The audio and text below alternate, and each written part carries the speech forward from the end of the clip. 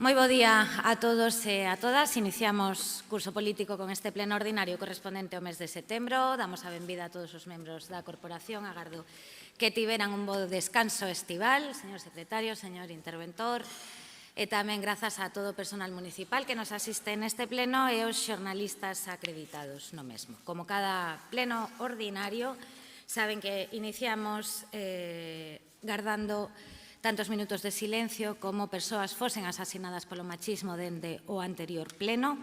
O número de conforme aos datos que facilita a Delegación do Goberno contra a Violencia de Xénero, o número de mulleres asasinadas en España ascendeu a 50 no ano 2022, 58 no 23, 48 no 24, 27 no 2025 e 1.321 desde 1 de xaneiro de 2003, quedando 36 menores orfos no 24, 16 no 25 e 485 desde o ano 2013. O número de menores asesinados ascende a 3 no ano 2025 e 65 dende o ano 2013. Dende o pleno ordinario de xullo confirmáronse 5 mulleres asasinadas por violencia de xénero. O 29 de xullo, Mercedes Bezuna Aretea, de 78 anos en Navarra.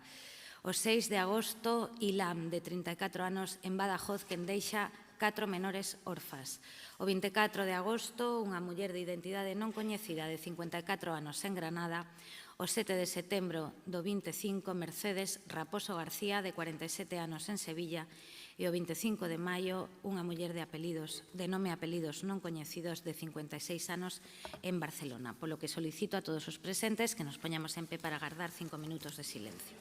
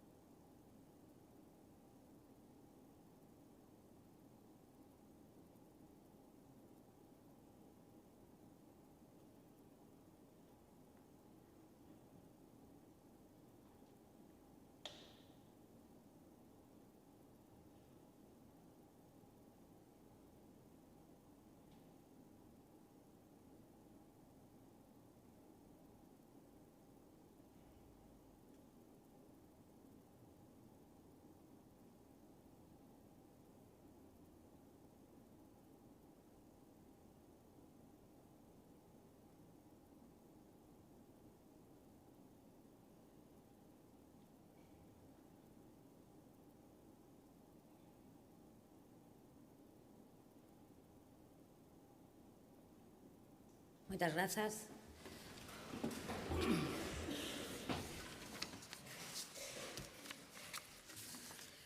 Dou lectura agora á declaración institucional promovida polos grupos sobre as agresións ao persoal dos servizos sociais e de coidados. Nos últimos meses ocorreron graves agresións a profesionais do ámbito social que conmocionaron a sociedade. Entre elas destacan os asasinatos de Teresa de Jesús González, auxiliar de servicio de axuda no fogar no Porriño, e de María Belén Cortés, educadora social en Badajoz. Estes tráxicos feitos, xunto con outros episodios violentos acontecidos noutras localidades do Estado, evidencian unha realidade preocupante. A violencia contra as persoas que traballan nos servizos sociais e nos coidados non son casos illados, senón a manifestación dun problema estrutural que require atención urxente. As traballadoras e traballadores do ámbito social, un colectivo maioritariamente feminino, desenvolven un labor esencial: atender a persoas maiores, familias en situación de vulnerabilidade, nenas e nenos en risco, persoas en situación de dependencia ou en exclusión social. Diversos informes e estudos alertan do alcance desta problemática. En particular, o único estudo estatal existente publicado en 2022 por comisiones obreras e entidades profesionais revela que un 12,1% dos profesionais de servizos sociais sufriron agresións físicas, un 74,8% verbais e un 25,4% outros tipos de violencia.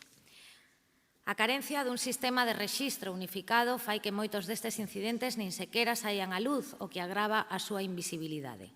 Compre salientar que no ámbito sanitario, onde as agresións ao persoal levan anos sendo recoñecidas como un problema grave, existen protocolos e instrumentos de prevención e rexistro. Por exemplo, o Ministerio de Sanidade conta cun plan de prevención e atención fronte ás agresións e mesmo cun grupo de traballo específico para o estudo deste fenómeno. Ademais, consellos profesionais, como de médicos e de enfermería, teñen observatorios de agresións que manteñen un rexistro unificado de incidentes a nivel estatal e emiten informes anuais con propostas de mellora. Grazas a estas medidas, hoxe dispoñemos de datos oficiais valiosos que permiten ter unha visión axustada deste fenómeno. Pola contra, nos servizos sociais non se teñen desenvolvido ferramentas equivalentes, o que deixa aos profesionais nunha situación de desprotección, polo que resulta imprescindible dispoñer de medios de prevención, seguimento e protección que garantan a súa integridade e permitan avanzar cara á tolerancia cero fronte a calquera forma de agresión nos servizos públicos. Os colexios profesionais do ámbito manifestan que outra medida fundamental para atallar este problema é reforzar a coordinación entre administracións e sistemas implicados. Contar con mellores mecanismos de intercambio de información entre servizos sociais municipais, servizos autonómicos e entidades do terceiro sector permitiría anticipar riscos e ofrecer respostas máis seguras. A implantación da Historia Social Única electrónica por parte da Xunta de Galicia foi un paso adiante, pero compre seguir avanzando na súa extensión, perfeccionamento e conexión con outras áreas, sempre garantindo a confidencialidade das persoas usuarias. Na cidade da Coruña tamén se teñen producido incidentes de violencia verbal e física contra profesionais dos servizos sociais municipais e do Servizo de Axuda no Fogar, así como contra persoal de entidades de iniciativa social. Como administración máis próxima á cidadanía, o Concello da Coruña é coñecedor desta realidade e expresa a súa máis enérxica condena de calquera agresión cometida contra quen traballa no eido social e dos coidados e expresa o seu apoio e solidariedade a todas as profesionais afectadas e as súas familias. O Goberno municipal comprométese a reforzar os protocolos de prevención e actuación fronte ás agresións, revisando e mellorando as medidas de seguridade nos centros municipais e fortalecendo a coordinación coa Policía Local. Así mesmo, impulsaránse campañas de sensibilización para poñer en valor o labor das traballadoras do SAF e de outros servizos sociais e promover unha cultura de tolerancia cero fronte á violencia. En definitiva, mediante esta declaración institucional, a Corporación Municipal da Coruña quere visibilizar a preocupante problemática das agresións no ámbito dos coidados e servizos sociais, reivindicar a igualdade de recursos preventivos e de protección para este colectivo e exixir un compromiso firme de todas as administracións responsables para aplicar cantas medidas sexan necesarias co obxectivo de garantir a súa seguridade no exercicio profesional. As persoas que nos coidan e sosteñen o noso sistema de benestar merecen traballar con dignidade, con respecto e con protección. Pasamos xa á parte resolutiva, asunto número 1, señor secretario. Aprobación da acta da sesión anterior, da sesión de 5 de xuño de 2025. Ben, non existindo as alegacións á acta, procede a aprobarla e pasamos xa ao asunto número 1 da Consellería de Economía e Planificación Estratégica. Asunto de aprobación inicial da modificación da ordenanza fiscal número 46, reguladora do prezo público por la prestación e utilización de instalacións nos centros municipais de empresas da Grela e do Papagayo.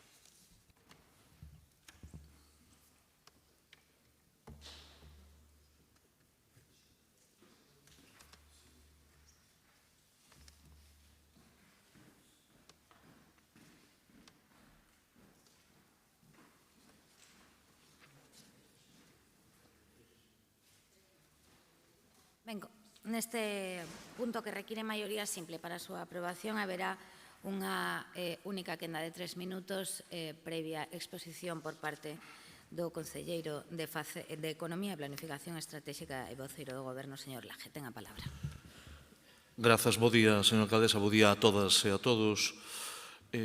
Este asunto da orden do día consiste na aprobación inicial da modificación da ordenanza fiscal número 46, que é a reguladora do prezo público pola prestación e utilización das instalacións dos centros municipais de empresas de Agrela e do Papagayo. O presente expediente ten por obxecto aprobar a modificación da ordenanza co fin de incorporar unha nova tarifa para as persoas que desenvolvan proxectos en preincubación no Centro Municipal da Grela e para adaptar tamén a terminoloxía da redacción actual á proposta que no seu momento remitiron dende a Consellería de Emprego, Comercio e Mercados. De acordo co anterior, debe de facerse constar que a motivación para implantar unha tarifa nova sostense na necesidade de introducir unha diferenciación, é dicir, na necesidade de regular de forma diferenciada o uso das instalacións do Centro Municipal de Emprego da Grela conforme á diferencia que realiza a Ordenanza Municipal de Funcionamento dos Centros Municipais de Empresa do Concello da Coruña, que xa foi publicada en marzo de 2025 no Boletín Oficial da provincia, respecto das persoas que son beneficiarias das instalacións. Esta diferencia existía xa de forma parcial para as persoas e entidades usuarias do Centro Municipal do Papagayo, onde se distinguía entre empresas en preincubadora e incubadora. A modificación pasa tamén por modificar a terminoloxía, facendo referencia á preincubación, á incubación e a unha nova modalidade que será a de consolidación, así como diversas correccións en materia lingüística e linguaxe inclusiva. Polo tanto, o que se sometaría a consideración do Pleno para esta aprobación inicial é a modificación no que se refire ao precio público pola prestación de servicios e utilización das instalacións nos centros municipais da Grela e do Papagayo. Estamos a falar, concretamente, de certa terminoloxía do artigo 3.2, como puideron comprobar na documentación a que tiveron posibilidade de acceder, e, dada a falta de regulación das tarifas para espacios de preincubación nos centros de Agrela, o que se redactan son as tarifas para este tipo de explotación.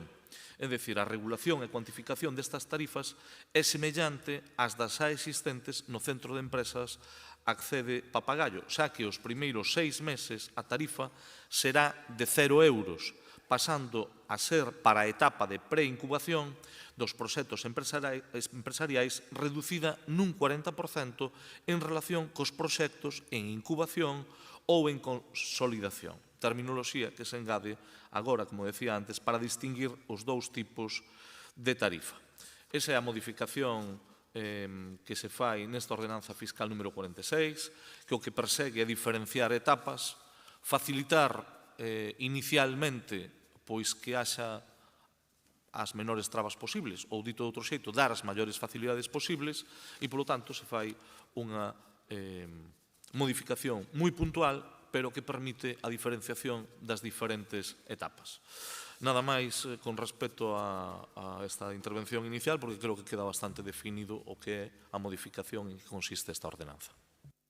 Moitas grazas, señor Laje. Turno para o BNG. Señor Soto, 3 minutos, ten a palabra. Sí. Grazas, señora alcaldesa. Quero comezar hoxe saudando a todas as persoas que nos seguen tanto presencialmente como por streaming, así como a todo o persoal do Concello e da prensa que nos acompaña.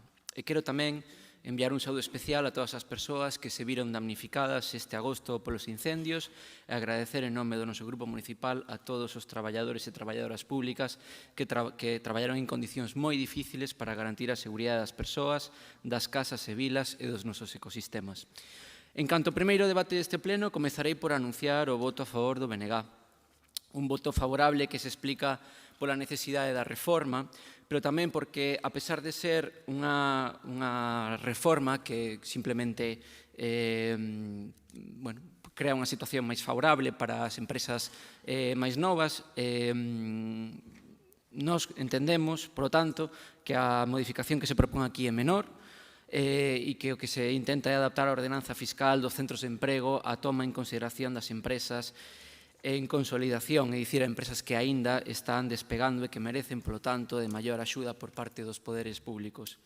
A reforma aproveita, ademais, para actualizar unha ordenanza que tiña aínda erros de calado no relativo á toponimia e que, ademais, utilizaba unha linguaxe non inclusiva. Pero quería aproveitar este tempo de debate para facer un balance das políticas de emprego na nosa cidade. O primeiro que hai que salientar é que as políticas de emprego son de competencia compartida entre o Estado, a comunidade autónoma e os concellos. Na Lei de Emprego establécese que o Estado deseña a política de emprego en colaboración coas comunidades autónomas, que as comunidades autónomas son encargadas de desenvolvelas e de fomentar o emprego en todo o seu territorio e que os concellos deben colaborar e cooperar coas comunidades autónomas no impulso do emprego. Por tanto, o Estado e as comunidades autónomas deseñan as políticas de emprego, as comunidades as poñen en marcha e os concellos colaboran. Eu onte busquei noticias sobre as políticas de emprego na Xunta e saben que me saiu? Pois que en xuño deste ano o Tribunal Superior de Xustiza de Galicia condenou a Xunta por demorar o pago das axudas a autónomos e logo exixirlles con mala fe a súa devolución. Non só iso, senón que en decembro do ano pasado a Xunta decidiu endurecer as condicións para conseguir a prestación de desemprego e finalmente nunha nova de marzo do ano pasado dice que a Xunta recoñece que non estivo impulsando as políticas de emprego necesarias para os maiores de 45 anos. Unha vez máis, unha Xunta que incumpre os seus deberes e maltrata as persoas máis vulneráveis. Unha vez máis, quen teñen que suplir a inoperancia da Xunta do PP, pois os concellos. E que temos a nivel de concellos? Pois resultados moi variados e dispares. Os datos indican que a cidade con máis paro é Ferrol, e as que menos son Santiago, Lugo e Pontevedra. Ferrol ten un 2% máis de paro que a Coruña e un 5% máis que Santiago. E como está a suplir estas carencias o Concello da Coruña? Pois hai un ano demandábamos aquí en pleno o Goberno que mudase o rumbo das súas políticas de emprego. E aínda que é certo que se impulsou o programa Éfeso e que se actualizou o regulamento dos centros municipais de emprego, nós creemos que queda aínda bastante por facer.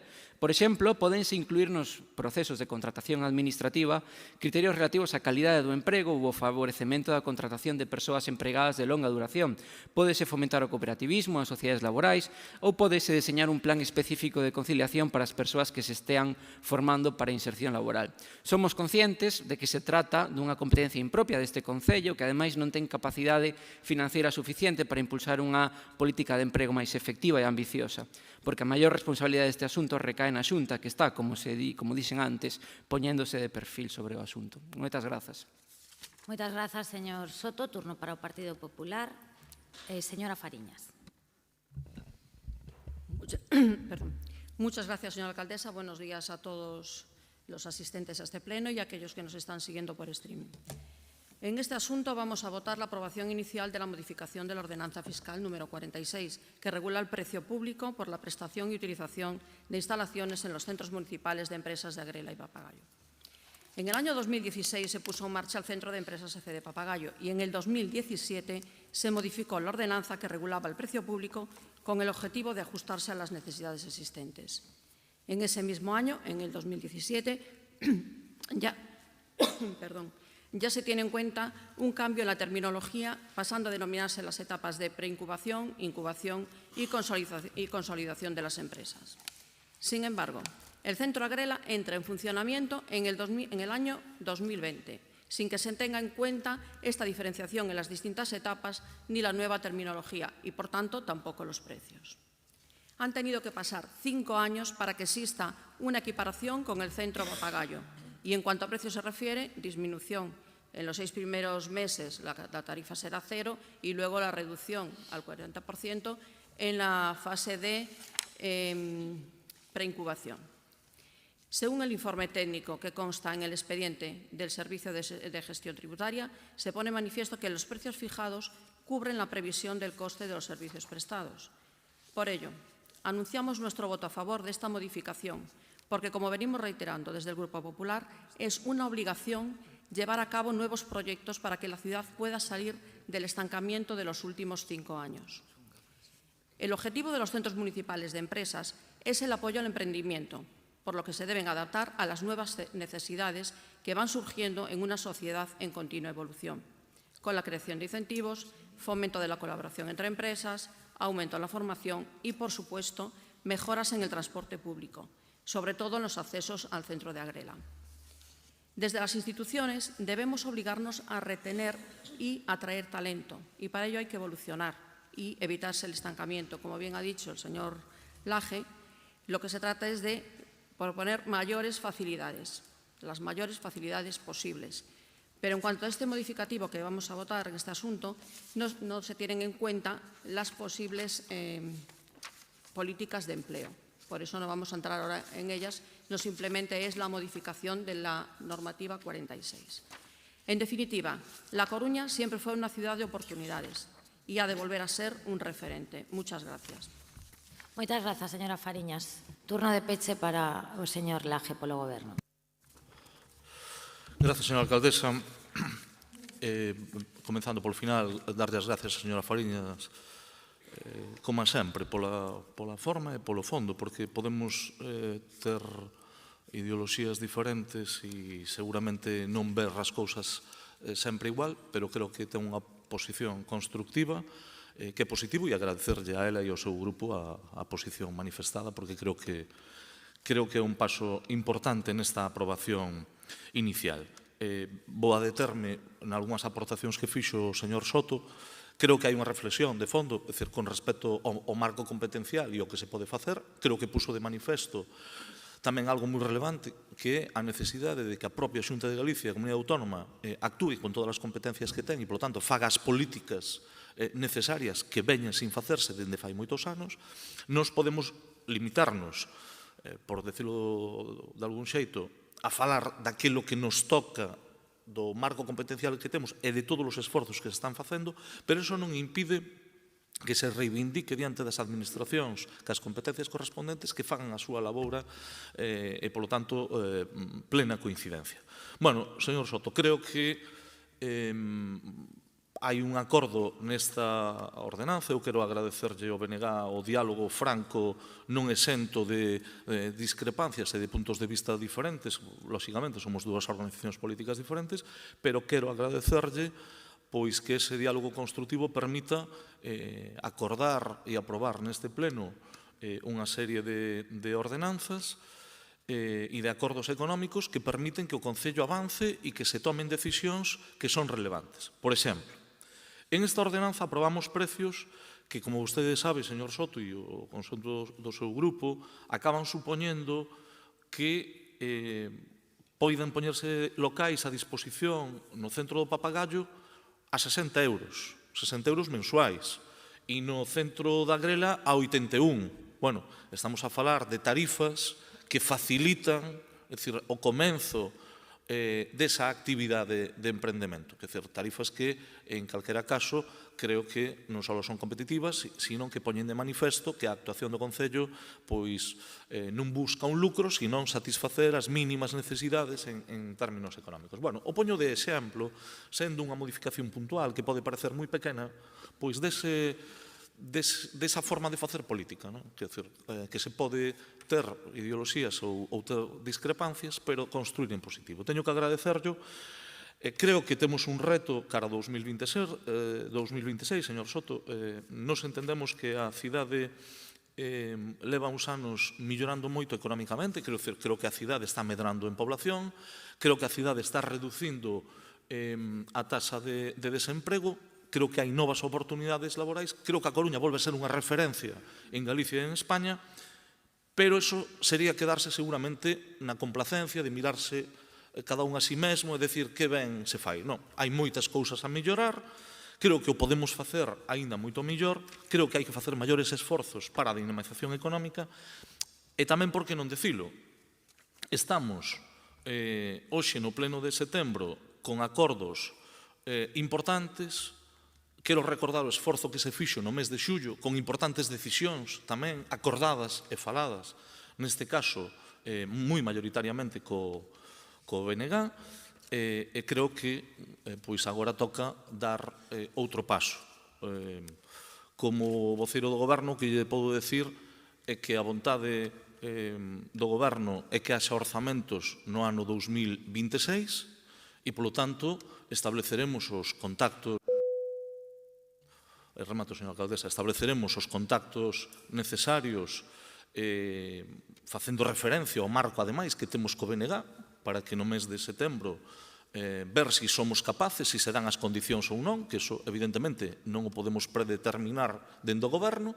Estableceremos os contactos para valorar se é posible traballar nun orzamento para o 2026. O que quero deixar de manifesto é que se está elaborando o anteproxecto, como saben, como foi o compromiso xa no mes de xullo, que hai vontade de chegar a acordo e que as políticas progresistas que poñen as persoas no centro das nosas preocupacións van a formar parte do núcleo esencial desa proposta. Polo tanto, a man está tendida e veremos se ao longo do mes é posible que se den as condicións e que se abra unha negociación. Creo que eso vai a facilitar tamén que fagamos unha aposta polo emprego e pola dinamización económica na cidade. Moitas grazas. Remata aquí o debate deste asunto. Como xa dixen, require maioría simple para a súa aprobación e procedemos á votación. Votos a favor? Grazas a todos e a todas. Queda aprobado por unanimidade. Asunto número 2, señor secretario. Declaración de especial interese ou utilidade municipal por concorrer circunstancias culturais e histórico-artísticas das obras autorizadas no ben inmoble situado no número 10 da Praza de Lugo. Por acordo dos voceiros, dos grupos, na comisión de voceiros, neste asunto non se debatirá o fondo do mesmo e imos directamente á votación. Votos a favor? Grazas, queda aprobado por unanimidade. Asunto número 1, 2, 3, 4. Antes trabuqueime no número. Bueno, asunto número 4, señor secretario.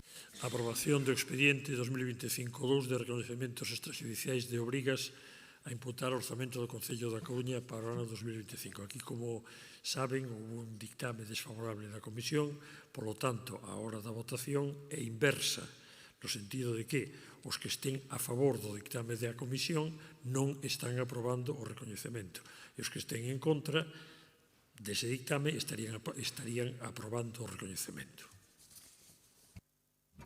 Despois volvemos a explicarlo, que o comezo de curso require períodos de adaptación. Señor Laje, ten a palabra para expoñer o asunto, despois unha única quenda de 4 minutos. Gracias, señora alcaldesa. Bo día de novo. O da inversa é que os que estamos a favor habitualmente neste temos que votar en contra para que saia a favor. O recoñecemento extrajudicial de facturas, como saben, é unha figura de aplicación excepcional por parte das administracións para facer fronte a gastos efectivamente executados polos servicios efectivamente prestados que, por distintas razóns, non foran sometidos aos procedementos de contratación habituais. O Concello aboa cada ano moitas facturas con toda a normalidade, milleiros, igual que todos os demais concellos, e ten ocasión de facer fronte a gastos realizados moitas veces fora dese procedemento regrado. É o caso concreto de 4 facturas que se traen hoxe aquí por un importe total de 198.000 euros, facturas que se corresponden con servicios prestados por empresas externas e que dentro da lei que impide ás administracións incorrer en enriquecemento ilícito deben de ser aboadas aos prestatarios. O Concello asume eses investimentos con recursos propios sen afectar a ningún servicio. É habitual, como digo, que en algúns momentos as administracións recorran a este tipo de recoñecementos.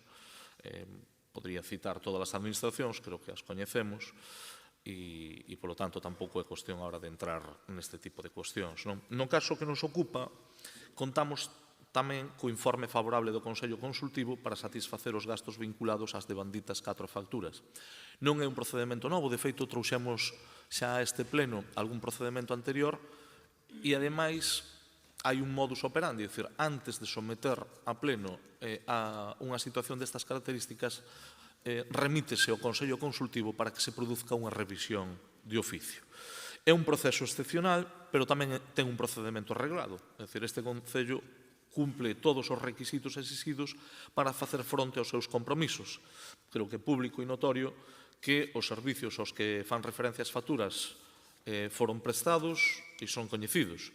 Son todos procesos habituais e, ademais, as cifras tamén son moi pequenas, sendo este un concello con 375 millóns de euros de orzamento e, ademais, sabendo que estamos a falar dunha práctica que é, digamos, absolutamente excepcional e que se recurre a ela cun procedimento garantista para que haxa outro organismo, que neste caso é o Consello Consultivo, que poida velar pola súa legalidade e que nos diga se procede ou non o pago destas facturas. E, polo tanto, que todos os membros da corporación poidan votar con todas as garantías e todas as seguridades, porque, evidentemente, hai un pronunciamento por parte do propio Consello Consultivo cun procedimento de revisión de oficio. Non ten moito máis, polo tanto, creo que está explicado, e se teñen algunha dúbida, estou ao seu dispor. Moitas grazas. Primeiro e único turno para o BNG. Señor Jorquera. Moitas grazas. En primeiro lugar, un saúdo a todas e a todos. Estamos ante uns recoñecementos extrajudiciais de obrigas que teñen moitas semellanzas cos debatidos e aprobados no pleno ordinario do pasado mes de xullo, no que se propone o recoñecemento de facturas e obrigas económicas do Concello por importe de máis de 140.000 euros para facer fronte a diversos gastos do BOMEX 2023. Como acontecera naquel caso, estamos ante compromisos de gasto contraídos en que houvese crédito e prescindindo total e absolutamente do procedimento legal establecido. Froito diso, estes compromisos de gasto sometéronse tamén a revisión de oficio e, tras o preceptivo informe favorável do Consello Consultivo de Galiza, declarouse a nulidade dos contratos verbais que deron lugar á prestación deses servizos e proponse agora recorrer a vía da indemnización para non causar un prexuízo ás empresas que prestaron os servizos encargados polo Concello. Este é o suposto ante o que agora nos atopamos, porque lembro que o artigo 35.1 do texto refundido da Lei de Contratos do Sector Público contempla que a parte que resulte culpábel deberá indemnizar a contraria dos danos e perdas que sufrise en caso de nulidade de contrato. Como temos dito noutros debates, o recoñecemento extrajudiciais de créditos ten unha razón de ser: protexer os dereitos de terceiros que, actuando de boa fe, non teñen por que resultar prexudicados dunha mala praxe da Administración, como no caso que agora nos ocupa. E esa é precisamente a razón pola que imos votar en contra do ditame da Comisión para propiciar que poida facerse efectivo o pago destas indemnizacións. Imos facelo por responsabilidade, por non causar un empobrecemento ilícito dos acreedores, que non son responsáveis da mala praxe do goberno local, e así evitar que teñan que acudir aos tribunais para defender os seus dereitos. Un argumento que parece non entender o Partido Popular, que dedicou a maior parte do debate suscitado no pleno de xullo a criticar a posición de voto do BNG, porque sei que con iso, cito textualmente, blanqueábamos o goberno.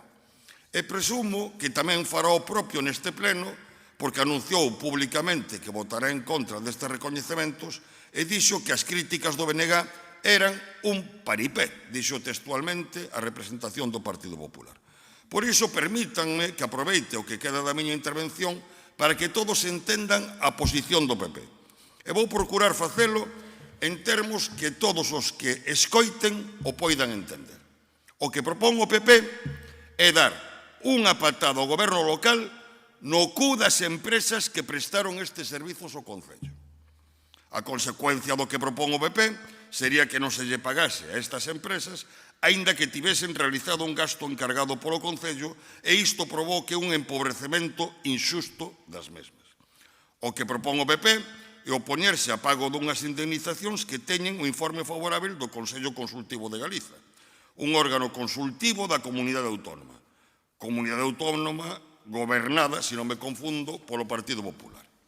Somos moi críticos co xeito de xestionar do goberno local e, en particular, coa práctica recorrente de asumir compromisos de gastos en que haxa dotación orzamentaria e prescindindo dos procedementos establecidos. Pero o BNG nunca confundiu o exercicio do labor de oposición co filibusterismo e a irresponsabilidade.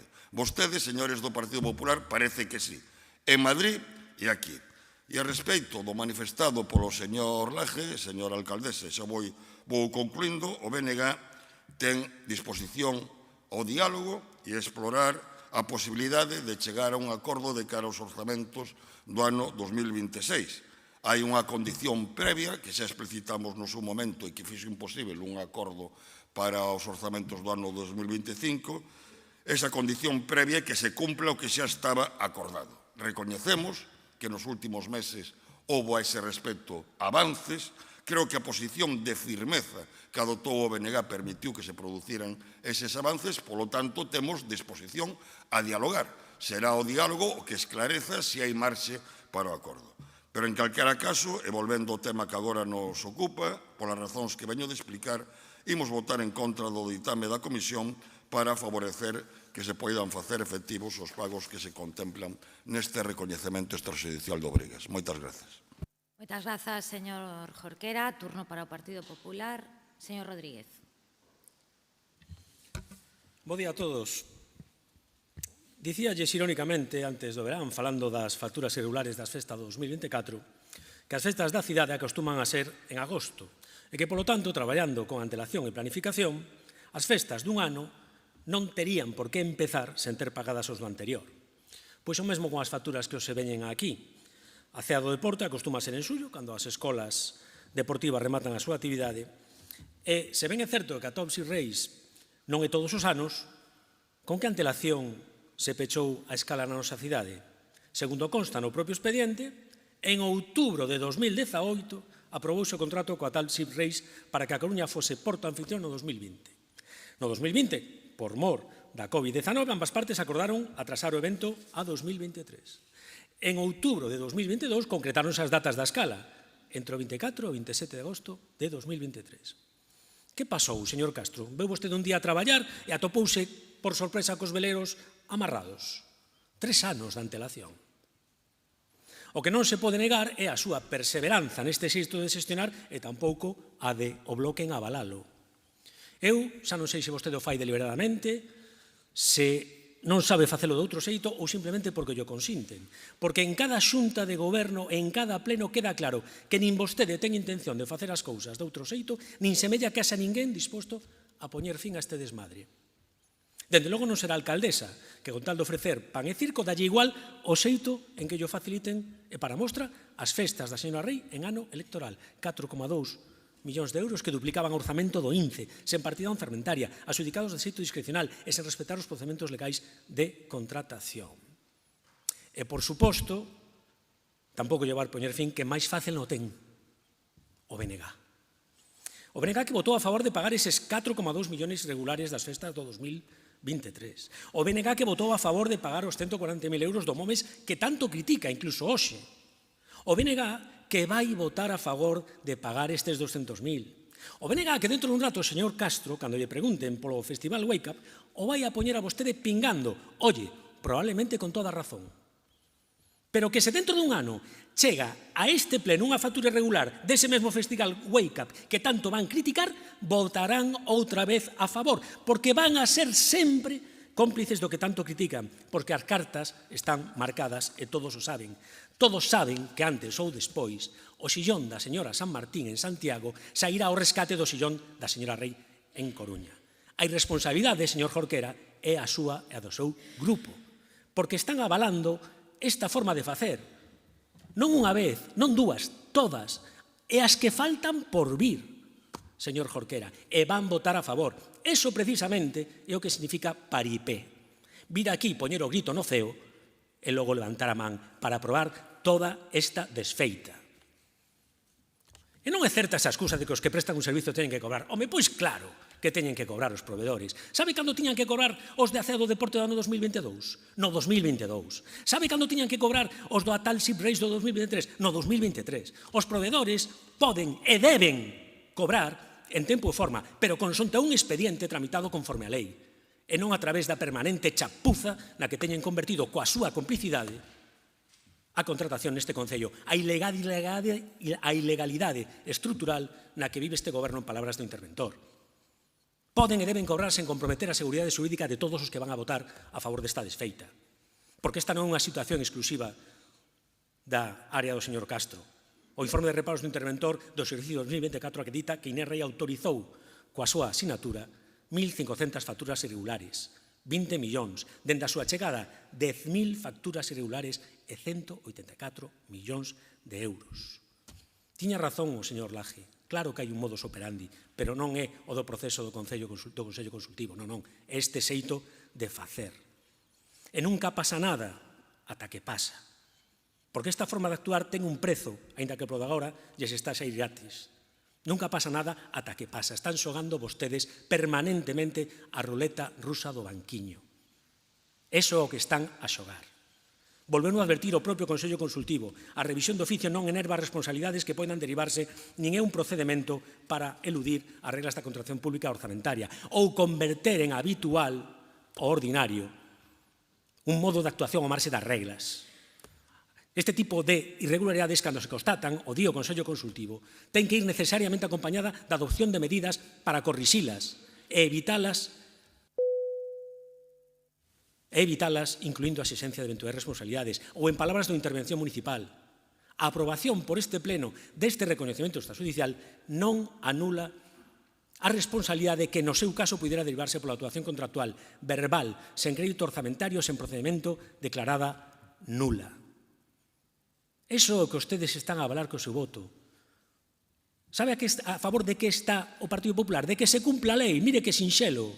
Porque se pode pagar os proveedores cumprindo a lei. E vostedes están un día así, outro tamén, en xornada de mañá, tarde e noite, avalando que se incumpla a lei. Que se incumpla a lei. E o volvo a dicir, están xogando a ruleta rusa do banquiño. Porque isto é estrutural.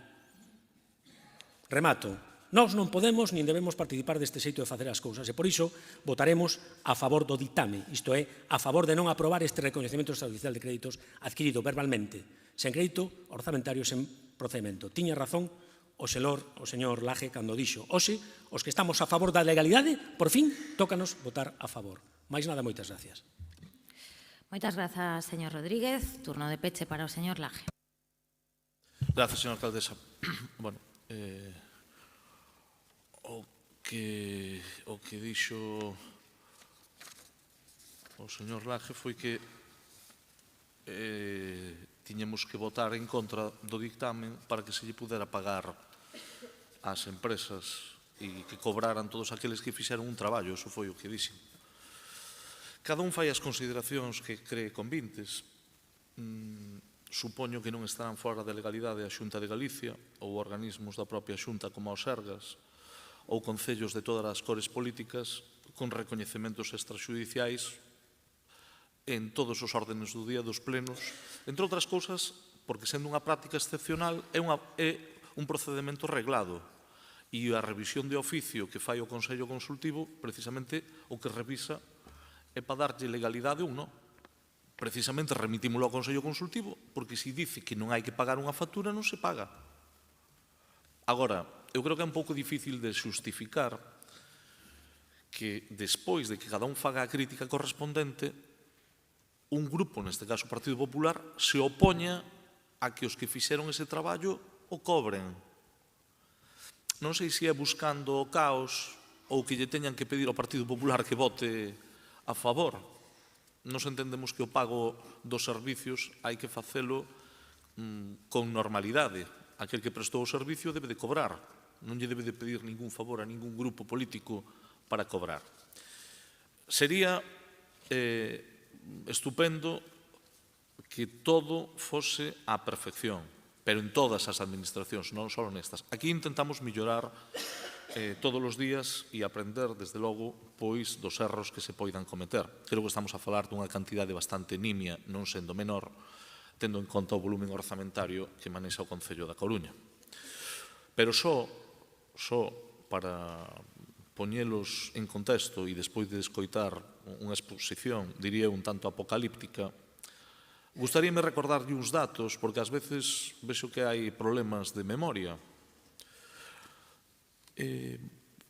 Recordarlles que en solo 4 anos de goberno do Partido Popular, que gobernou solo 4 anos na historia do Concello da Coruña, na etapa democrática, houbo 9 recoñecementos extrajudiciais de crédito.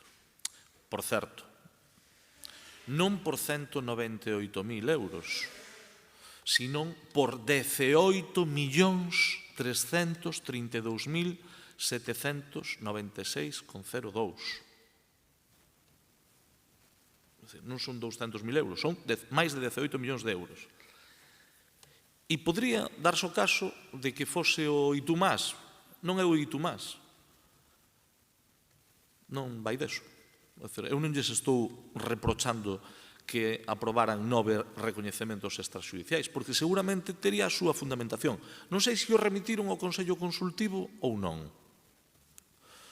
Non sei se alguén velou pola legalidade. Entendo que sí, porque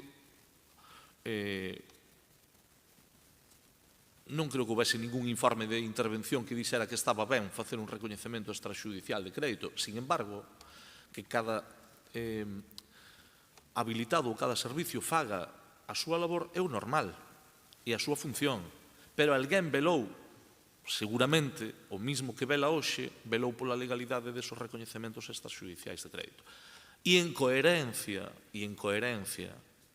con eses informes que avalaron ese recoñecemento extrajudicial de crédito, que seguramente non se pediron ao consultivo, pero seguramente a Secretaría Xeral do Pleno, que é a mesma que temos hoxe, pois daría a seguridade xurídica para votar iso. Bueno, pois, só un pouco para poñer o espello e facer memoria, non para facer reproche. Facer recoñecementos extrajudiciais non é bo per se, nin é o que se debe de facer, porque o ordinario é o que facemos. O 99% dos pagos se fan dun xeito determinado. E cando se incurre nun gasto que non segueu todo o procedimento ordinario, hai un procedimento extraordinario, tamén legal, para pagarlle a quen fixo o seu traballo. Creo que non dá para moito máis. Bueno, podémonos quedar en ataques a este concelleiro, a este outro. Señora alcaldesa, o goberno actúa no seu conxunto con respecto á legalidade e seguindo pois, o que dictan as normas. Creo que o que estamos aquí a decidir é pagarlle aos que fixeron un traballo xa fai algún tempo e despois de que o Consello Consultivo se pronunciara, que se pronunciará coa vía que temos aberta sempre que haxa unha dúbida, para que ninguén teña ninguna dúbida se hai que pagar ou non unha factura que estea fora do procedimento ordinario. Se remite ao Consello Consultivo, se pronuncia, se dice que corresponde pagar, pois pagaremos. Dito isto, neste punto da orden do día, ademais de agradecerlle, señor Jorquera, a súa contestación e, polo tanto, a súa disposición a que abramos contactos e que poida establecerse ese diálogo cara que haxa orzamento no ano 2026, decir que para que lle podamos pagar a estes provedores hai que votar en contra do dictamen. Moitas grazas, señor Laje. Remata aquí o debate, xa O señor Rodríguez explicitou na súa intervención que había que votar a favor os que estiveran tal, e o señor Laje en contra. Polo tanto, esperando que todo o mundo teña claro o sentido do seu voto e requerindo maioría simple, comeza a votación. Votos a favor do asunto número 4. Grazas. Votos en contra do asunto número 4. Grazas. Queda, polo tanto, rexeitado. Pasamos xa ao asunto número 5, señor secretario. Aprobación da emenda do texto definitivo da ordenanza reguladora das actuacións de rehabilitación para a mellora enerxética dos edificios da Coruña.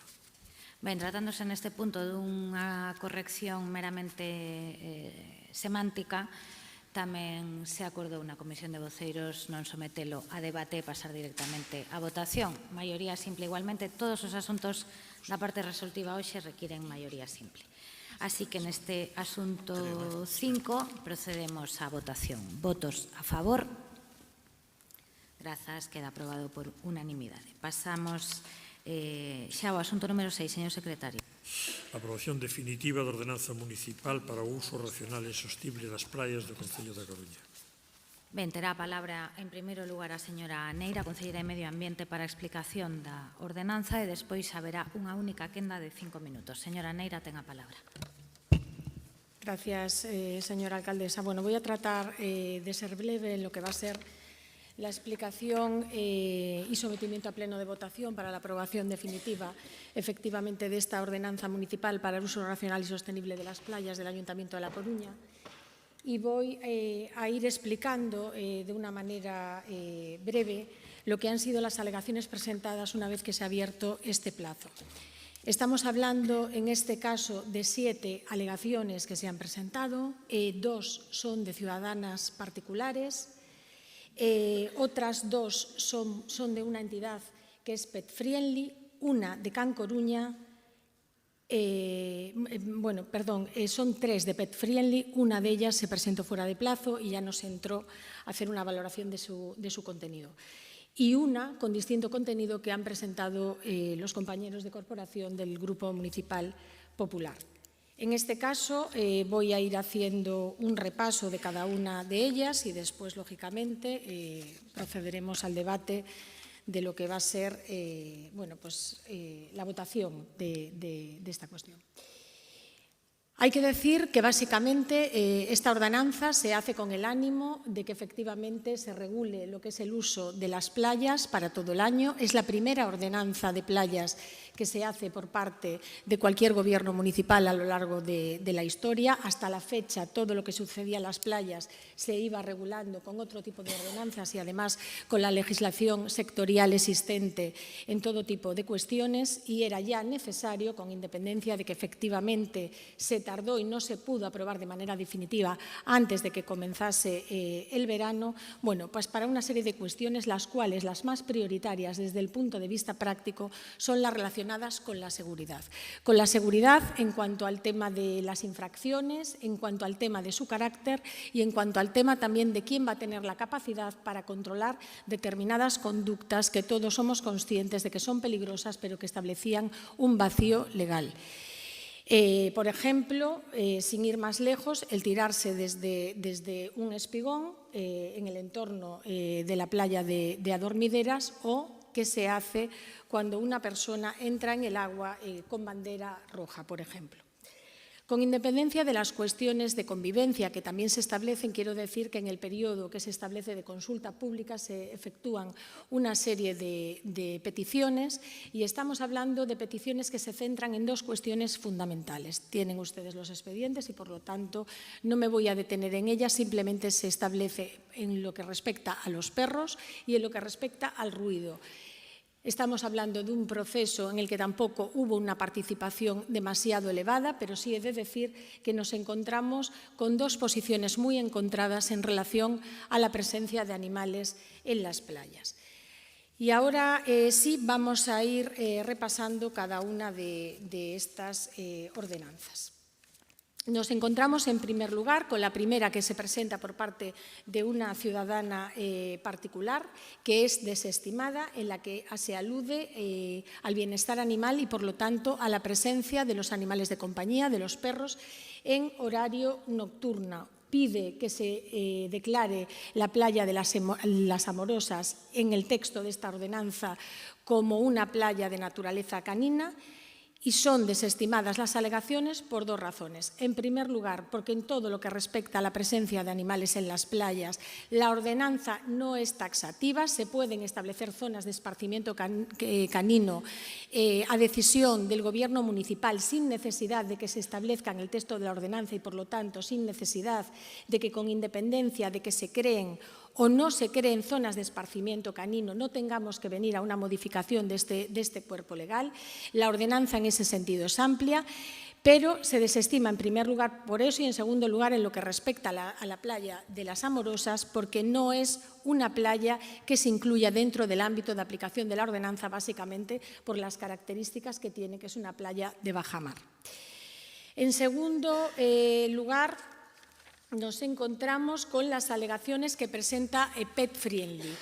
Pet Friendly mete efectivamente dos alegaciones, una fuera de plazo, y nos encontramos también con la petición también vinculada al tema de los perros y atendiendo al tema de las banderas azules, que indica que no son una opción adecuada para nuestros arenales.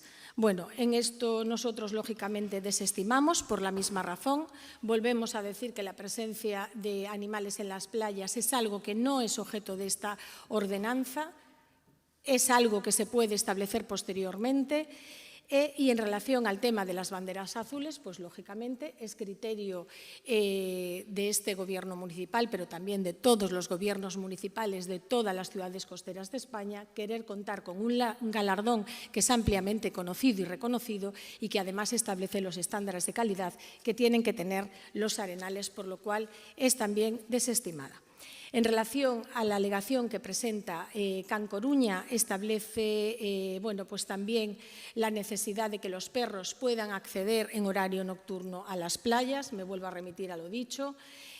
Considera necesaria la instalación de un número adecuado de contenedores de orgánicos donde se puedan depositar los excrementos de los perros y lo solicita de manera explícita para que se contenga en el texto de la ordenanza, y además establece también la necesidad de que se establezcan más zonas de esparcimiento canino, así como la existencia de carteles informativos sobre hembras en celo. Bueno, en relación a estas cuestiones, también decir que en un texto que es marco a la hora de regular la convivencia en las playas no tiene cabida cuestiones tan específicas y que lo mismo que lo que es el número de contenedores entrará dentro, lógicamente, de lo que son los contratos de limpieza, recogida o establecer qué tipo de carteles hay que poner, lógicamente no forma parte de esta ordenanza. En relación a las alegaciones que presenta el Partido Popular, hay que decir que se acepta parcialmente la que afecta al preámbulo. Es una cuestión simplemente de inserción en el texto donde se pide por parte del Grupo Municipal que se incluya la idea de que efectivamente las playas son utilizadas durante todo el año. En el artículo 1 lo mismo y el artículo 4 el derecho a la accesibilidad universal, pero se pide por parte del Partido Popular toda una serie de cuestiones de carácter concreto. Se indica por parte del servicio en relación a la accesibilidad, discúlpenme, se indica en relación a la accesibilidad que medidas de carácter concreto no caben en esta ordenanza, pero que indudablemente pueden ser sometidas a estudio, deben serlo además, y vuelvo otra vez a tender la mano al Grupo Municipal del Partido Popular y, lógicamente, también al Grupo Municipal del Bloque Nacionalista Galego para hacer un examen de lo que son las condiciones de accesibilidad en cada una de las playas, todos aquellos puntos de mejora que somos perfectamente conscientes que se tienen que dar, también poniendo en valor todo lo que se ha venido haciendo en esta materia e indicando, lógicamente, que hay playas y arenales que pueden ser accesibles y otros que es imposible la accesibilidad por cuestiones físicas. Por otra parte, nos encontramos con otra alegación de otra ciudadana particular, exactamente en el mismo sentido de presencia de animales, de perros, en las playas, proponiendo que puedan acceder desde las 9:30 de la noche hasta las 10 de la mañana.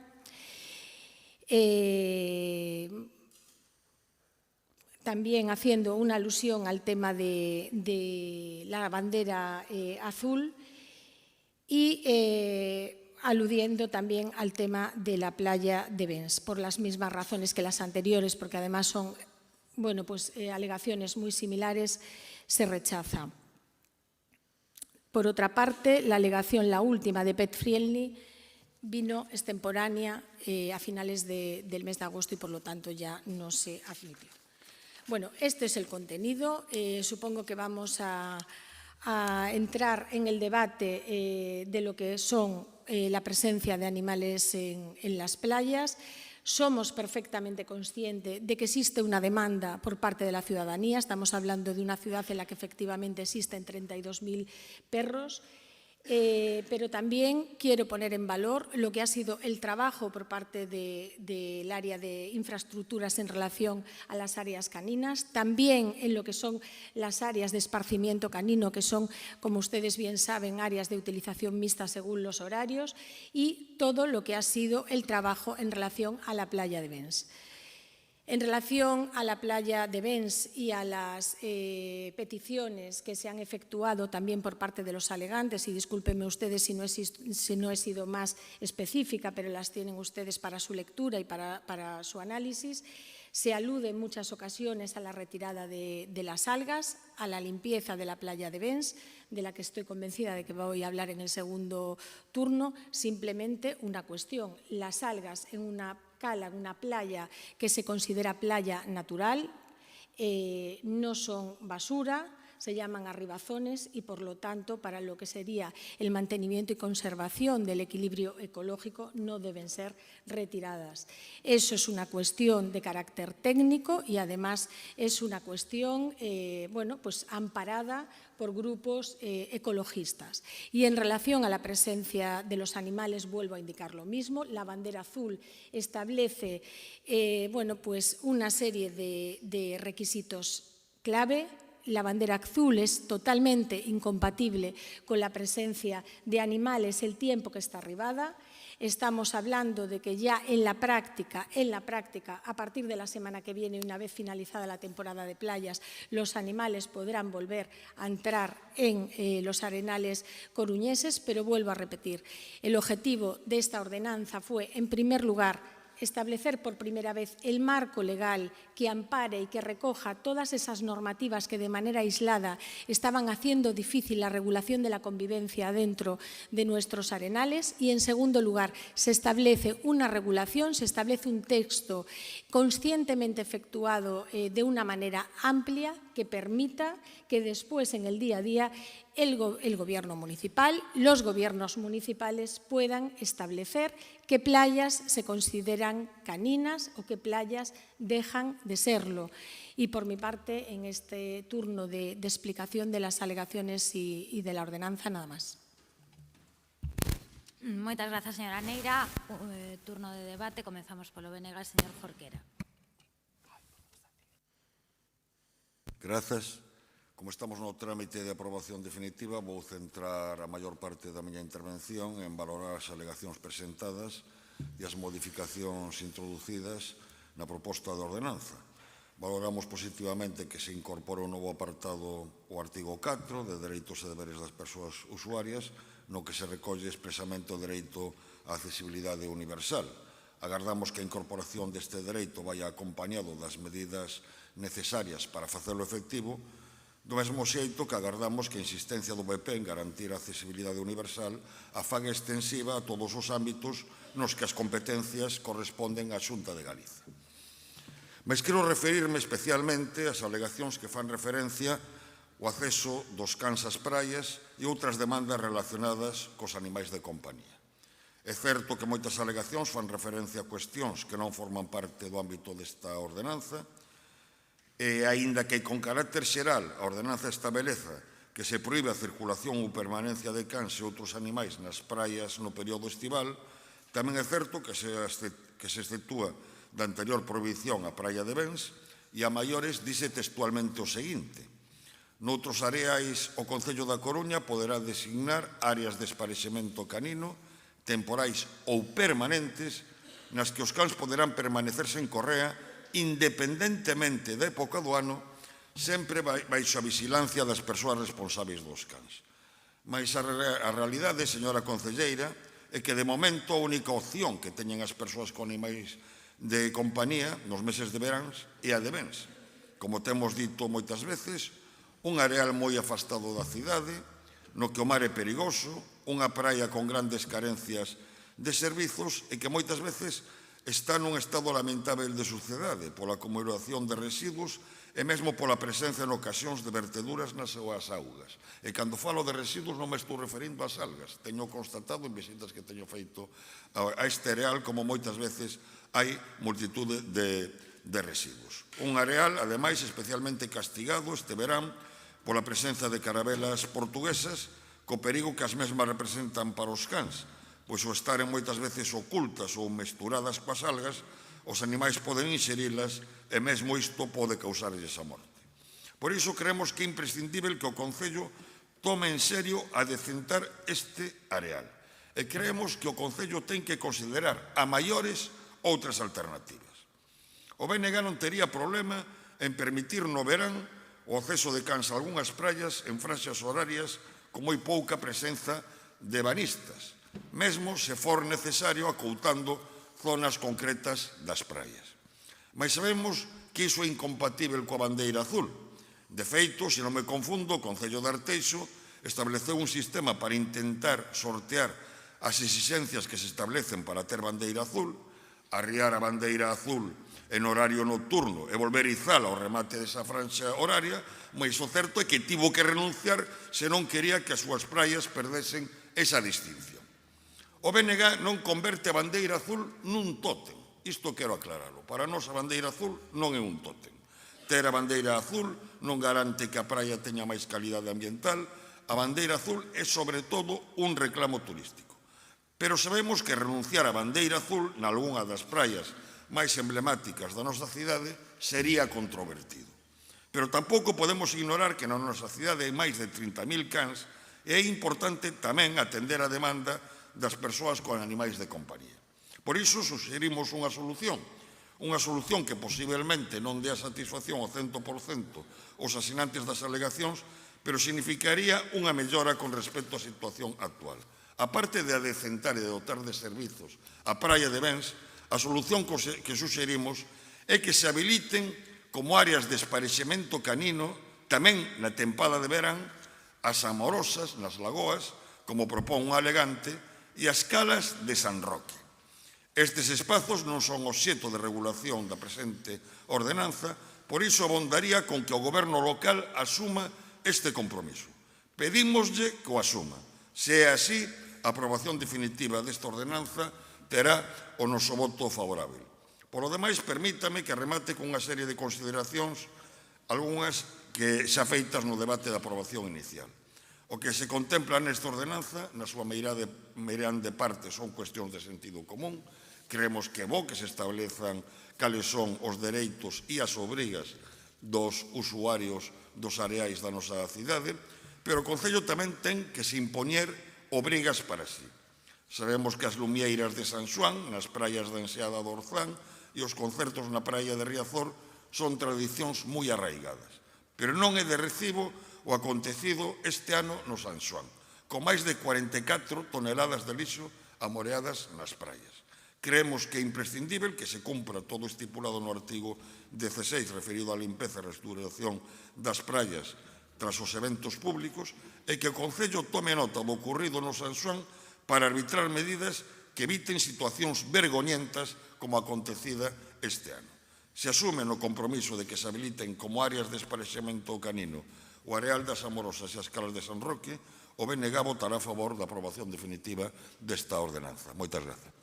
Moitas grazas, señor Jorquera. Turno para o Partido Popular. Señor Amado. Moitas gracias, señora alcaldesa. Buenos días a todos los presentes y a todas las personas que nos siguen desde sus casas o trabajos por streaming.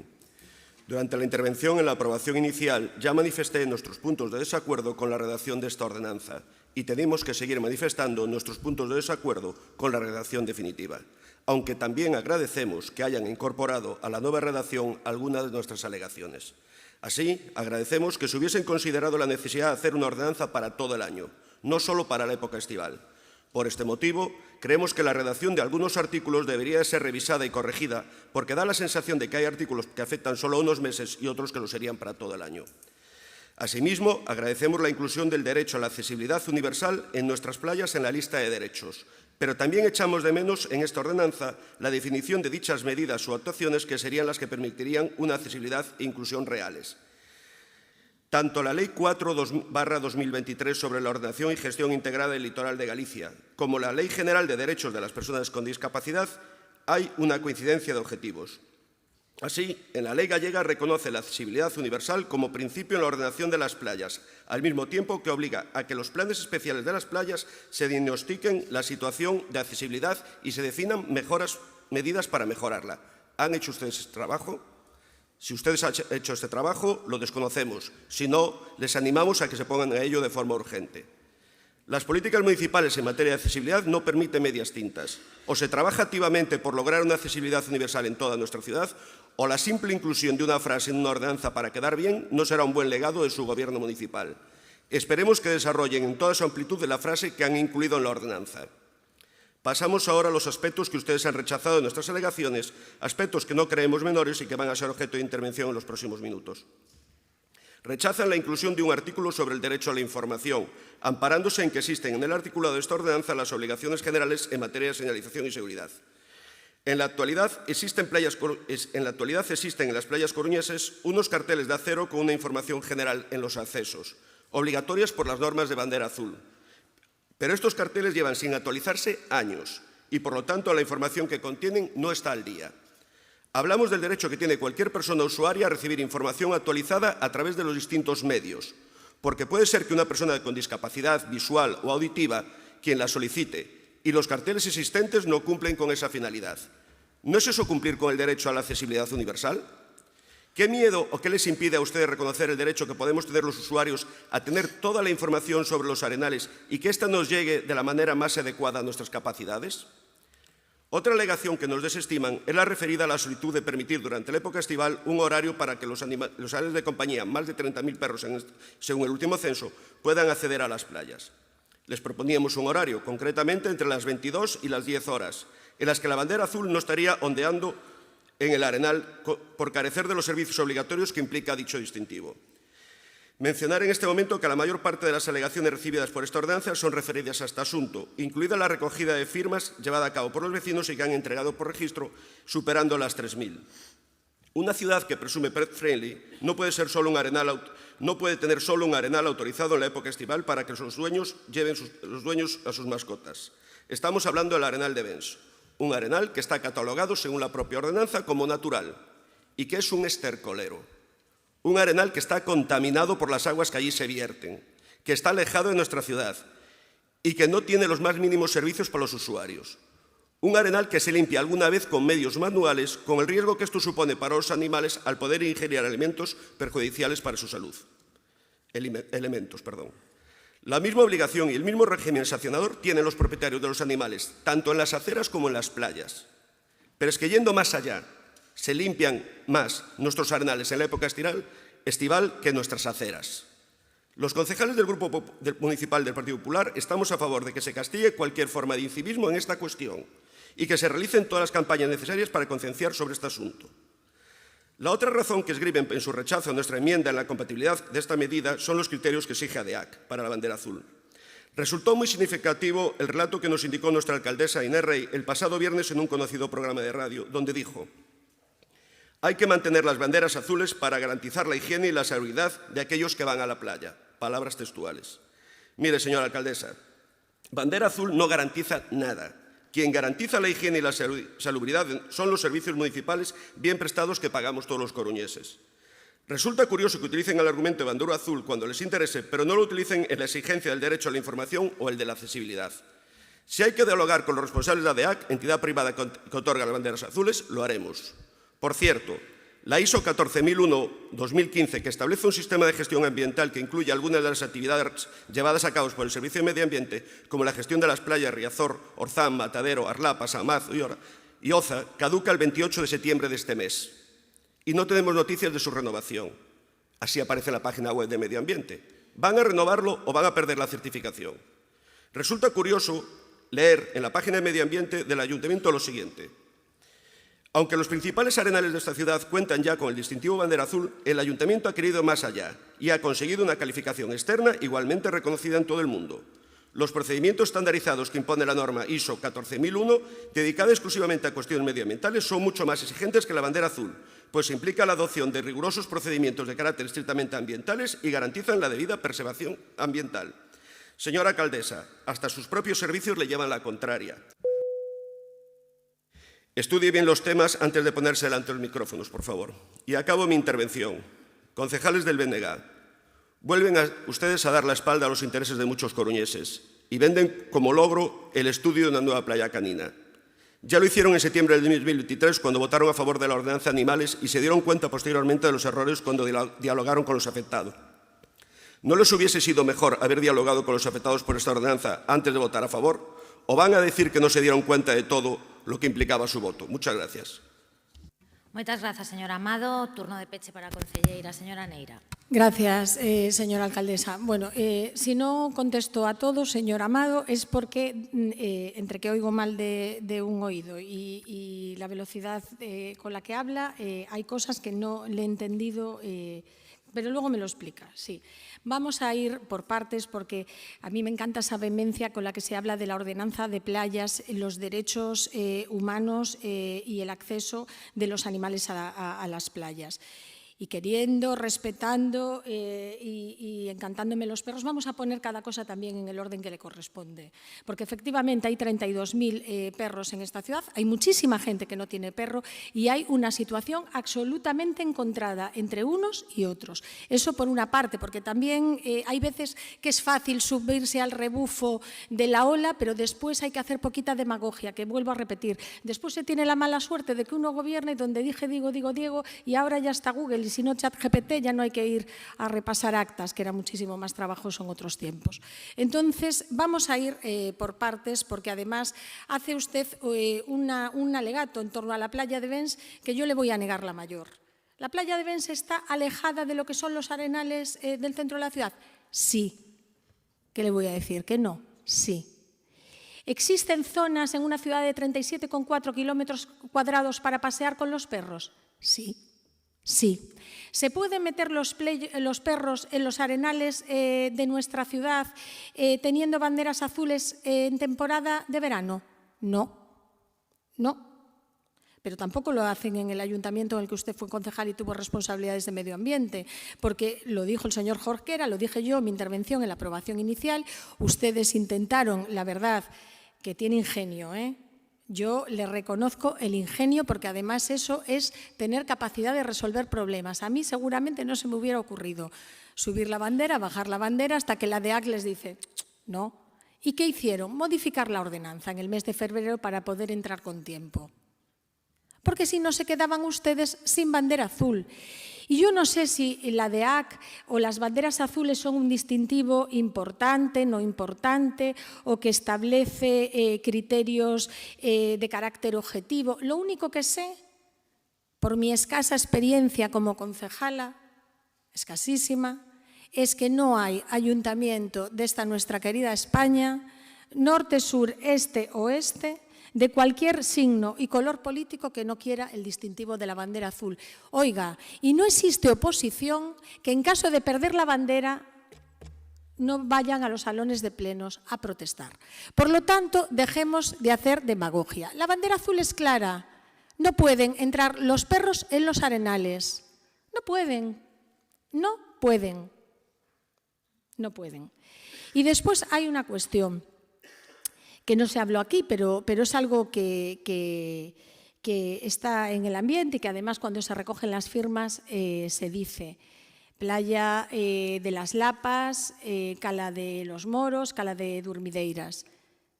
No se puede, bajo ninguna circunstancia, con independencia de bandera azul o no bandera azul, porque existe una normativa de carácter superior y un plan de conservación de la torre en el que el Ayuntamiento da Coruña y la Xunta de Galicia sabemos mucho, donde no se puede. No se puede por una preservación del entorno natural, afortunadamente.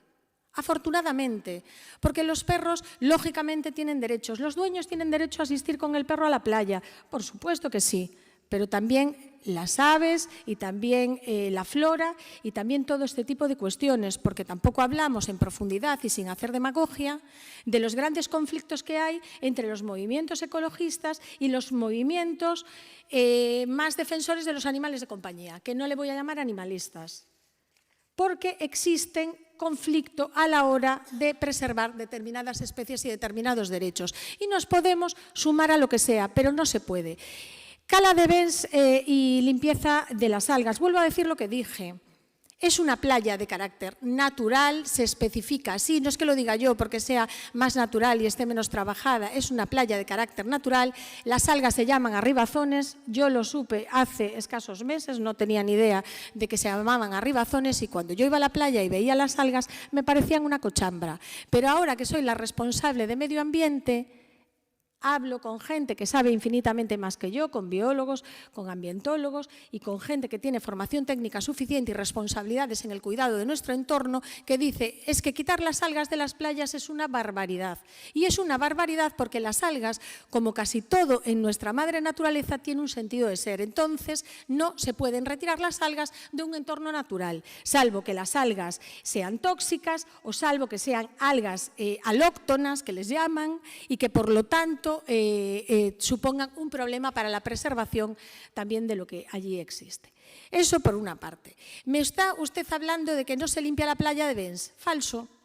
Y se retiraron las carabelas portuguesas de la playa de Bens. Es verdad que hubo muchas. Llegaron hasta las costas de Euskadi. Es que eso es la naturaleza. ¿Qué podemos hacer más que limpiarlas? Se anunció por tierra, mar y aire que había carabelas portuguesas. Yo también apelo a la responsabilidad de los dueños de los perros teniendo cuidado en determinados lugares donde se sabe que están las carabelas, con independencia de que los servicios del ayuntamiento lógicamente tienen que hacer la limpieza en la playa de Bens para los perros, en la playa de Matadero para los niños. Por supuesto que sí. Pero existen y van a seguir viniendo y eso no forma parte de ningún gobierno. Porque, mire, llegaron aquí, llegaron a la Mariña Lucese gobernada por todo color político y llegaron a Santander y llegaron a Euskadi y llegan a todas partes. ¿Qué pueden hacer los gobiernos municipales? ¿Evitar que lleguen? No, limpiarlas. Y vuelvo a... Digo aquí. La playa de Bens están constantemente con que está sucia. ¿Sabe qué es los residuos más numerosos que recogen los operarios del servicio de limpieza?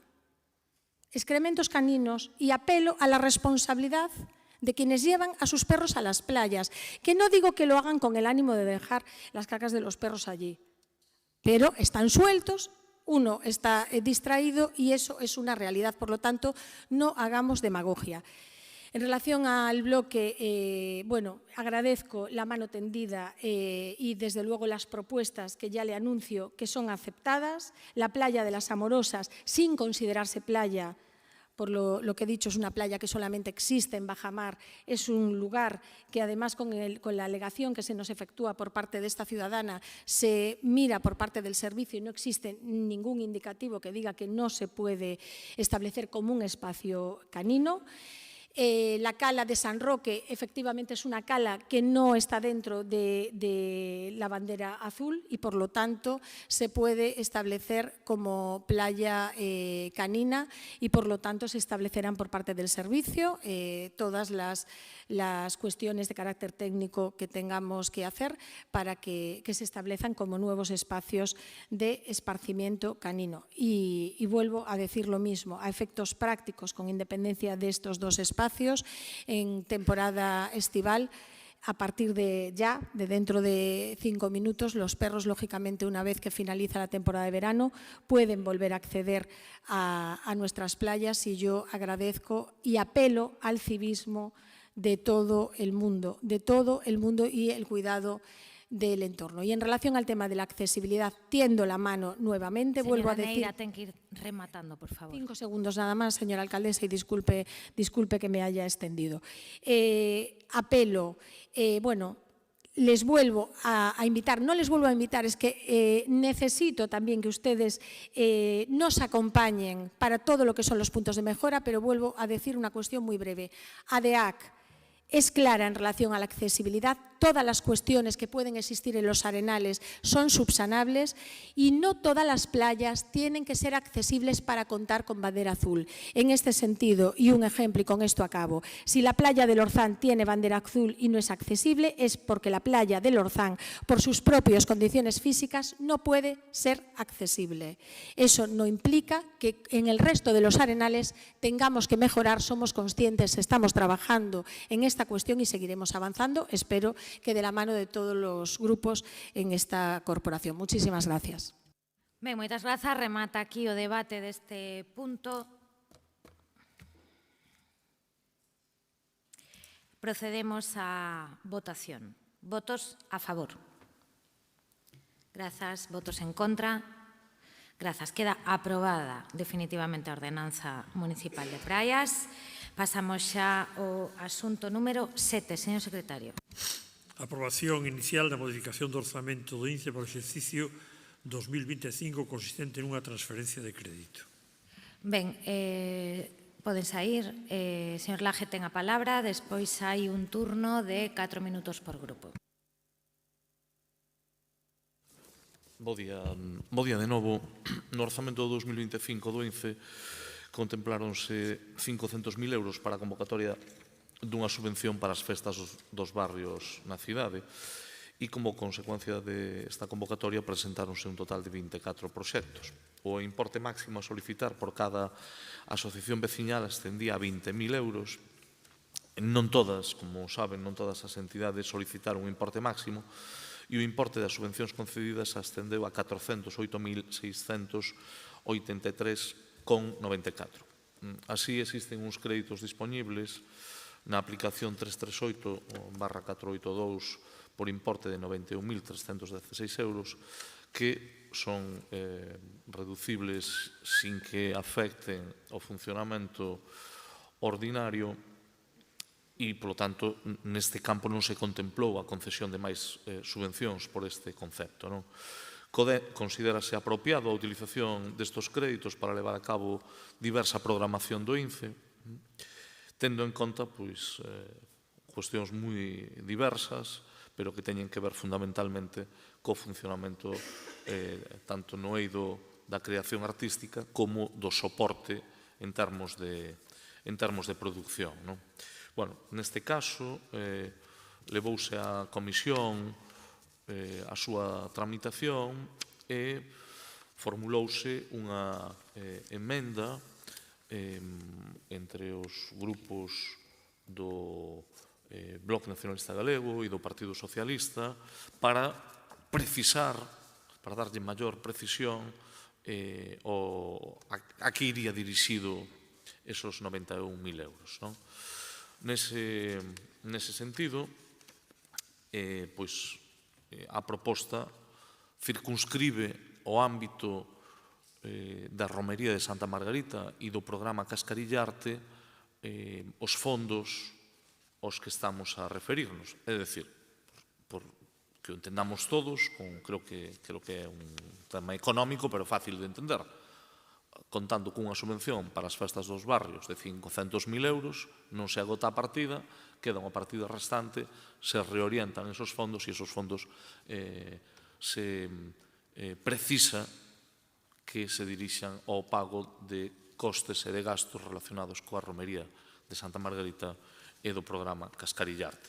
Podría entrar en maior profundidade, pero creo que o esencial do expediente que se trae aquí é ese. Por lo tanto, pois creo que é o que debo de expoñer nesta intervención inicial. Nada máis e moitas grazas. Moitas grazas. Turno para o BNG de 4 minutos. Señor Jorquera. Moitas grazas.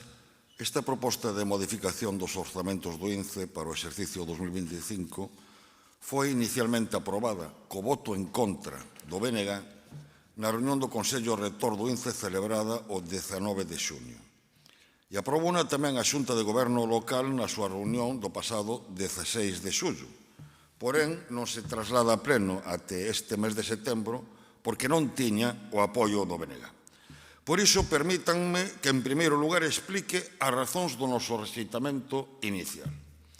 O que de inicio se propuña era unha modificación dos orzamentos do INCE de algo máis de 91.000 euros e propúñase destinar a cantidade sobrante, froito de que non se consumise toda a subvención destinada ás festas dos barrios, a programación do INCE tendo en conta, cito textualmente, os elevados cachés dos artistas, así como os prezos dos técnicos de produción. E o BNG non lle convencía esta explicación. Primeiro, porque precisamente non estamos de acordo cun modelo de festas e programación cultural que centra grande parte dos esforzos en contratar artistas de elevados cachés, mentre se descoida os creadores locais e o noso tecido cultural. Que se tivesen que cancelar os 2 concertos da Orquestra Xoven previstos en María Pita pola situación económica do Consorcio de Promoción da Música é un exemplo desta situación. Preocúpanos que se pretende avanzar cara a un modelo onde o que prima é traer grandes atraccións para eventos de pago mentre se devalúan os concertos de asistencia gratuita. As declaracións do señor Gonzalo Castro, aludindo ás grandes complicacións que supón contratar artistas para concertos gratuitos, como os de María Pita e o Noroeste, parecen apuntar nesta dirección. Segundo, porque transferir 90.000 euros a outros traballos realizados por empresas e profesionais significa precisamente seguir engordando a partida a que máis se recurriu por o xeito de xestionar discrecional e carente de rigor que tanto caracteriza a Concellaría de Cultura. Un xeito de xestionar caracterizado pola improvisación e falta de previsión.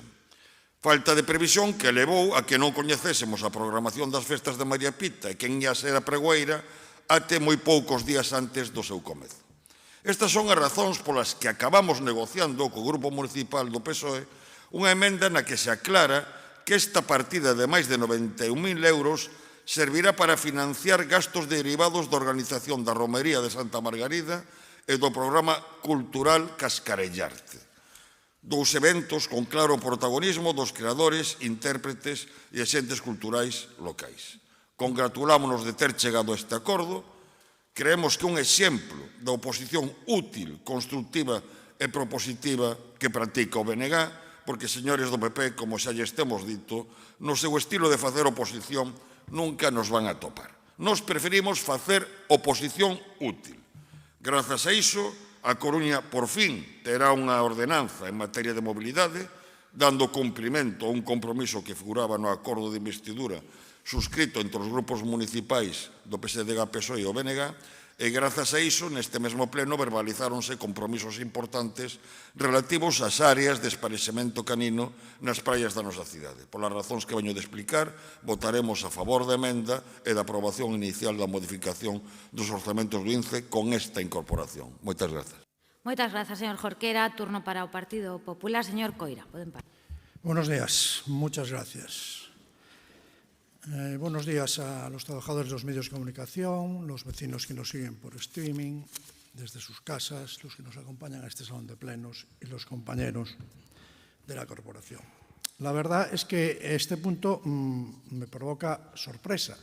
Sorpresa porque casi siempre que hay algún asunto referido a cuestiones económicas del INCE, en vez de repartir una partida presupuestaria que no se ha gastado, lo que hacemos es enfrentarnos una vez más a un presupuesto absolutamente deficiente al pago de facturas irregulares. Eso quiere decir que los vecinos son casi más prudentes que el propio ayuntamiento a la hora de gestionar y de organizar sus fiestas, porque les ha llegado y de hecho le han sobrado 90.000 euros. 90.000 euros que se plantean de una forma finalista, cosa sorprendente, que se propone en la enmienda del BNG que se destinen a la Romería de Santa Margarita, que ya se ha celebrado, y al programa Cascarilla Arte, que ya se ha celebrado, formando parte del programa de las fiestas de Santa Margarita.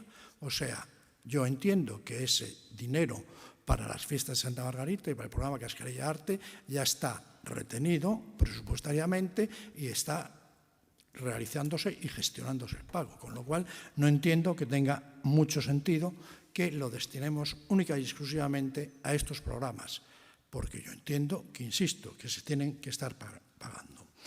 Yo creo que aquí lo que hay que hablar y recordar es la pésima gestión presupuestaria, el poco interés que tiene este ayuntamiento y la alcaldesa que preside el INCE, un presupuesto reiteradamente y absolutamente deficitario, en el que año tras año nos tenemos que convierten ustedes con el apoyo del BNG, el PSOE y el BNG, convierten en normal lo que no es normal y que debe ser siempre excepcional. Y le recomiendo que vuelva a leer, señor Laje, los informes del interventor, que hacen referencia a los reconocimientos extrajudiciales. Lo que dice textualmente sobre los importes y la reiteración en el uso de este mecanismo para pagar, que significa, para entenderlo claramente, que sin presupuesto y sin seguir el procedimiento legal estamos contratando servicios desde el INCE para las fiestas de La Coruña. Presupuestos muy reducidos, liquidación de la cuenta del 2003 y del 2024.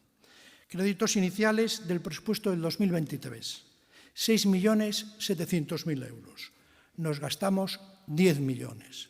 2024, créditos iniciales, 7.200.000.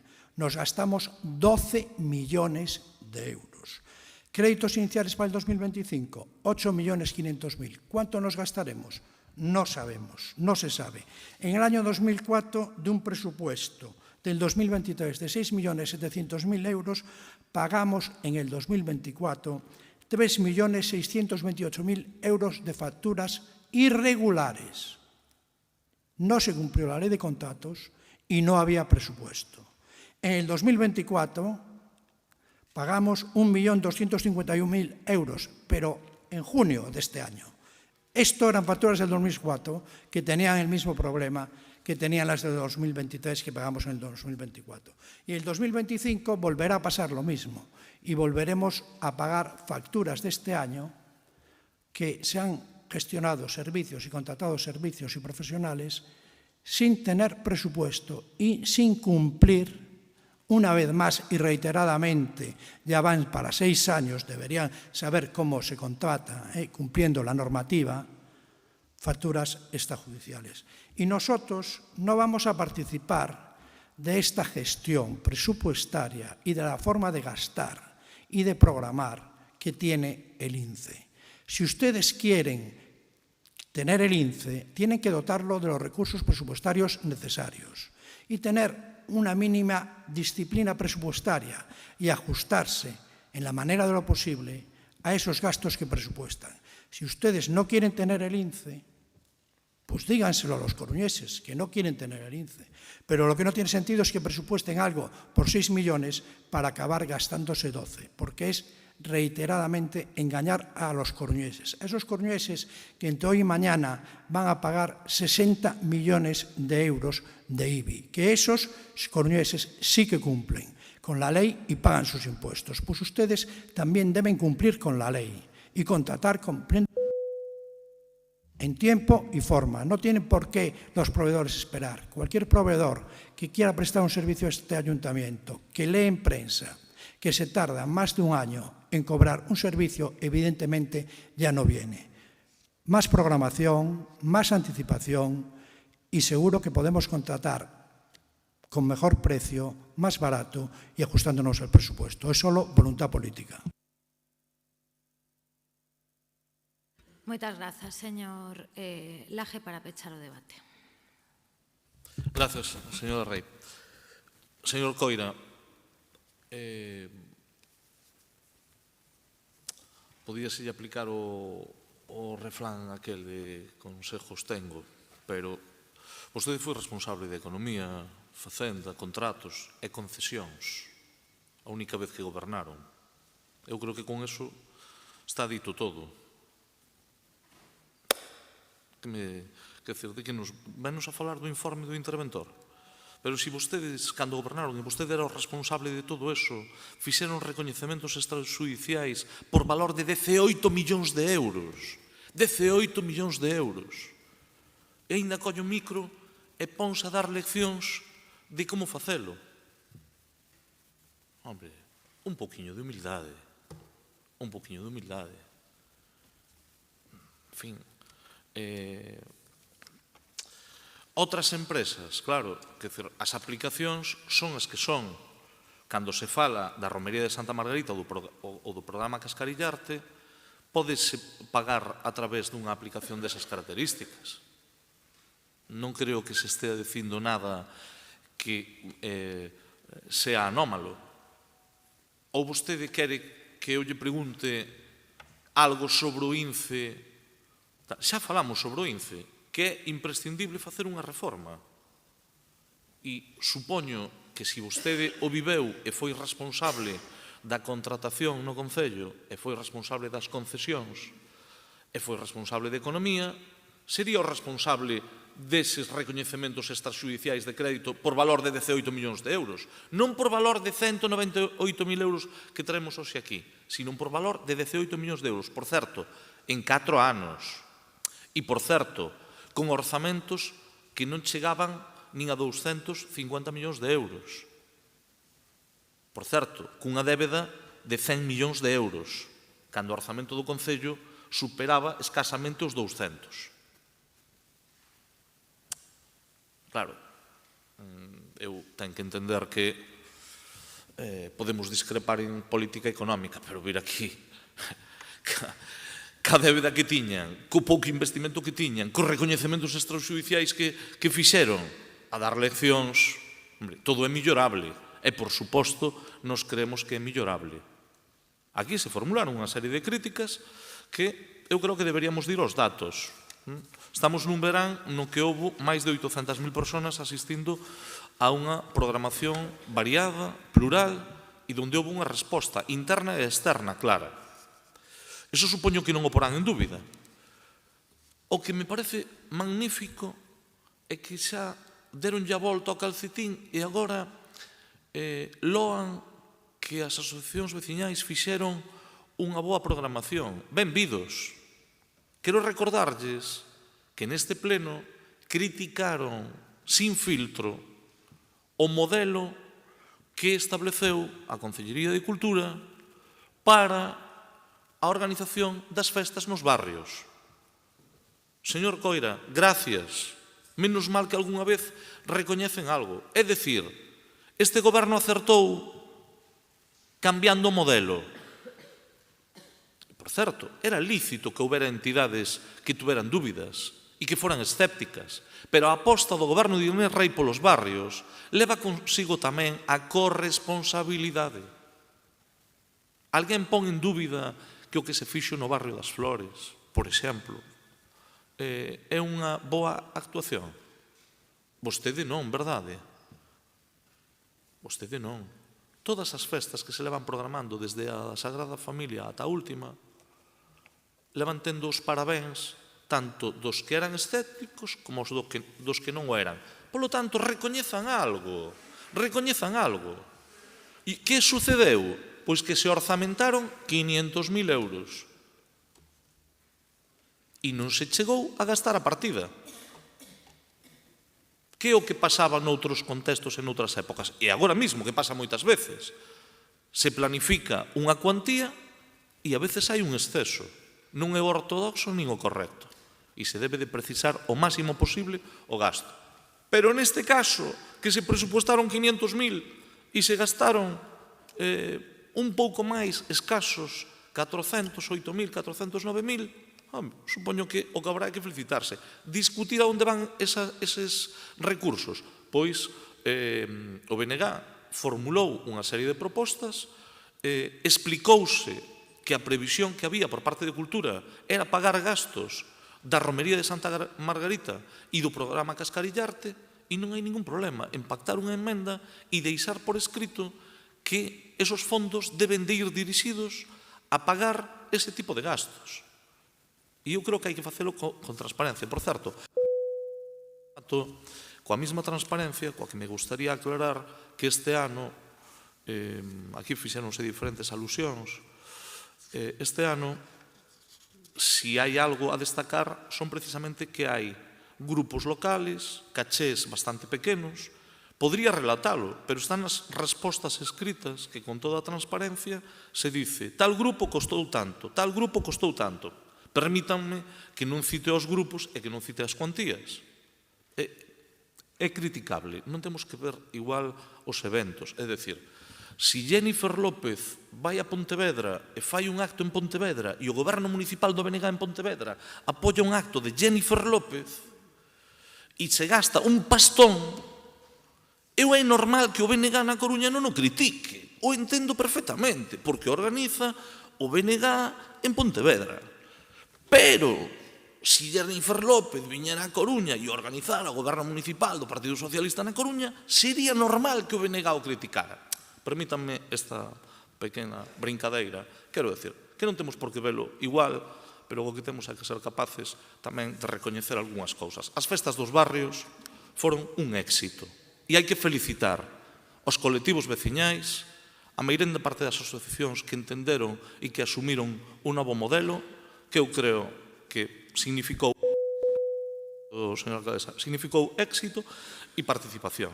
E tamén, por que non decilo, este ano se contou cun 70% de artistas galegos no Festival Noroeste. Se pode criticar e podes incluso non estar de acordo co que diga o concelleiro, pero o que eu creo que é indiscutible é que a aposta polos grupos locais, polos coruñeses e polas coruñesas, polos grupos galegos, creo que é indiscutible. Polo tanto, tamén a crítica sempre ten un pouco máis razón de ser se é ponderada e se recoñecen algo. Eu hoxe quédome con que o señor Coira, que nos quería explicar o dos recoñecementos extrajudiciais, por se non tiña memoria, que se acorde que el facía 18 millóns de euros en recoñecementos extrajudiciais, pero a lo menos recoñeceu que é un éxito o modelo de festas dos barrios que implantou este goberno. É algo, porque creo que, polo menos, temos un punto de encontro. E, desde logo, felicitar o punto de encontro co BNG, porque creo que apoiar a Romería de Santa Margarita creo que é algo no que debíamos estar Quedou todos claro, señor de Laje, acordo. é que non se pode duplicar o tempo de intervención. Sinto moito. Grazas ao BNG pola romería. Procedemos á votación deste asunto número 7. Votos a favor. Que foi? Entendo que hai que votar primeiro a emenda. Realmente votas a emenda dos dos grupos primeiros, sí. Votos a favor da emenda. Grazas. Votos en contra. Grazas. Queda aprobada, polo tanto, decae o asunto. É que fala tanto que me olvido, de verdade, Logo me ven a comisión de voceiros a decir 5 minutos, eso é moitísimo, 3, non, si claro, despois, en fin. No seguinte xa non fala vostede. É que, de verdade, ordenanza, asunto 8, señor secretario. Aprobación definitiva da ordenanza de mobilidade sostible do Concello da Coruña.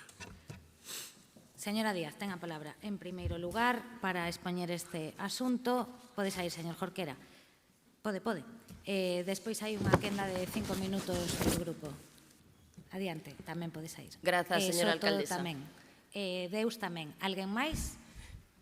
Ben, Jorquera, Díaz, Soto e Deus poden sair. Señora Díaz, ten a palabra. Grazas, bo día a todas as persoas presentes e tamén as que nos seguen polo streaming. Espero que non me reprima por causa do retraso que vemos acumulando, porque hoxe traemos a aprobación definitiva da Ordenanza de Mobilidade Sostible da Coruña. Trátase dunha ferramenta clave para avanzar cara a un modelo de cidade máis xusto, máis seguro e máis sostible. O obxectivo é claro, promover unha nova cultura da mobilidade que poña as persoas no centro. Apostamos por un reparto máis equilibrado do espazo público, que dé a prioridade aos desplazamentos a pé, en bicicleta, e que impulse con forza o transporte público como alternativa accesible, eficiente e respectuosa co medio ambiente. Un modelo sostible significa tamén mellorar a calidade do aire, reducir o ruído e contribuir á saúde e o benestar da cidadanía. Ben, esta ordenanza foi aprobada inicialmente o 5 de xuño e estivo en exposición pública durante 30 días. Neste tempo recibimos 33 suxestións de colectivos, entidades e persoas particulares e foron moitas as cuestións presentadas dentro destas 33 suxestións, da orde de 250 cuestións que revisamos e tratamos de adaptar ao noso documento. Foron moitas, pero grazas a este proceso o texto final mellorouse e enriqueceuse. En este proceso, no que participou activamente a señora Beira, polo tanto, vaya por diante o meu agradecemento neste traballo colaborativo. E ben, por comentar algúns dos temas e non expandirme en detalles, os máis recurrentes foron temas de regulación do taxi, con avances como a obriga de aboar a tarifa ou a posibilidade de escoller taxi entre os dous primeiros da parada, bicicletas VMP, adaptando velocidades á vía e introducindo sancións por adiantar sen distancia de seguridade, no transporte público urbano, no que se inclúe a prohibición de subir con patinetes e novas normas de convivencia e melloras da accesibilidade. Con respecto á distribución de mercadorías, novas posibilidades de reserva de espazos para empresas e talleres, os aparcadoiros nos que o Concello poderá requirir prazas para bicicletas e as zonas de baixas emisións nas que se inclúe expresamente a posibilidade de circulación para bicicletas, ciclos e VMP. Non todas as propostas foron estimadas, pero este proceso amosa que a ordenanza é froito da participación e do diálogo. O texto final derroga e integra diversas normativas previas para dar lugar a ese marco único e actualizado. A súa estrutura de 192 artigos e 11 títulos regula cuestións como a xerarquía da mobilidade, a ZBE Coruña Centro, a distribución urbana de mercadorías e un catálogo de sancións que vai garantir o cumprimento das novas normas. En definitiva, esta ordenanza é moito máis que unha norma, é un compromiso de cidade, un compromiso co futuro, coa saúde, coa igualdade no uso do espazo público e coa calidade de vida de todos os veciños e veciñas da Coruña. Por iso, pídolle a toda a corporación que apoie esta ordenanza, porque a mobilidade sostible non é só unha necesidade, é unha oportunidade para construir unha Coruña mellor para todas e todos. Moitas grazas. Grazas, señora Díaz. Ten agora a palabra a señora Beira por un tempo de 5 minutos. Sí, moitas grazas. Bo día a todas e todos. Desde o BNG entendemos que a aprobación desta ordenanza de mobilidade sostible é unha oportunidade que é decisiva para transformar o modelo de mobilidade da nosa cidade, pero que ten que saltar do papel á cidade. Nos creemos que isto é fundamental e sobre isto incidirei na intervención. O que teñamos até agora, como todo o mundo sabe, é unha ordenanza absolutamente e totalmente obsoleta. O que pasa que creo que temos que ter presente que chega 6 anos despois do acordo de investidura de 2019, onde xa recolleamos a necesidade de modernizar a ordenanza de mobilidade, chega despois dunha infinidade de iniciativas do BNG, 5 anos despois daquel período de consultas previas nos que a cidadanía, entidades sociais, organizacións empresariais, políticas, etc., fixemos as nosas propostas.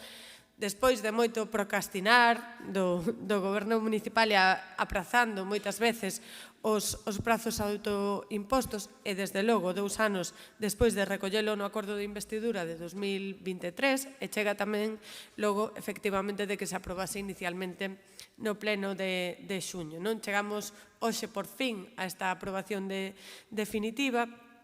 E xa naquel pleno de aprobación inicial indicábamos que estábamos abertas ás achegas que puidesen vir no período de exposición pública, porque evidentemente a todas e todos se nos poden perder cuestións concretas de colectivos. Efectivamente, chegaron moitas propostas, chegaron moitas cuestións que podían recollerse na ordenanza e que eu creo que se aceptaron as máximas posíveis, non? E despois cuestións concretas, de medidas concretas en materia de mobilidade que se poden ter en conta, pero que en todo caso non terían cabida na propia normativa, non? E despois, evidentemente, tamén chegaron propostas que directamente o que pretendían eran defender intereses económicos e empresariais efectivamente de empresas moi concretas, non? E evidentemente, para iso non está a ordenanza de mobilidade e para iso non nos sentamos neste salón de plenos, non? Neste salón de plenos sentámonos para defender o interese público, non? Admitir ou rexeitar alegacións que perseguían mellorar a normativa é complicado cando se ve a mobilidade desde unha perspectiva moi concreta, non? Nos perseguíamos conxugar todos os modos de transporte na cidade, que moitas veces teñen intereses contrapostos, e tendo en conta que hai que priorizar, decidir e ordenar. Nesta ordenanza consideramos que queda clara a prioridade de mobilidade que se quere implementar, priorizamos por riba de todos os peóns e defendemos os intereses públicos, os servizos públicos e a seguridade viaria. Esa foi a nosa perspectiva a hora de ver que se admitía e que non se admitía na ordenanza, e creemos que finalmente quedou un texto bo, unha boa ferramenta, non? Pero que creemos que para que sexa efectivamente salte do papel a cidade, como dicía ao comezo, hai que facer porque todo isto chegue á cidadanía de alguna maneira, non? E dunha maneira pedagóxica. En moitas ocasións teño defendido que se faga unha campaña que chegue directamente ás casas e que explique efectivamente por onde teñen que circular os VMPs, por onde teñen que circular as bicicletas, cales son os dereitos e as obrigas da cidadanía en materia de mobilidade. Creemos que esa tarefa queda pendente, pero tamén hai outras tarefas pendentes en materia de mobilidade na nosa cidade, que xa explicitei na intervención da aprobación inicial. Hai un montón de contratos caducados. O Servizo de Mobilidade se ten que poñer as pilas neste asunto, porque para nós a mobilidade é un dereito, é unha prioridade, e creemos que a actualización de todos estes servizos que están caducados é fundamental para tamén aplicar todos estes principios que quedan recollidos na ordenanza e para solucionar os problemas diarios das coruñesas e coruñeses cando percorren a nosa cidade e cando camiñan polas nosas rúas, non? Todas as cuestións relativas á accesibilidade, todas as cuestións relativas ao transporte público, todas as cuestións relativas á mobilidade tamén en bicicleta ou en vehículo de mobilidade persoal, etcétera, etcétera, non? Nos creemos que, desde logo, se hoxe estamos neste punto de aprobación definitiva da ordenanza é porque o BNG insistiu en reiteradas ocasións con que se cumprise o acordo de investidura. Creemos que é debido á nosa presión política, pero tamén quero darlle as grazas a vostede, señora Díaz, polo seu votalante, tamén á xefa de Servizo de Mobilidade, que desde logo fixo un inmensísimo traballo, que creo que debo darlle as grazas, e tamén pola súa grande rigorosidade a hora de tratar todo isto e a súa xenerosidade a hora de poñelo todo para sacar isto adiante. Nada máis pola nosa banda. Gracias, señora Beira.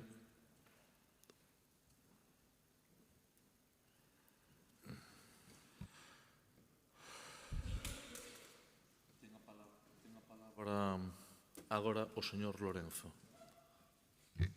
Gracias, señor Laje.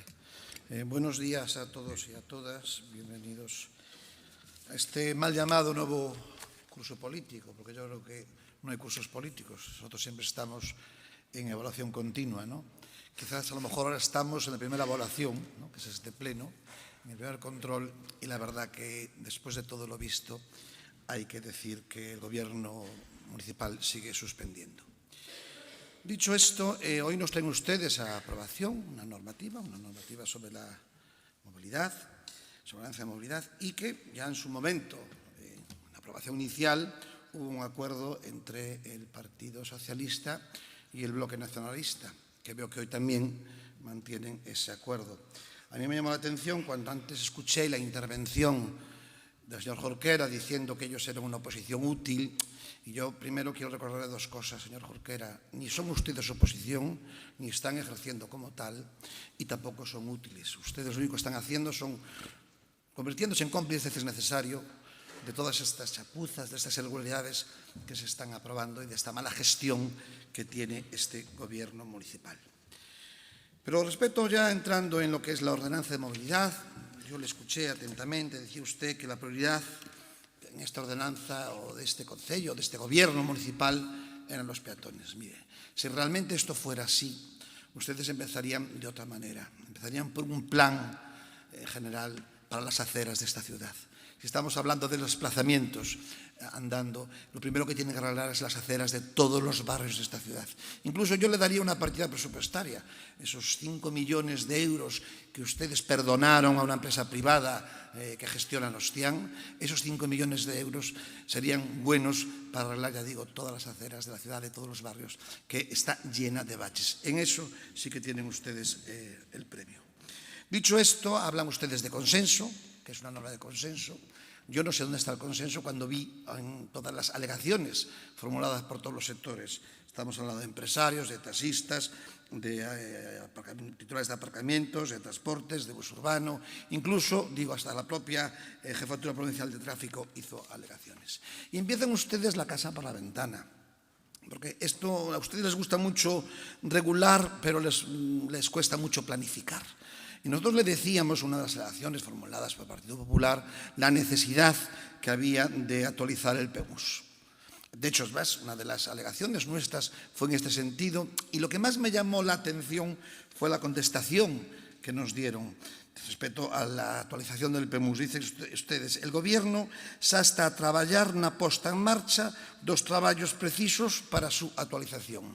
O sea, esta política del boiá, esta política del fajo que fajo, e non fajo nada, que es muy propio de sus contestaciones y sus respuestas. Siempre están diciendo que van a hacer algo, anuncian siempre que van a hacer cosas y al final no ejecutan. Otro de los temas que nos preocupó y que nosotros tuvimos alegaciones es la accesibilidad. Ustedes presumen mucho, se les llena mucho la boca cuando hablan de la accesibilidad universal, pero nosotros hicimos propuestas concretas que deberían contemplarse en la norma, como respecto a la regulación de los pasos de peatones y los semáforos para que le dé tiempo a las personas que tengan problemas de movilidad a cruzarlos.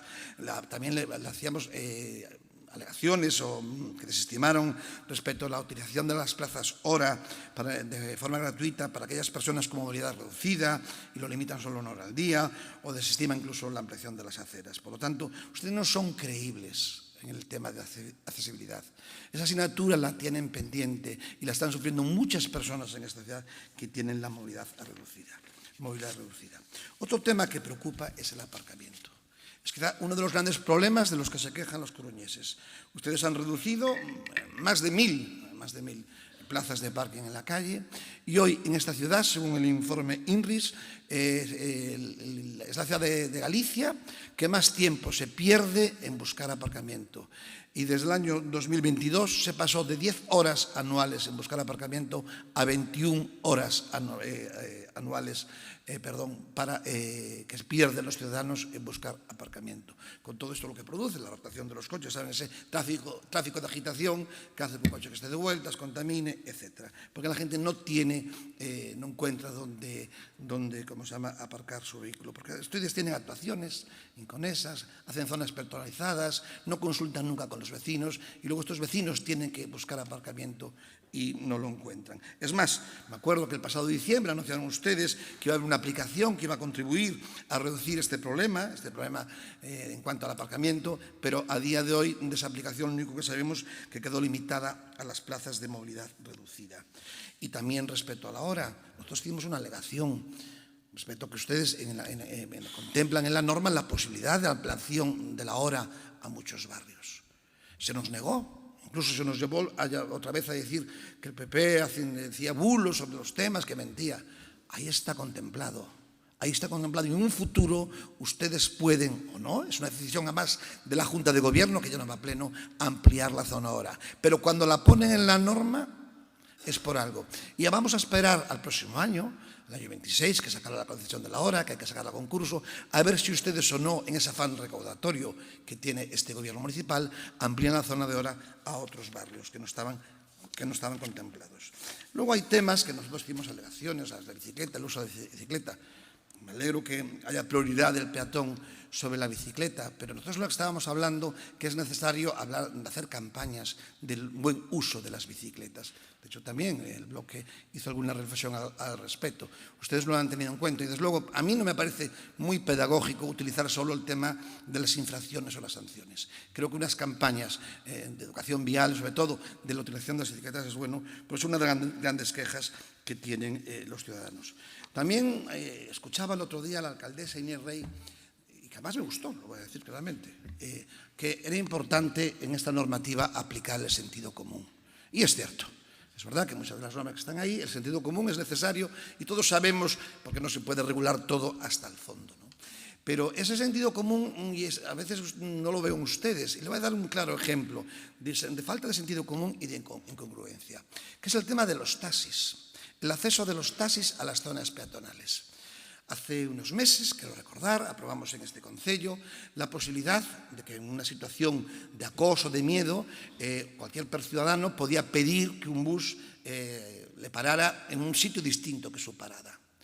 Yo no entiendo por qué no permitimos que los taxis accedan a las zonas peatonales cuando son llamados, sobre todo por personas a lo mejor que no son residentes en la zona peatonal. Imagínense ustedes a las 4 de la mañana una persona que sale de una casa, que por cualquier circunstancia tiene miedo, en la Ciudad Vieja, por ejemplo, y tiene que ir andando hasta la Puerta Real para coger un taxi, porque no lo puede ir a buscar porque no es residente. No entiendo. Entonces, en ese sentido común del que habla la alcaldesa y que es importante en esta norma, me gustaría ustedes que hicieran una reflexión al respecto y que permitieran el acceso a los taxis, a las zonas peatonales, a recoger a las personas, sobre todo, al menos, en horario nocturno.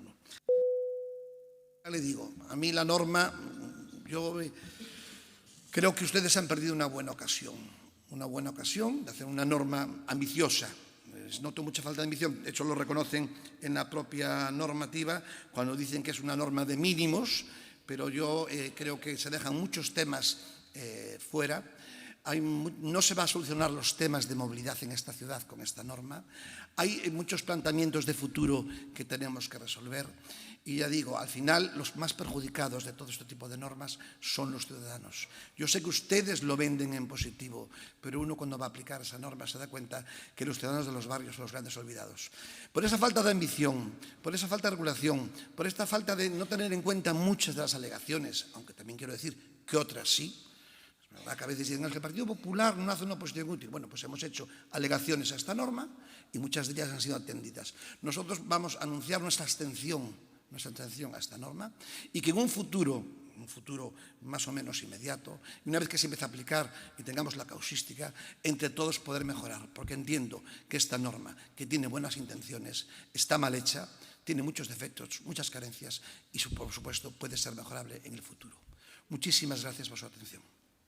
Moitas grazas, señor Lorenzo. Grazas ao Grupo Popular. Turno de peche para a concelleira de Mobilidade, señora Díaz. Sí, grazas, señora alcaldesa. Bueno, con respecto a Beira Rúas e accesibilidade, como teño dúas preguntas, pois falarei despois. Agora, bueno, repasar un pouco precisamente esas alegacións que fixo o Partido Popular.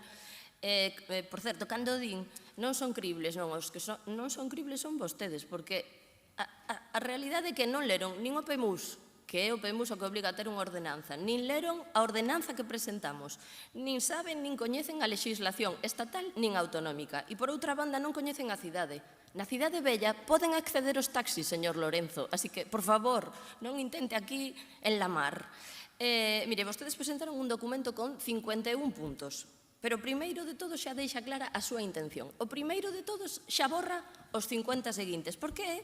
Que non pretenden mellorar a ordenanza, senón o que queren é botala abaixo. Ese é o seu primeiro punto. Este primeiro resume esa estrategia, negar a necesidade dunha norma de mobilidade sostible para a Coruña. Pero mire, fronte a esta postura, a realidade é clara. A ordenanza é unha obriga legal, unha demanda social e unha ferramenta que consideramos imprescindible para garantir unha cidade máis segura, máis limpa e máis xusta. E mire, entrando no detalle nesas 51 cuestións que vostedes presentan, facendo un análise, 28 das 51 eran repetidas, eran collidas doutras alegacións que achegaban asociacións veciñais, sociais, profesionais, así que o que se limitaron foi a copialas e pegalas. Corta-pega, clásico. Polo tanto, faltalles o respeto a estas entidades, porque se o que vostedes queren é bloquear a ordenanza, para que recollen esas suxestións? Non o entendo. Desas 28 que estaban repetidas, que xa fundamentaban outras organizacións, só 11 foron estimadas e foron aceptadas, como digo, porque foron fundamentadas por outros colectivos, non por vostedes, que a veces daba a sensación de que non sabían como se presenta unha alegación porque non fundamentan. Quedaban outras 23 que foron exclusivas súas, es así, e desas 23 exclusivas do PP foron aceptadas 4 que se remitían a cuestións menores ou técnicas, mentres que as outras 19 foron rexeitadas. Pois entre esas alegacións exclusivas hai exemplos, como digo, de falta de rigor e de que o Partido Popular o que quiso foi encher folios, porque hai unha moi curiosa que incluso me produciu así como que me enterneceu, parecía unha carta aos reis, que era poñer máis bancos na cidade. E eu non digo que non sexa lexítimo, pero vamos a ver, isto non ten nada que ver con ordenanza de mobilidade. Os bancos colócanse con proxectos urbanos, con proxectos de mobilidade, pero non necesitan unha norma xurídica, non? Así que o mismo sucede coas campañas de sensibilidade, campañas de concienciación, por suposto, pero non se regulan en norma xurídica. Así que, por favor, centrémonos no que estamos, a aprobación dunha ordenanza. E mentres vostedes se dedican a facer isto, facer ruido, nos, grazas ao diálogo coa cidadanía e cos sectores afectados, sí que conseguimos, como dixen antes, enriquecer e mellorar o texto final en cuestións importantes como pode ser o acceso das persoas usuarias aos taxis, a seguridade das bicicletas e os VMP, a convivencia no transporte público ou a regulación dos aparcadoiros e a distribución de mercadorías apoiando a última milla. Por iso, hoxe podemos traer a aprobación definitiva esta ordenanza completa e sólida, froito da participación social e do traballo técnico e non o que pretenden vostedes un bloqueo político. Esa é a gran diferencia. Uns e unhas traballamos por mellorar a cidade, e falo do Partido Socialista e do Bloque Nacionalista Galego. E outros, sin embargo, presentan 51 alegacións que van dende intentar derrubar totalmente a norma que presentamos ata pedir que se coloquen bancos. Polo tanto, miren, a ordenanza non debería mirarse como unha ordenanza dun goberno ou dun partido. O que temos diante é unha oportunidade para a Coruña. E toca elexir se estamos co futuro, se estamos coa saúde, se estamos coa igualdade no uso do espazo público ou se preferimos quedarnos atrapados no inmobilismo. Nós témolo claro, votamos a favor do futuro. Grazas. Moitas grazas, señora Díaz. Grazas a todos. Remata aquí o debate. Procedemos á votación. Votos a favor da aprobación definitiva da ordenanza. Grazas. Votos en contra. Abstencións. Moitas grazas, pois queda aprobada e aquí remata a parte resolutiva do Pleno. Si lles parece, como son as 12:20, facemos un pequeno receso, retomamos ás 12:40, pero 40, vale? Gracias.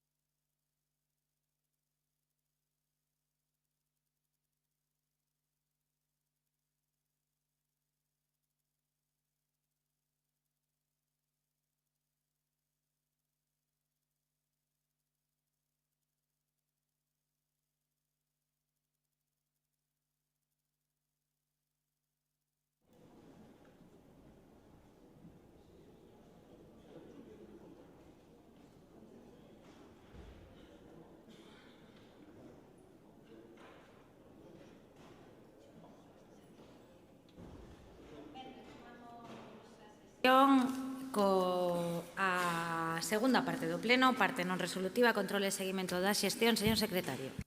Tomas de coñecemento das resolucións da Xunta de Goberno Local desde o número 12.401 de 8 de xullo de 2025 a 15.679 de 6 de setembro de 2025 e dos decretos da Alcaldía desde o 4.813 de 8 de xullo de 2025 ao 6.665 de 6 de setembro de 2025.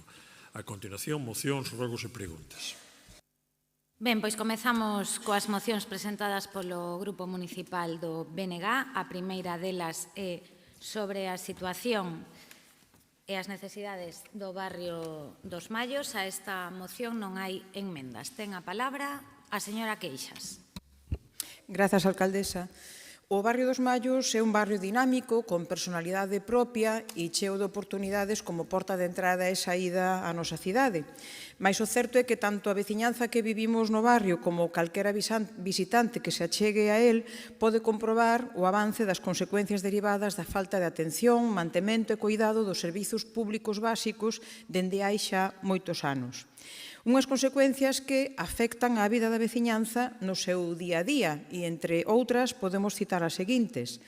Incerteza ante a solución urbanística das vivendas da Agra dos Mallos, con grande preocupación para os seus propietarios, deficiente iluminación do rueiro, falta de limpeza ordinaria, escaseza de zonas verdes e espazos de xogo e lecer, insuficiente oferta da programación sociocultural para a veciñanza de todas as idades, reducción progresiva de prazas de aparcamento público cando é un barrio que non ten alternativas porque a maior parte dos edificios non contan con aparcadoiros propios e un parque de vivenda moi recoñecido, pero tamén antigo, con importantes dificultades de accesibilidade, ao que agora, ademais, se ven sumar a inseguridade veciñal que provoca a presenza de actividades ilícitas en diferentes pisos do barrio e da que mesmo teñen derivado e coñecido públicamente intervencións policiais, tal e como temos verificado tamén o Grupo Municipal do BNG en diálogo coa veciñanza do barrio. Desde o Bloque Nacionalista Galego acreditamos nas oportunidades do barrio dos Mallos como un bon espazo para vivir en convivencia e crear comunidade. E é por iso que volvemos traer este barrio dos Mallos a este pleno e sometemos a aprobación un decálogo de propostas de actuación para recuperar e impulsar este barrio dunha forma transversal e integradora. En primeiro lugar, o primeiro acordo refírese á necesidade urxente de dar cumprimento a unha moción conxunta que foi aprobada por unanimidade nun pleno de outubro de 2021, onde se recollían un conxunto moi amplo de propostas de actuación. En segundo lugar, dar tamén cumprimento a unha moción defendida polo BNG e aprobada no pleno de setembro do 2023 en que se instaba o Goberno local a redactar un plan local de saúde pública para deseñar a prevención e actuación ante os riscos e os hábitos sabemos que cada vez máis crecentes de consumo de drogas na cidade e tamén exixirlle á Xunta de Galiza que destine os medios precisos para a rehabilitación efectiva de persoas drogodependentes e impulsar as políticas de prevención da saúde.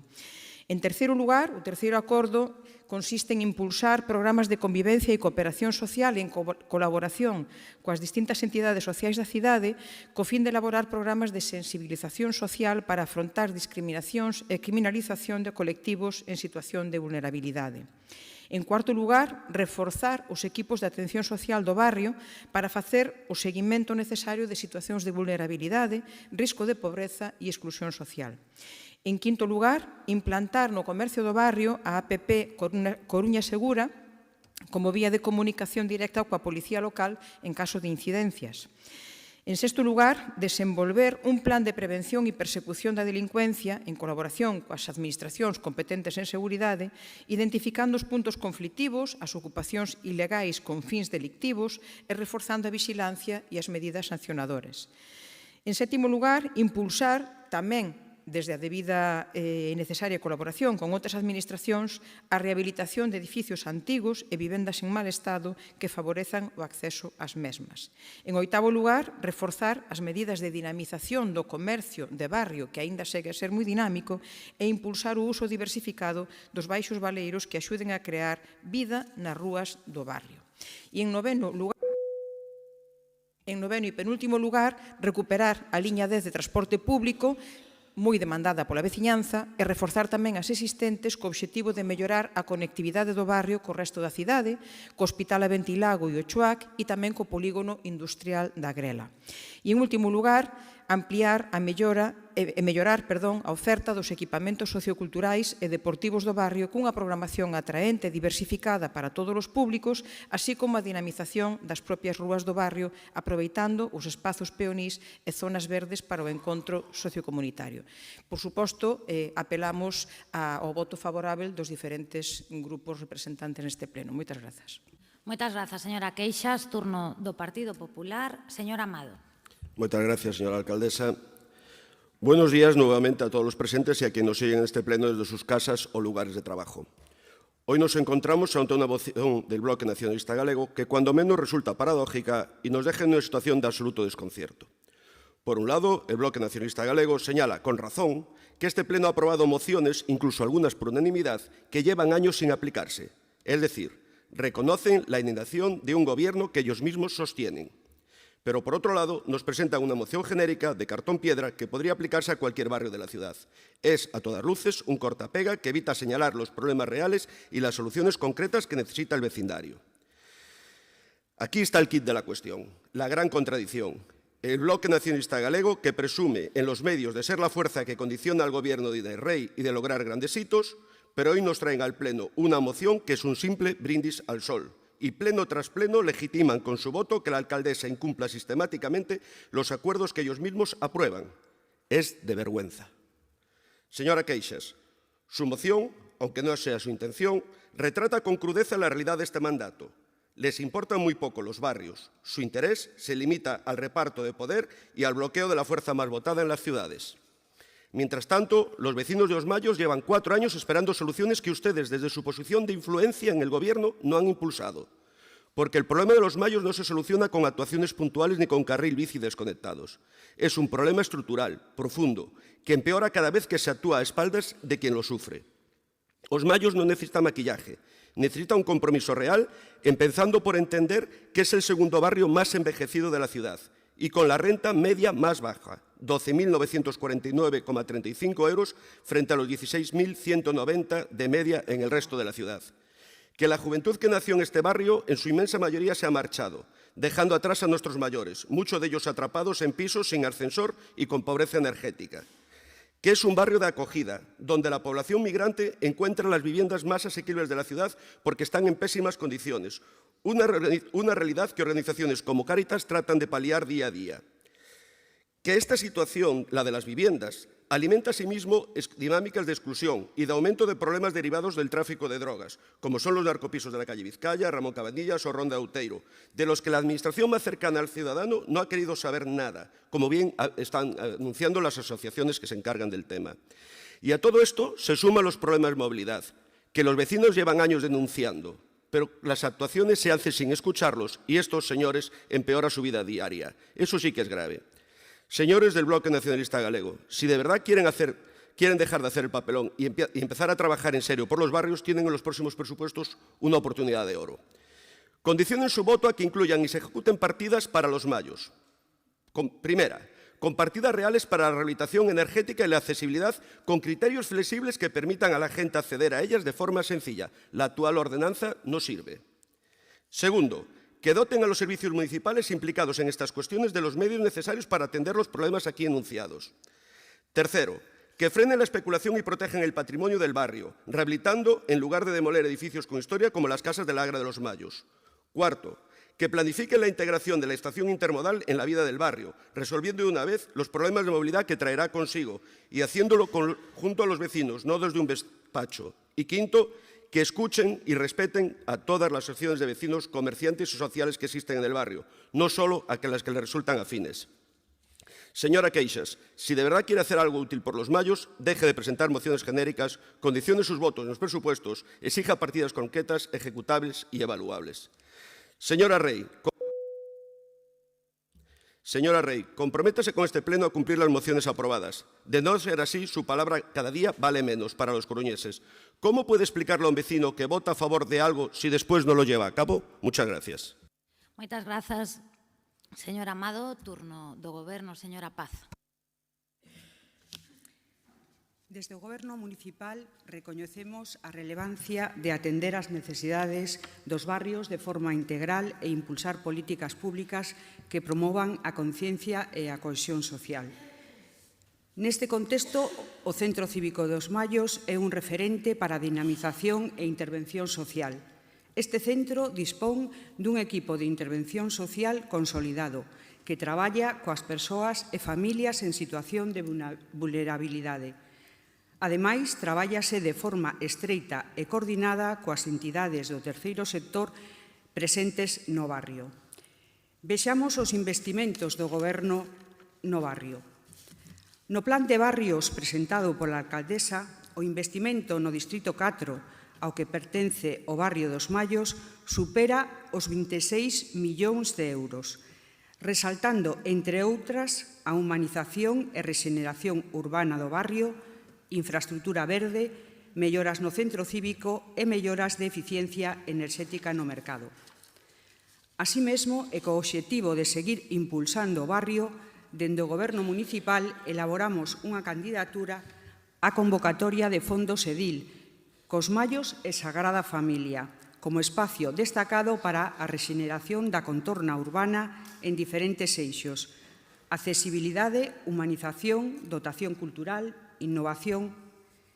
Doutra banda, desde a Concellería de Comercio estamos traballando xa cun convenio de colaboración coa Asociación de Comerciantes dos Mallos que permita impulsar a dinamización da zona e facilitar que poidan organizar os seus propios eventos, como sempre, co apoio e a colaboración do Concello. Desde a área de Seguridade Cidadá e como actuación preventiva de seguridade, vais implantar nos próximos días a app de comercio. Trátase dunha ferramenta que busca crear un clima de seguridade na actividade comercial. Incorpóranse as xa existentes as rúas de Ángel Senra e Ramón Cabanillas. Ademais, desde esta área, estamos en contacto permanente coas plataformas Asociación Veciñais, Distrito de Comercio e entidades sociais para adecuar o protocolo de actuación policial segundo as necesidades cambiantes do barrio, protocolos que requiren a miúdo dunha intervención transversal. No relativo á liña 10 do bus urbano, no traballo previo á elaboración dos pregos da nova licitación, mantívose unha xuntanza no Centro Cívico dos Mallos, na que os veciños e veciñas achegaron as necesidades de mobilidade que serán tidas en conta no novo deseño do bus urbano. Os Mallos é un barrio central para este Goberno. Os datos de investimento e os proxectos postos en marcha ou que están por vir así o evidencian. E, por suposto, seguiremos a traballar para afondar en melloras e para darlle un novo pulo tras 4 anos de abandono absoluto sufridos durante o mandato do Partido Popular. Grazas. Moitas grazas, señora Paz. Procedemos á votación desta moción. Votos a favor? Grazas, queda aprobada por unanimidade. Segunda das mocións presentadas polo BNG sobre axuda no fogar. Señor Soto, ten a palabra. Grazas, señora alcaldesa. Esta moción nace dun encontro que mantivemos coas traballadoras do SAF da Coruña. Unhas traballadoras que nos trasladaron a situación de precariedade laboral, de problemas de saúde laboral e de desamparo que sofren ante os casos de violencias. Sobre a precariedade, as traballadoras indicaronnos que a maior parte delas tiñan contratos a tempo parcial e que moitas perciben un salario que non chega aos 400 euros mensuais. No mellor dos casos, aquelas que teñen un contrato a tempo completo apenas superan o salario mínimo interprofesional. En todo caso, aínda cobran por horas efectivas, de forma que se o servizo non se pode prestar, poñamos por caso, porque a persoa usuaria non está no seu domicilio por causa dunha cita médica, esa hora descóntaselle a traballadora. A isto únese a preocupante situación que existe no plano da saúde laboral. Para que se fagan unha idea, moitas delas precisan tomar analxésicos ou comezar a xornada laboral para aliviar as contracturas e outras doenzas musculares habituais no seu traballo, xa que moitas veces deben mobilizar a persoas encamadas. E a pesar disto, unha das dúas empresas concesionarias leva anos en convocar os cursos obrigatorios de seguridade no traballo e de mobilización de persoas dependentes. Por último, todas se queixaban do desamparo que senten ante os episodios de violencia que algunha vez se lles tocou vivir no seu traballo.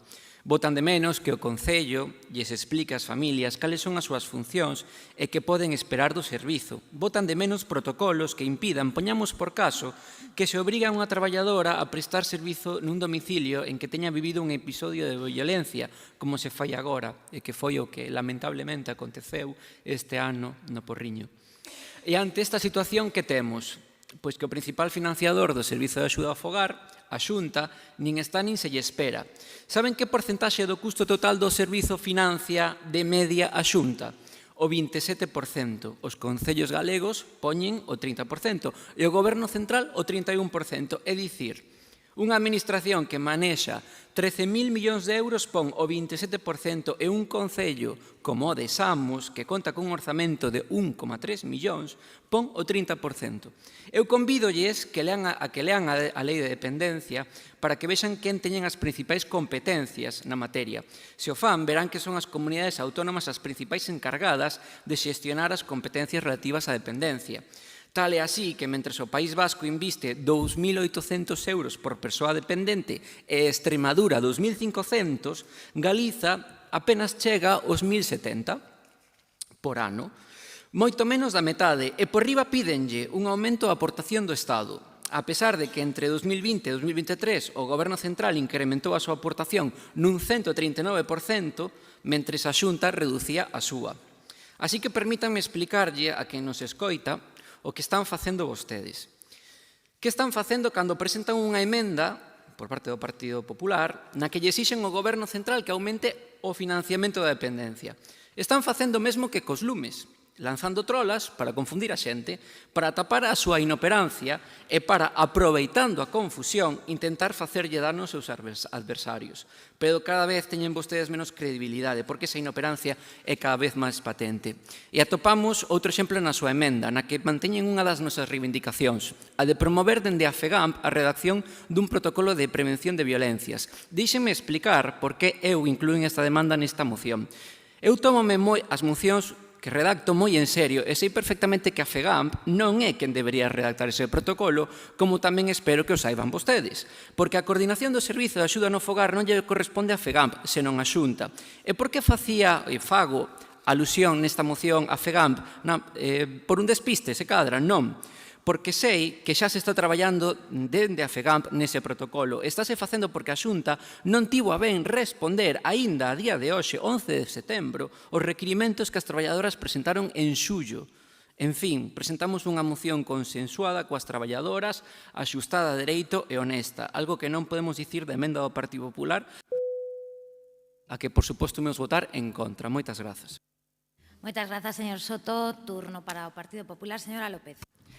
Grazas, alcaldesa. Bo día a todos e a todas. En primeiro lugar, manifestar que o Grupo Municipal do Partido Popular estamos plenamente comprometidos coa atención de calidade ás persoas en situación de dependencia, especificamente co servizo de axuda no fogar, como así o amosa que vostedes mencionan na súa exposición de motivos unha moción presentada por este Grupo Municipal no ano 2023, a que vostedes votaron a favor, por certo.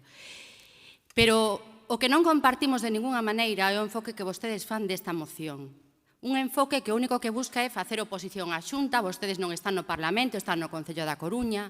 Vostedes non mencionan a responsabilidade que ten o Goberno Central. Vostedes non mencionan a débeda tan acumulada, tan enorme que ten o Goberno Central en materia de dependencia con Galicia. Vostedes non mencionan tampouco a responsabilidade deste Goberno Municipal e deste Concello para co servizo de axuda no fogar. Vou comenzar co Goberno Central. O Goberno Central, segundo a Lei da Dependencia que vostede mencionou, debería financiar o 50% da dependencia nas comunidades autónomas. Canto está financiando en Galicia? Segundo fontes da Xunta, que son fontes bastante benévolas, un 34,7%. Se van a outras fontes, como é a Asociación de Xestores de Servicios Sociais, ímonos a un 27,8%. e a débeda acumulada que ten con Galicia en materia de dependencia este Goberno central é de 2.500 millóns de euros. Menciónano vostedes na súa moción? Non, en absoluto. Ademais, vostedes cometen unha chea de erros na súa exposición de motivos. Eu non sei se por descoñecemento ou mala fe, como se soe dicir. Vostedes confunden dous índices. Vostedes din que o gasto por persoa dependente é de 1.370 euros. Non é verdade. Están confundido o gasto por persoa dependente con gasto por persoa potencialmente dependente. Galicia ten un 27% de persoas maiores de 65 anos e case o 10% de persoas con discapacidade acreditada. É a comunidade de España con maior número de persoas potencialmente dependentes, non dependentes en sí. E aínda así, ese índice non é o máis baixo de España. Hai dúas comunidades que están por debaixo. Por favor, intenten informarse, consultar, antes de escribir parvadas na súa exposición de motivos. Datos totalmente falsos, que vostedes sí que confunden. E logo teñen a pouca vergoña de falar do País Vasco. Miren, o Goberno central para manter a Sánchez na Moncloa está a financiar o 50% da dependencia en Euskadi, mentres que en Galicia financia o 34%. Todo isto co seu apoio e coa connivencia do BNG. É dicir, co apoio e a connivencia do BNG, os galegos e as galegas estamos a pagar o 16% máis en materia de dependencia. E teñen vostedes a falla de decoro e a hipocresía de facer estes plantexamentos na súa moción. Non sei como non lles dá vergoña, así yo digo. Ben, imos falar agora das competencias que ten o Goberno municipal. Hai unha lei que é a Lei 13/2008 sobre os servizos sociais na Comunidade Autónoma de Galicia, unha lei que se aprobou no bipartito cando gobernaban vostedes, que di claramente que a competencia da Xunta é de cofinanciamento do servizo e que a competencia do Goberno municipal é a de crear, xestionar, manter os servizos comunitarios básicos e específicos, incluído o servizo de axuda no fogar. Isto é o que di esa lei. E miren, Coruña ten graves deficiencias no servizo de axuda no fogar. Hai dúas empresas concesionarias deste servizo que están a incumprir, en eso concordo con vostede, de xeito sistemático, as medidas que se estipulan no prego de condicións. E vou poñer algúns exemplos destes incumprimentos. Non prestan a formación axeitada. Fan as traballadoras percorrer longas distancias de xeito que ao final non se... Non existe unha identificación das traballadoras. Non se aportan por parte das axudas técnicas necesarias para levar a cabo o traballo. Non hai un rexistro de incidencias. Falla a comunicación. Hai unha empresa que ten adxudicado o servizo de coordinar e supervisar a estas empresas concesionarias, que nada ten que ver co eido sociosanitario e que non está a levar a cabo o seu traballo. Pero a responsabilidade última é do Goberno municipal, porque este servizo ten a cualificación xurídica de servicio público municipal. Así que deixen vostedes a hipocresía e a demagoxia de lado, que agora mesmo o que precisamos son propostas serias, plans serios e integrais, é unha resposta conxunta, coordinada, equilibrada e onde interveñan todas e cada unha das administracións. Máis nada pola miña banda, moitas grazas. Moitas grazas, señora López. Turno para a Conselleira de Benestar, señora Canosa. Grazas, señora alcaldesa. Bo día a todos e a todas. Bueno, pola miña parte, agradecer ao Grupo Municipal do BNG que poña no debate público, na axenda pública no centro, os coidados. Ademais, que concordamos coa diagnose que fai o señor Soto sobre o servizo de axuda no fogar, que é un servicio público esencial, pero que require melloras estructurais e de financiamento. E podemos facer toda a demagoxia que quera a señora López, pero a competencia en materia de dependencia é da Xunta de Galicia e debe ser a Administración Autonómica quen garanta os recursos necesarios. O que estamos a facer os concellos, señora López, é asumir un esforzo orzamentario que non nos corresponde e de seguir así vai a ser insostible. Se falamos de datos, no 2025 as empresas, os contratos adxudicados en Galicia sitúan os custes entre 22 e 24 euros a hora. A chega que fai a Xunta e o Estado está fixada en 12 euros. Todo o demais corresponde aos concellos. Desde logo, o esforzo é tremendo. O Concello leva tempo reclamando, tamén a través da FEGAMP, un modelo novo de financiamento. E precisamente a FEGAMP está a negociar coa Xunta de Galicia que o financiamento íntegro sea por parte desa administración, e o deberían de saber. Que estamos a facer pois no Concello da Coruña? Pois temos un contrato que remata no 2026, que ten dúas prórrogas e que o que temos pensado, señora López, si é facer algo, porque está dicindo que non, o primeiro, pois licitar un novo contrato antes de que se esgoten esas prórrogas. Un novo contrato, estamos traballando xa nos custos nunha memoria económica, porque pensamos que un novo contrato vai a mellorar as condicións das auxiliares e tamén redundará na calidade na atención ás persoas usuarias. Estamos a escoitar as representantes das traballadoras, señor Soto, nos temos reunido con elas en diversas ocasións, escoitando as súas necesidades.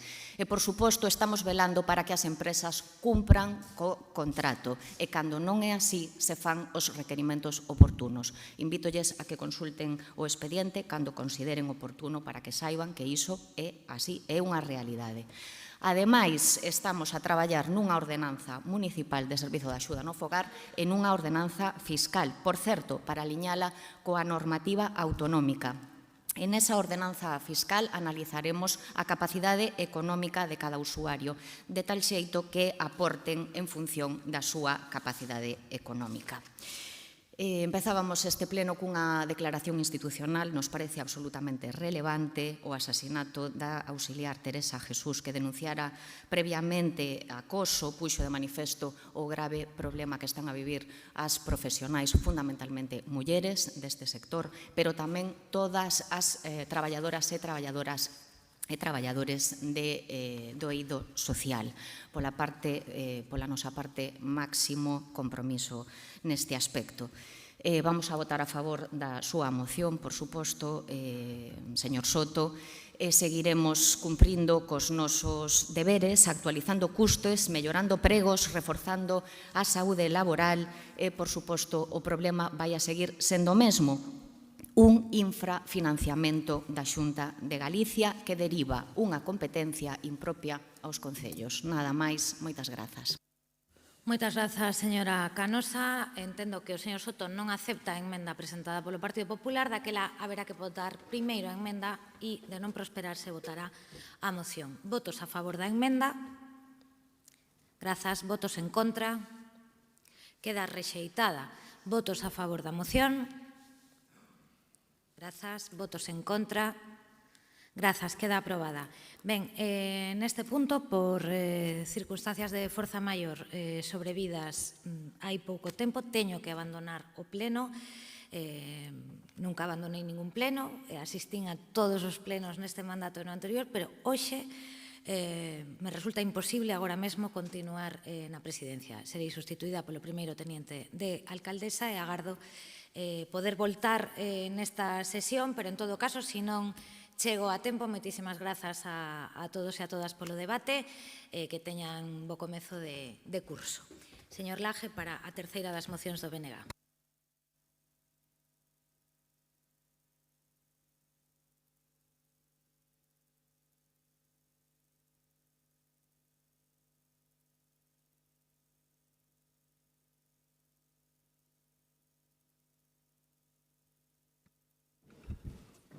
Continuamos co pleno. Ten a palabra a señora Queixas. Moitas grazas. Antes de comezar coa moción estritamente, quixera facer un pequeno apuntamento dirixido a portavoz do Partido Popular, a señora López, dicíndolle que se o Goberno de Euskadi conseguiu efectivamente que o Goberno de Estado cumpra coa súa responsabilidade e, polo tanto, dote, como é debido, o financiamento do SAF, e o señor Rueda, presidente da Xunta, compañeiro seu do Partido Popular, non o conseguiu, pregúntese onde está o señor Rueda, que fai e, sobre todo, que non fai. É moita hora de que empece a demostrar que realmente está comprometido coa atención do Servizo de Atención ao Fogar e, sobre todo, coas súas usuarias. Ben, referida á moción que nos ocupa, vinculada ao Festival Noroeste, é habitual comprobar como este goberno local da Coruña tenta disimular públicamente os erros da súa xestión cantando restras de cifras ao máis puro estilo, se mo permiten, Niños de San Ildefonso. Volvemos comprobalo estes días pasados en boca da alcaldesa Inés Rei enumerando cifras de asistentes aos eventos das festas do agosto. Mais as cifras non sempre son garantía de calidade nin son espello dunha boa planificación.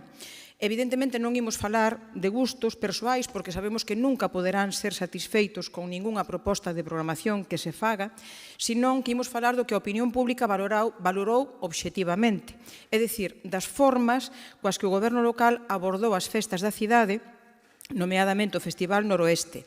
Ese festival e esas festas que deberan ser as de toda a cidadanía, tamén, por suposto, esas festas coas que nos presentamos ante os visitantes. E un exemplo foi, como digo, a organización do Festival Noroeste, o festival que é marca da cidade, o de maior arraigo e identidade e personalidade coruñesa, desde logo moi anterior no tempo a esta actual burbulla de festivais, sempre de organización e xestión exclusivamente privada, mas iso sí, grazas ao patrocinio de inxentes cantidades de diñeiro público, maria seren despois de pago para o público, non? Un modelo de espectáculo que foi inaugurado polo Partido Popular dende a Xunta e dende o que o goberno socialista en minoría de Inés Rei se declara alumno fiel e avantaxado, mentras que, iso sí, quero volver a insistir aquí, aos creadores locais, ao tecido cultural local, se lle ofrecen continuamente rebaixas continuas do seu caché. O Festival Noroeste é memoria xeracional da cidade e aposta pola calidade, diversidade, pluralidade e singularidade musical do seu cartel, tamén polas oportunidades que representou sempre para abrir as portas aos novos talentos e tamén por ser o único festival gratuíto e, polo tanto, accesível a todos os públicos. A crítica pública á edición deste pasado mes de agosto sinalou varios factores. Por unha banda, a falta de previsión na contratación da maior parte dos concertos. Pola outra, a comunicación tardía do cartel do festival, só 4 días antes de comenzar, precisamente debido pola demora na contratación de gran parte das bandas. Por outra banda, o bochorno público vivido por algún artista que viu anunciado o seu nome do cartel antes de saber que estaba contratado. Tamén as carencias importantes en produción e coordinación coas bandas e cos artistas, o inaccesível espazo destinado ás persoas con mobilidade reducida ou a falta de medios técnicos, nomeadamente nos de gran formato que se celebran na praia de Riazor. Que sentido ten programar un concerto na praia de Riazor sen os reforzos precisos para poder velo e escoitalo con garantías? Foi isto todo un descoido, unha improvisación, falta de planificación, incapacidade de xestión, falta de vontade. Saberémolo no BNG cando analicemos os expedientes de gastos, de facturas, sen pagar, do INCE, de contratos, para os que levamos agardando dende o 23 de xuño e para o que este pleno obrou o milagro e achegounos onte a autorización para velos, iso sí, a partir do 6 de outubro. O tecido cultural e social da cidade merece explicacións e respostas. Por que este descoido do Noroeste, o Festival Marca da Casa? E tamén merece, por certo, señor Castro, unha desculpa polas declaracións que fixo públicamente. Quen queira ver grupos de nivel, que pase por billeteira. Acaso o único festival gratuito da Coruña non merece contar con grupos de nivel? Acaso a veciñanza da Coruña non merece seguir gozando dun festival gratuito de nivel, como sempre foi o Noroeste? Acaso o señor Castro quere decir que os festivais de xestión privada, máis regados con diñeiro público e accesíveis, polo tanto, de forma condicionada, son de primeira e o Festival Marca da Casa, como é o Noroeste, de xestión municipal para toda a veciñanza, é de segunda. Desde o BNG, desde logo, defendemos unha xestión política cultural responsável e rigurosa, xa remato, que implique o tecido cultural de proximidade. Con esta moción propomos 3 acordos coa vontade de seren un punto de inflexión reflexión que conduza a dar resposta a unha demanda do tecido social e cultural da cidade, recuperar a esencia e a personalidade do Festival Noroeste, instando o Goberno local a, primeiro, convocar unha praza de dirección artística para a edición do Festival Noroeste 2026, segundo, comezar a planificar o antes posible o Noroeste 2026 para recuperar a súa referencialidade musical e evitar as deficiencias que se produciron este ano canto a organización, programación, coordinación e difusión e, en terceiro lugar, priorizar económicamente o Festival Noroeste nos orzamentos do INCE do 2026, o único festival organizado polo Concello da Coruña e accesível a todos os públicos. A respecto da emenda do Partido Popular, por suposto que a imos aceptar.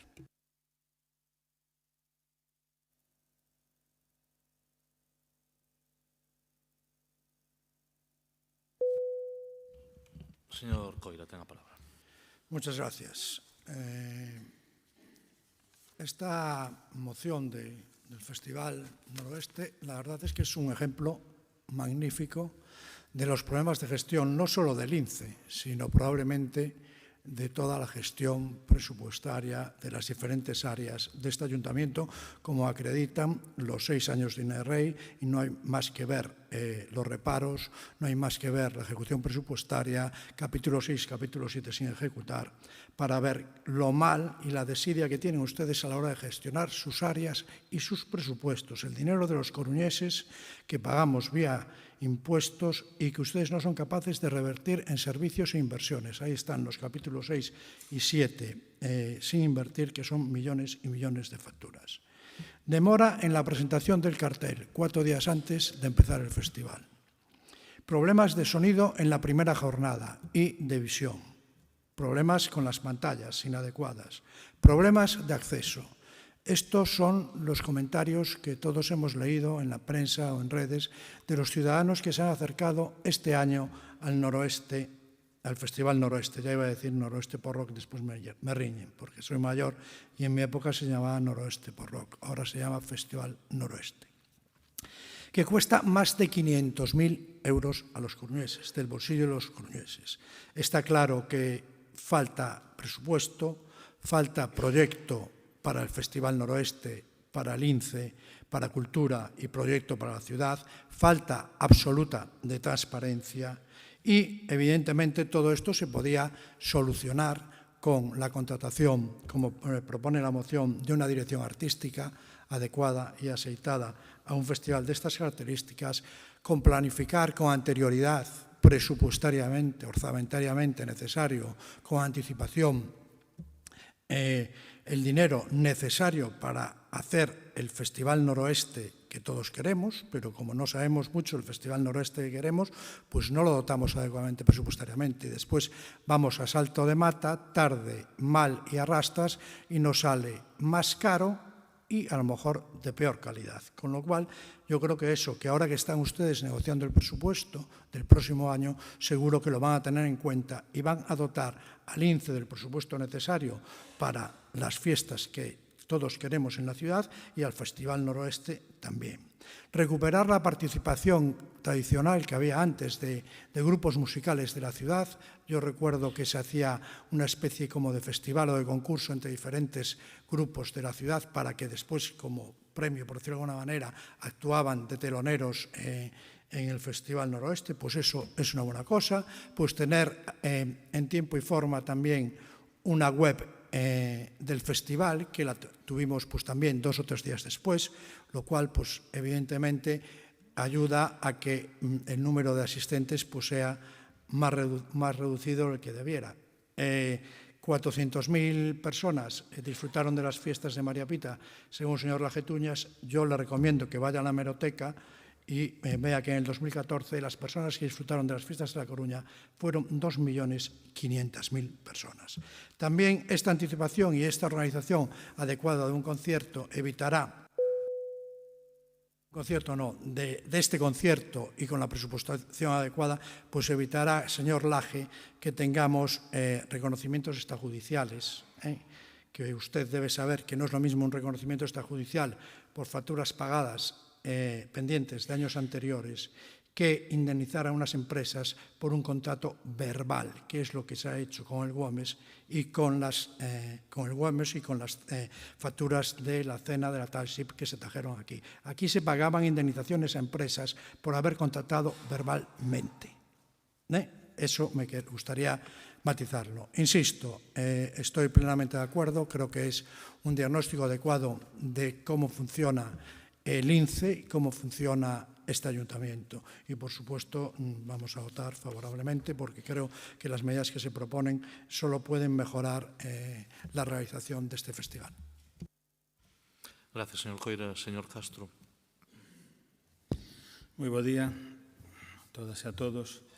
Antes de proceder a dar resposta ás reflexións realizadas tanto na propia moción como no presente debate, eu quero dicir unha cousa. Eu creo que debemos ser rigurosos e non sacar de contexto declaracións. Este concelleiro dixo o que dixo, e aí están os audios para comprobalo, e o que dixo este concelleiro efectivamente é que é un festival público que debe de favorecer, de apoiar e de promover precisamente aos artistas locais, aos grupos emerxentes e ter unha identidade propia, e que plantexamentos de contratación por 300, 400 e 500.000 euros de grupos ou de bandas nun festival gratuito e público, creo que non responden a unha política cultural pensada por e para o sector cultural da nosa cidade e do país. Eso foi o que dixen.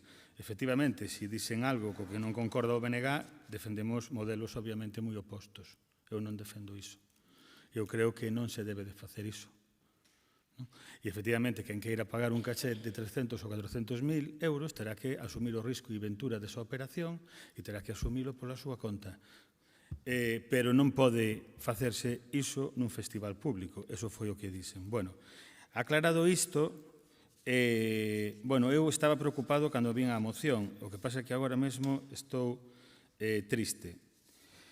Estou triste, vou a responder rapidamente aos apartados da moción e logo explico por que estou triste. Vamos a ver, convocar unha praza de dirección artística para a edición do Festival Noroeste 2026. Bueno, o Festival Noroeste 2025, 24 e 23 e algún máis naceron dun proceso de participación de escoita activa do sector cultural da cidade e en concreto dos que se dedican ao sector musical.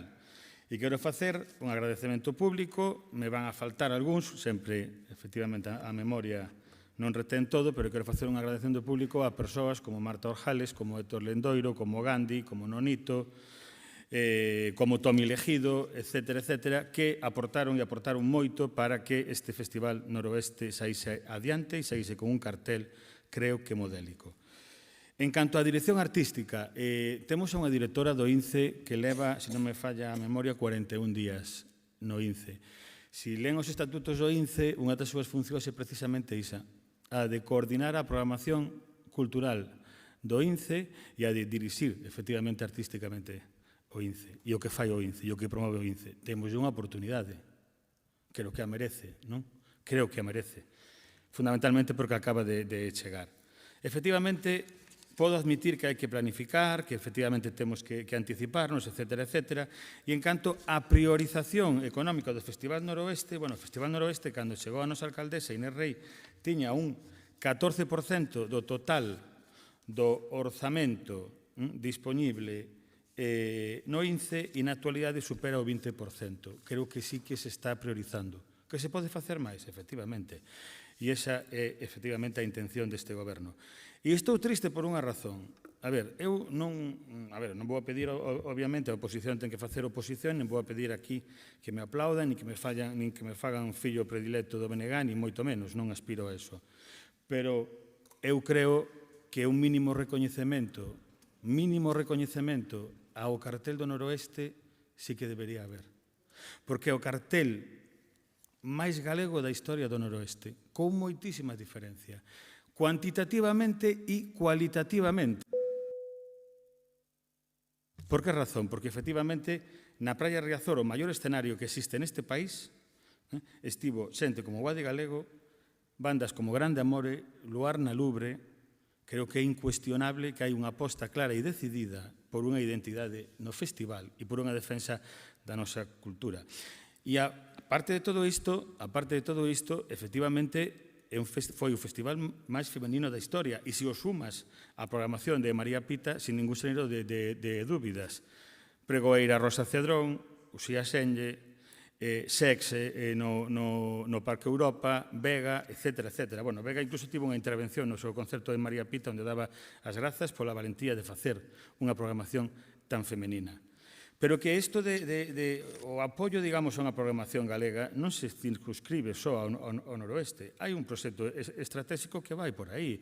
Onte tivemos, vamos a ver, o inicio dun ciclo como Folno Colón, que ten a Treixadura, a Brancupeiro, Milladoiro, Tiruleque, Xavier Díaz, Carlos Núñez, bueno, a todo o que é, efectivamente, a nosa base cultural musical.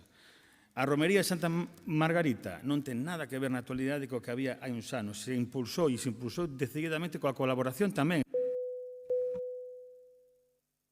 as agrupacións e entidades desta cidade e co traballo que debo de agradecer públicamente de Antonio Prado. Non é o Concello só o que está impulsando efectivamente este resurdir da música e da cultura en galego. E se me permite 10 segundos, quero recoñecer públicamente o traballo da Asociación de Veciños. Me vai quedar alguén, pero bueno, do Agra do Orzán, de Oza, Gaiteira, Os Castros, de Monte Alto, de Lavañou, de Elviña Castro, do Barrio das Flores, de moitas que traballan tamén impulsando unha programación nos seus eventos en galego. E, como non me podo esquecer de todas as agrupacións e entidades de música e de baile tradicional desta cidade que traballan man a man con esta concellería, Donaire, Sacarandaina, Cánticas da Terra, son de aquí a Turusos, etc.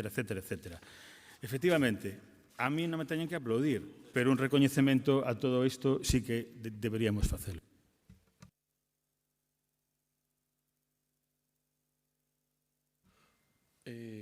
Entendín que a señora Queixas aceptou a emenda de engádega do Partido Popular, polo tanto, pasaríamos a votación incluindo o texto engadido polo Partido Popular. Votos a favor da moción? Votos en contra e abstencións non hai, por unanimidade. Rematadas as mocións do Bloque Nacionalista Galego, pasamos ás mocións do Partido Popular. Primeira moción relativa á abordaxe do senfogarismo. Ten a palabra a señora López. Grazas, señora alcaldesa. Señor Laje. Bo día de novo a todos e a todas. Nos últimos anos sí que se incrementou o número de persoas sen fogar que viven na nosa cidade. Din que no ano 24 se incrementou nun 5% e a Cociña Económica fala de que nese ano atenderon a máis de 2.500 persoas. E se falamos a comenzos do ano 25, as entidades do terceiro sector falan de contar máis de 100 persoas que durmen e que viven nas rúas da Coruña. E non hai que esquecer outro dato, é que o 11% da poboación da Coruña ten graves dificultades para chegar a final de mes. Ben, estamos xa fartos do desleixo e do abandono deste goberno municipal. E digo ben, deste goberno municipal, porque é competencia isto do goberno municipal, por eso non podemos aceptar a emenda do BNG. Como digo, a Lei 13/2008 dos Servicios Sociais da Comunidade Autónoma de Galicia, aprobada no bipartito, cando vostedes gobernaban, marcan que o goberno municipal o responsable, o que ten que crear, o que ten que xestionar e o que ten que planificar este servizo. Entón, aceptar a súa emenda sería tanto como facer que este Concello se desvinculase de algo tan importante, de un asunto tan urxente e importante para a nosa cidade, sí.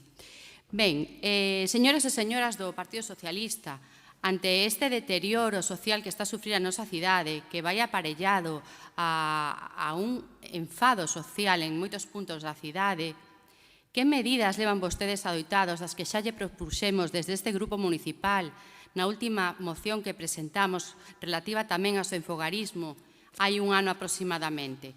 Porque presentamos medidas relativas á prevención que non se tiveron en conta, xa que se sabe que intervir nos primeiros 6 meses é realmente máis efectivo, presentamos a posibilidade de facer un plan operativo cuns obxectivos cuantificables e resultados avaliables e crear unha especie de estrategia onde puderan intervir todos os actores sociais. Tampouco se fixo. Aportamos tamén a idea de que sexa o Concello que coordine as actividades de todas as entidades sociais que se dedican ao eido da inclusión, que levan liñas de traballo semellantes, pero moitas veces algo descoordinadas, porque o Concello non só se ten que dedicar ao financiamento, ten tamén a obriga de coordinar, de planificar e de supervisar as liñas de traballo destas entidades que fan un traballo inxente, un traballo maravilloso, cun orzamento escaso, se me permiten dicir isto.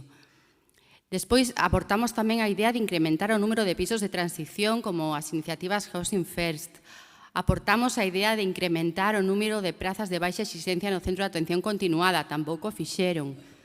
O número de prazas en comedores sociais, tampouco.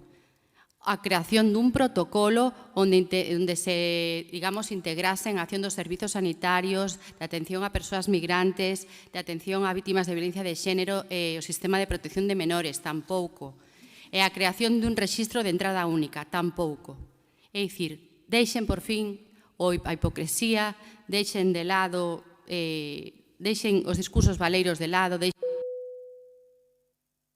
non deixen de falar de progresismo cando teñen as rúas cheas de persoas con enfermidades mentais, persoas con adiccións severas e sen recursos dormindo na calle, deixen de falar de empatía cando non pisan as rúas, deixen de falar de políticas sociais cando non as aplican, dende logo non é de recibo facer como que nada pasa cando en realidade estás a cronificar un problema tan severo como é o senfogarismo. Estamos a falar precisa dunha intervención inmediata. Trátase dunha política, dunha responsabilidade non só política, senón tamén ética e moral. Mais nada pola miña banda, moitas grazas. Grazas, señora López. Ten a palabra o señor Soto. Grazas, señor Tenente de Alcalde. Dende o Grupo Municipal do BNG, Tenente de Alcaldesa, perdón. Dende o Grupo Municipal do BNG consideramos que esta moción pon o foco nun problema social de primeira orde, un problema que se ten visto agravado coa implantación dende hai décadas de políticas regresivas en materia de dereitos sociais. Políticas neoliberais que teñan recortado o estado de benestar o que ten provocado a fractura das relacións de solidaridade social que caracterizaron as décadas que sucederon a Segunda Guerra Mundial e a derrota do fascismo. E é que os recortes no estado de benestar teñen víctimas. Quería recomendarlles, se me permiten, un libro, Púa, Pobre, de Catriona O'Sullivan, un duro relato autobiográfico dunha muller irlandesa que, sendo nena, padeceu exclusión social, abusos físicos e sexuais, alcoholismo e pobreza, moita pobreza. Ela tamén foi unha persoa sen fogar, aínda que por un tempo breve. E, a pesar de todo iso, conseguiu chegar a ser profesora de psicoloxía na universidade máis importante de Irlanda. Contolles isto porque no epílogo da súa obra, a autora analiza as chaves do seu éxito. Uns servizos sociais ben financiados, uns programas de captación de estudantado en situación de exclusión social e, por suposto, a gran calidade humana das persoas que estaban detrás destes servizos. O escenario, explica a autora, hoxe mudou e unha persoa desfavorecida como foi ela tería agora moitísimo máis difícil sair desa situación de exclusión social, porque os gobernos decidiron que a mellor forma de superar as crises económicas era recortando o orzamento dos servizos sociais. Nun momento en que o señor Merz, o chanceler alemán, anuncia que o estado de benestar debe ser abrogado, as memorias de O'Sullivan son unha lembranza de que outro mundo mellor pode e debe ser posible. Por iso a importancia desta moción que compartimos. E compartimos, como non pode ser de outra forma, as propostas que se inclúen, que nos parecen razoáveis. Con todo, propoñemos unha emenda de modificación da redacción. Mirade, eu, cando preparo as mocións, poño por escrito o que vou ler. Normalmente teño que defender varias intervencións en cada pleno. E aquí escribira unha emenda que corrixe un erro técnico. Creo que non se trata dun erro técnico e pola súa intervención quedou bastante claro de que en absoluto é tal. É unha redacción feita con mala fe.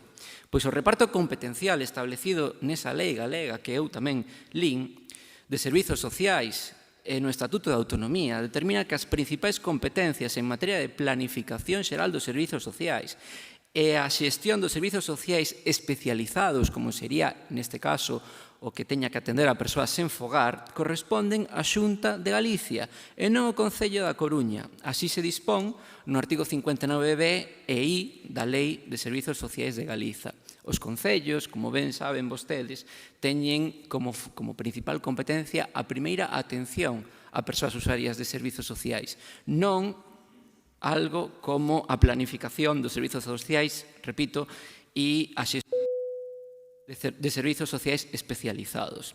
Aproveito esta intervención para sinalar un erro na redacción da nosa emenda, pois a competencia que facemos alusión non está na letra C, senón na letra I do artigo 59 da Lei de Servizos Sociais. Sen máis, pedimos o voto para a nosa emenda. Gracias, señor Soto. Ten a palabra a señora Canosa. Grazas, señor Laje. Bueno, moi bo día novamente. Señora López, encantados de que traian a este pleno un tema como é a inclusión e as persoas en situación de vulnerabilidade, pero a verdade é que me sorprende a súa moción porque o que dan a entender é que non existen recursos, nin planificación, nin nada. Realmente o que, sinto ter que dicilo así, pero o que amosan é un descoñecemento evidente da realidade da nosa cidade en materia de inclusión. A nosa cidade é unha das que máis inviste en inclusión social en Galicia. Temos un modelo consolidado que é froito das políticas progresistas dos últimos anos e que integran servizos municipais, entidades sociais e programas innovadores. Así que non se trata de inventar novas estrategias sobre o papel, senón de coñecer o que xa se está a facer. E miren, vou a ser moi concreta. Cando vostede fala de crear un plan de emerxencia, o Concello xa dispón dun sistema activo de atención a persoas en situación de exclusión. Existe un equipo municipal de inclusión social que leva anos traballando. Existe un programa de intervención con menores de alto risco. Suman os programas 400.000 euros. Cando falan do Centro de Atención Social Continuada, deberían estar orgullosos, xa que é un recurso pioneiro en Galicia. Por certo, en Galicia só hai 3 albergues municipais, A Coruña, Ourense e Lugo, e vostedes non teñen ningún recurso similar en Galicia, e as competencias son compartidas neste eido. No relativo a comedores sociais, bueno, poderíamos chegar a máis persoas, intentamos chegar a todas as posibles. Temos 2 comedores municipais. Cando non chegamos a todas as persoas, temos financiamento a entidades. Entidades como Padre Rubinos, como Cociña Económica, como Boa Noite, como Accen, como Cruz Vermella, con financiamento público. Saben canto destinamos? 778.000 euros para comida, prazas de pernocta e acompañamento social. Eso son datos, iso é unha realidade. Falan dun sistema de coordinación coas entidades e que non pode haber máis colaboración co tecido asociativo da cidade, non só por parte desta concelleira, senón por parte da señora Neira, por parte das distintas persoas que foron pasando polos servizos sociais. E precisamente a EAPN, que vostede mencionou nun pleno como unha entidade recoñecida, elixe facer o seu seminario anual na nosa cidade. Sabe por qué? Porque quere recoñecer a colaboración pioneira entre os servizos sociais municipais e as entidades do terceiro sector. E aquí se vai a facer o seminario do 2025 en nada. Bueno, coordinación con outros servizos. Di que falta coordinación e falan de saúde mental. Mire, o tema da saúde mental é unha competencia específica súa, do seu goberno autonómico. Por favor, moitas das persoas que están na rúa teñen problemas de saúde mental. Existe unha falta clara de atención por parte do Servizo Galego de Saúde. É unha vergonza que fale de saúde mental aquí neste pleno. Sinceramente, yo digo. Coordinación, exemplos de coordinación e éxitos de coordinación. O programa de atención en menores. Colaboramos con Fiscalía, con Policía, con centros de saúde, con hospitais e incluso co equipo técnico de protección á infancia. Isto tamén é unha realidade. Tamén é unha realidade a política de vivenda social que forma parte da estrategia real. E remato, señor Laje, dos servizos sociais. 96 vivendas sociais, 96. Vostedes que teñen en materia de vivenda social, aínda están a empezar con iso.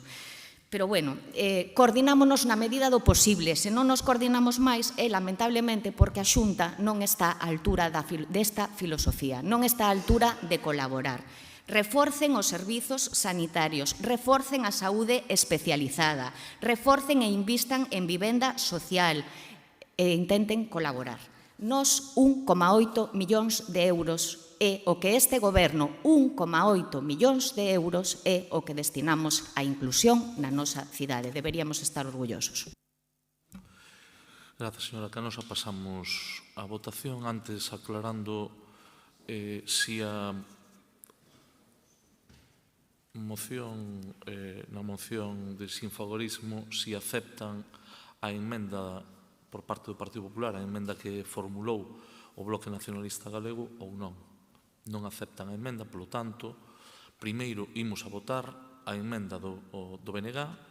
En caso de que fose rexeitada, votaríase a moción. Si queda aprobada, non tería lugar a votación da moción. Pasamos á votación. Votos a favor da emenda do BNG? Votos en contra? Abstencións non hai. Queda aprobada a emenda do BNG, non há lugar a votar a moción. Pasamos ao seguinte punto, que é a moción relativa á aprobación definitiva da norma zonal 8. Señor Deus, ten a palabra. Moitas grazas, señor Laje. Traemos esta moción al Pleno porque es un tema que nos preocupa a nosotros, pero mucha más preocupación tienen aquellas entidades que llevan años esperando porque este Gobierno municipal gestione de una manera adecuada los asuntos importantes para la ciudad. La norma zonal 8 de equipamientos del actual Plan General regula las condiciones de edificación y uso de las parcelas de equipamientos privados y públicos, calificados como tal por dicho plan. Durante los años que lleva vigente el Plan General, esta norma evidenció rigideces que impidieron el desarrollo de algunas actuaciones de interés de dotaciones de titularidad privada e incluso dilató tramitaciones para actuaciones en equipamientos de titularidad pública, debido, entre otros temas, a la obligación de tramitar un estudio de detalle. En el año 2017 se inicia un expediente de modificación puntual del Plan General en el ámbito de esta norma zonal 8. Ni que decir tiene que ese periodo 2015-2019 se caracterizó por un gobierno municipal apoyado por el Partido Socialista que paralizó esta ciudad y nada se hizo con ese expediente. En el año 2019, ya bajo el mandato de Inés Rey, se contrata una asistencia técnica para la redacción de la documentación de la modificación puntual, que se aprueba en Junta de Gobierno el 18 de noviembre de 2020, hace 5 años. 2 años más tarde, en julio de 2022, ante la inoperancia del Gobierno de Inés Rey, nuestro grupo presenta una pregunta oral para saber en qué punto se encontraba esa tramitación. Pero más que nada porque estaba trascendiendo que esa modificación puntual de la norma zonal 8, sin haber pasado ni por la Comisión de Urbanismo ni, por supuesto, por el Pleno, estaba paralizada porque el Partido Popular no la iba a apoyar. Eso sí era un bulo, porque nunca se había votado ni tan siquiera se había incluido en ningún orden del día. A raíz de esa pregunta oral de nuestro grupo, en la que instamos a tramitar este asunto, trae al Pleno el 13 de octubre de 2022 el documento para la aprobación inicial de la modificación puntual del Plan General. Como era de prever, en ese Pleno se puso otra vez de manifiesto la debilidad del Gobierno de Inés Rey. Como es sabido, estas modificaciones del Plan General requieren la aprobación por mayoría absoluta y su socio preferente en el mandato anterior, Marea, que sí sumaba, no usted, señor Jorquera, votó en contra de esta modificación puntual y el Bloque Nacionalista Galego se abstuvo. Fueron nuevamente los votos decisivos del Partido Popular los que garantizaron la mayoría absoluta necesaria. Recordarán ustedes que ese no fue el único asunto del mandato anterior que, gracias a responsabilidad del Partido Popular, salieron adelante. Les recuerdo temas como la Intermodal, el Novo Chuac o la ciudad de las TIC, entre otros asuntos de vital importancia. Señor Díaz, en ese pleno usted hacía una intervención que quiero recordarle. Desde el minuto 1, el Gobierno de Inés Rey tuvo claro que era una prioridad modificar el plan para acabar con esos problemas. Buscamos, por tanto, facilitar las mejoras y ampliaciones en las dotaciones que cada día usan los coruñeses, mejorando con ello su calidad de vida. El Plan General define las dotaciones como aquellos elementos que se encuentran al servicio de las necesidades de la población. Son, por tanto, los elementos más importantes de nuestro planeamiento y, por tanto, merecen, por parte de esta corporación, toda nuestra atención. Es una pena que esta modificación puntual no se haya sido declarada de planificación. Remato ya, señor Laje.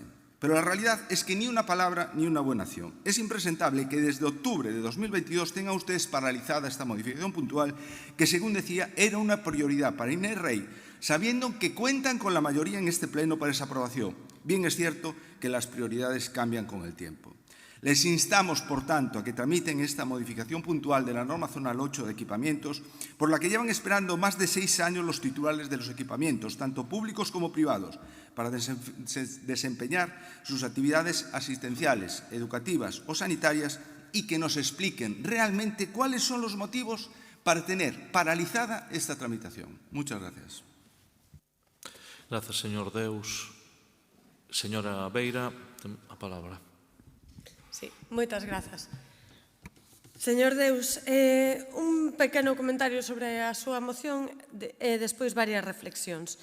O comentario é que, dado que de momento só se tramitou a aprobación inicial, entendo que o seguinte paso sería a aprobación provisional, non a aprobación definitiva como poñen vostedes na súa moción. En todo caso, enténdese perfectamente o espírito da moción, non? Unha reflexión. Resulta que cando o Partido Popular vota a favor de algo que impulsa o Partido Socialista neste salón de plenos, é responsabilidade, non? Eso é o que acaba de dicir vostede. Vostedes, grazas a vostedes, se aprobaron distintas modificacións puntuais ou o convenio do CHOA, non? Foi pola súa responsabilidade. Pero cando o BNG vota a favor de algo que trae Inés Rei a este pleno, entonces somos cómplices, non sei que e non sei canto. É así como funciona a cousa, non?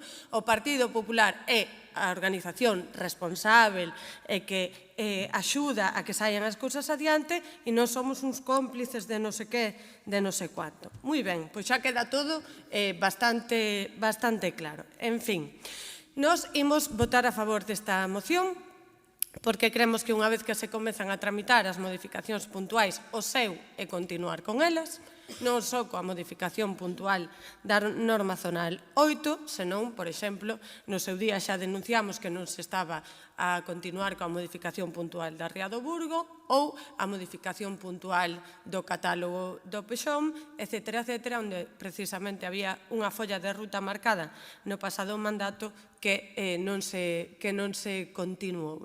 Nos, efectivamente, na aprobación inicial abstivémonos porque considerábamos que había cousas que eran positivas, efectivamente, como que se puidese avanzar en equipamentos sen necesidade de tramitar un estudo de detalle co tempo que leva todo iso, pero tamén fixemos unha serie de observacións a respecto da reducción das ratios dos aparcadoiros que se requerían para eses equipamentos, porque nos entendíamos que había que acometer unha serie de mudanzas nas políticas de mobilidade que aínda están pendentes, por certo, para que efectivamente esa reducción de ratios fose efectiva. Foi o que comentamos naquela sesión plenaria. En ningún caso manifestamos que estivésemos en contra desa modificación puntual da norma zonal. Por lo tanto, que se impulse, veremos que cuestións positivas se poden introducir de cara á aprobación provisional e á aprobación definitiva e cando vexamos todo iso plasmado, pois efectivamente desde o BNG poderemos anunciar o noso voto favorável a esa modificación puntual. Nada máis. Gracias, señora Beira. Ten a palabra o señor Díaz. Sí. Gracias. Adelantar, desde luego, el voto favorable del Grupo Municipal Socialista a esta iniciativa, que es la iniciativa de traer, obviamente, a este pleno la norma zonal 8, por la que tanto hemos trabajado y tanto hemos luchado para que salga adelante. Les anuncio además a este pleno municipal que, a pesar de lo que dice el señor Deus, el documento no está paralizado. El documento para aprobación provisional ya está redactado y finalizado y se encuentra en este momento pendiente de informes sectoriales, algunos de la Xunta de Galicia. Por lo tanto, bueno, pues les invito, señores del Grupo Municipal del Partido Popular, a que hablen con sus compañeros de la Xunta de Galicia. No hace tanto que lo tienen, pero bueno, si quieren agilizarlo, yo desde luego les estaré eternamente agradecido.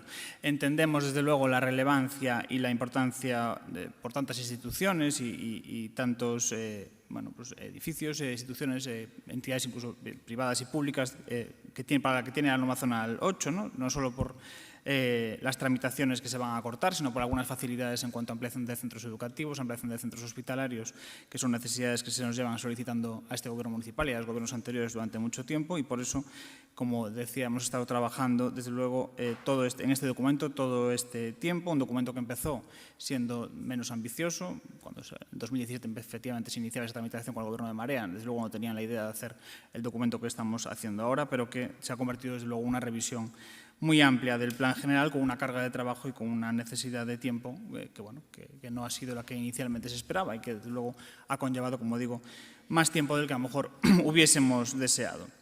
Desde la adaptación propia de las normas técnicas, del planeamiento, que el plan general obviamente no estaba adaptado, adaptación pues, a los nuevos visores GIS, a nuevas documentaciones que se piden a día de hoy, que desde luego pues, eso ha supuesto una carga de trabajo muy elevada, correcciones de errores que han ido apareciendo, y además la prueba fundamental de que no está paralizado desde octubre de 2022 es que hubo un proceso de alegaciones, se presentaron alegaciones, hubo informes sectoriales, se respondieron esos informes sectoriales, por lo tanto, pues toda esa documentación y todas esas alegaciones y esas peticiones de informe ha habido que incorporarlas y se han incorporado al documento de aprobación provisional, ¿no? En todo caso, tampoco, para no dilatar tampoco mucho más el debate, ya que estamos los grupos a favor, celebro el apoyo unánime a esta modificación, así que por anticipado, ¿no? Parece, y luego me comprometo a traerla a este pleno lo antes posible, que será cuando se informen por parte tanto de Xunta como del Estado los informes sectoriales pertinentes. Gracias. Gracias, señor Díaz. Pasamos á votación. Votos a favor da moción. Queda aprobada por unanimidade. Pasamos, polo tanto, ás preguntas orais. Perdón, señor Laje. Queda unha moción. Capital Europea da Cultura. Perdón, ten razón. A terceira. A moción relativa á candidatura á Capital Europea da Cultura 2031. Ten razón, señor Sanclado, ten vostede a palabra. Disculpe. Muchas gracias, señor Laje. No sería erróneo afirmar que el acervo cultural coruñés supone una excepción atlántica, una excepción que se basa en su diferenciación sistémica de cualquier otra ciudad de su entorno y que probablemente nace de su propia morfología peninsular, incrustando en el océano a esa Europa continental, constituyéndose en el balcón atlántico al que se refirió Salvador de Madariaga. Un patrimonio cultural tangible e intangible que es capaz de conectar a Coruña con el mundo y especialmente con el conjunto de los pueblos europeos. Una creación que se aborda no solo desde su pasado, con aquellos artistas que tuvieron a nuestra ciudad como fuente de inspiración, sino también desde nuestro presente. Una ciudad creativa, única en su especie, que reúne desde el Festival de Ópera más antiguo de España hasta una producción que se da en sus numerosos talleres en cada una de sus calles, pasando por la vanguardia en la fotografía, con tan grandes nombres y proyectos expositivos por todos conocidos. Y así, ante la pasividad manifiesta de esta alcaldesa y de su gobierno municipal hasta la fecha, el Grupo Municipal del Partido Popular solicita el voto a favor de este pleno para que nuestra ciudad pueda ser y optar a ser Capital Europea de la Cultura en 2031. Una oportunidad que permite reconocer la proyección internacional de nuestra cultura local, así como su dimensión en el proceso de construcción europea, y que además permitiría optar a 1,5 millones de euros de inversión que irían vinculados a partir de dicho premio al desarrollo del proyecto expositivo.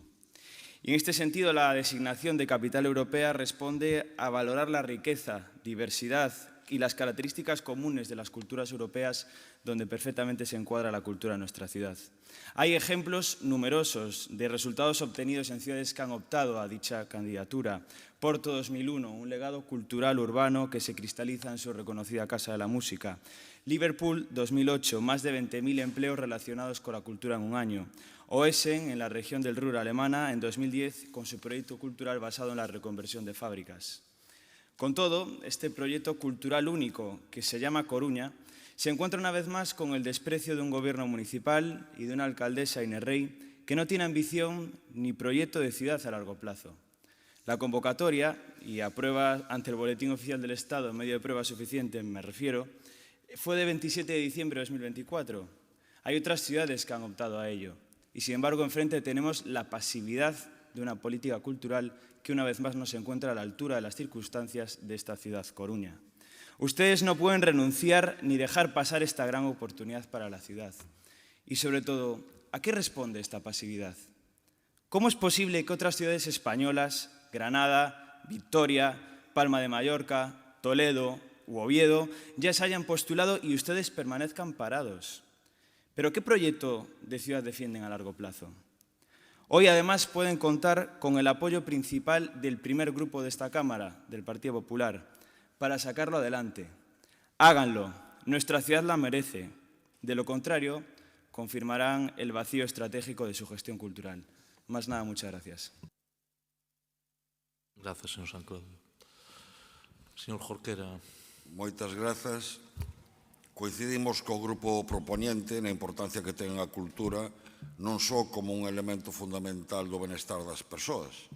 A cultura é tamén importante desde o punto de vista económico e hora de vertebrar e cohesionar unha sociedade. Sería bo, iso sí, que o PP tivese todo isto presente tamén na Xunta de Galiza, para que desde o goberno galego haxa outro trato á nosa cultura. Mas, en calquera caso, estamos de acordo en que a Coruña ten un patrimonio histórico, artístico e cultural moi rico, temos un importante tecido de creadores e axentes culturais e uns equipamentos culturais que hai que cuidar e mellorar, e a nosa riqueza cultural posta en valor pode contribuir a reforzar a proxección da nosa cidade. E por todo iso coincidimos en que na Coruña e tamén na Galiza hai que deseñar unha estrategia cultural ambiciosa que potencia o noso patrimonio cultural e a creación artística. Como estamos de acordo, por suposto, en que sería bo para a nosa cidade ser, en 2031, capital europea da cultura. Pero para poder aspirar a ser capital europea da cultura, o proxecto que dea sustento á candidatura ten que ser un proxecto de cidade, froito do diálogo e o consenso entre todos os grupos e coa participación activa dos nosos axentes e creadores culturais. E para comezar, contando co Consello Municipal de Cultura, que se existe como órgano de consulta e participación, será para dotalo de contido. Digo isto porque nos parece ben o que propoñen, mas a presentación da candidatura debería ser a consecuencia de todo ese proceso previo, en vez de facer as cousas ao revés. Non vai a ser que coa candidatura a Capital Europea de Cultura pase o mesmo que co Mundial 2030. Sei que a candidatura da Coruña ao Mundial 2030 é outro proxecto de cidade, pero o certo é que nin esta corporación, nin as principais entidades deportivas da Coruña, nin o conxunto da cidadanía coñecen aspectos fundamentais do proxecto, se é que existe o proxecto. E chegado ao caso, parécenos tamén ben, señores do Partido Popular, que se solicite o respaldo formal á candidatura por parte da Diputación e da Xunta de Galiza. Pero a Xunta pode facer cousas xa. Pode cumprir os compromisos os que chegou no seu día para asegurar o financiamento da Orquestra Sinfónica de Galiza, a que vostedes citan na exposición de motivos atribuíndolle un rol nuclear, pois é así que a Xunta cumple os seus compromisos financeiros. Pode facer algo para recuperar e poñer en valor a casa de Rosalía de Castro na Rúa Príncipe, que está nun estado de lamentável abandono. Pode mostrar máis dilixencia e máis interese a hora de evitar que o estado calamitoso do edificio da Rúa Olmos poña en perigo os murais do Urbano Lugrís, como poido facer algo para que Naturgy, co que a Xunta comparte importantes intereses, por exemplo en Sogama, non pechase no seu momento o antigo Museo de Arte Contemporánea de Unión Fenosa. Porque o apoio á cultura da nosa cidade non consiste só en respaldar unha candidatura á capital europea da cultura. En calquera caso, xa conclúo, o BNG votará a favor da moción. Gracias. Gracias, señor Jorquera. Ten a palabra o señor Castro. Bueno, creo que convén, ademais, saber un pouco de onde vimos para entender cal é a situación nun proxecto que, coincido, é un proxecto de cidade. O Partido Popular chega tarde, non? Como acostuma as cousas. E, en primeiro lugar, eu quero dicirlles que este goberno xa estudou a viabilidade en profundidade de concurrir a esta candidatura.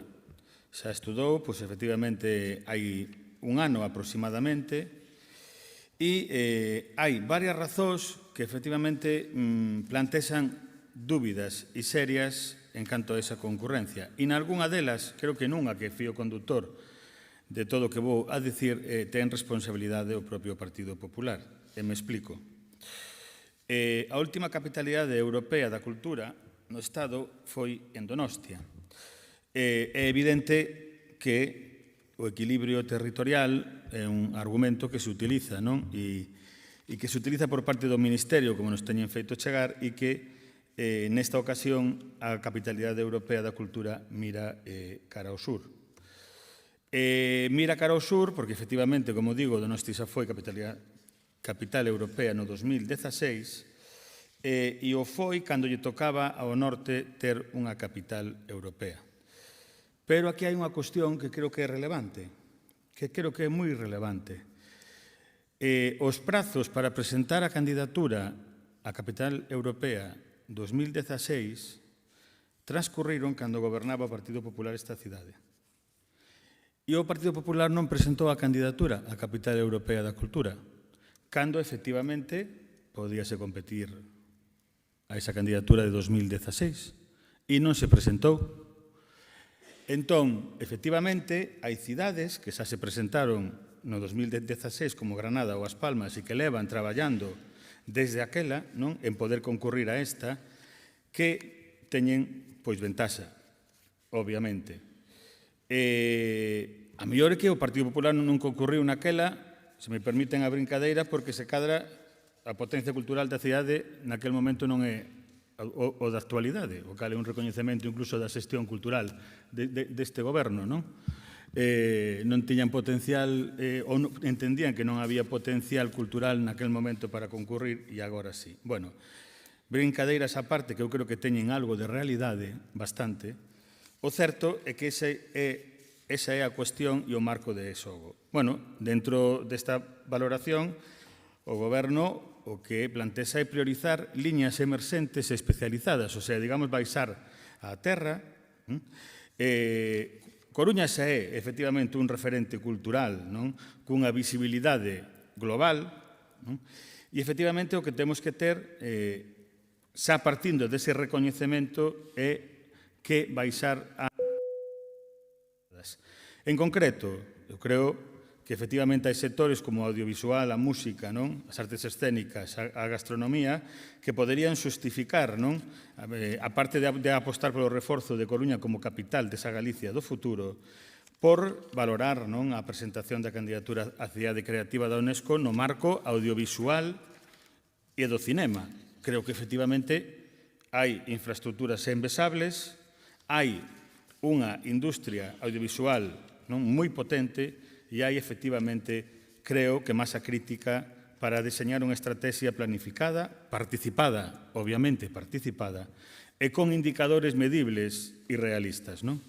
Dito isto, pois, efectivamente, ninguén discute que ser capital europea da cultura é moi importante, pero tamén é certo que é un proceso moi longo, moi complexo, e que, efectivamente, a cidade perdeu unha oportunidade de ouro cando non se puxo a traballar no mandato do Partido Popular para concurrir a esa candidatura de 2016 que tería contribuído a ter unha posición moito para poder concurrir a esta candidatura. Grazas, señor Castro. Vamos a pasar á votación. Votos a favor da moción.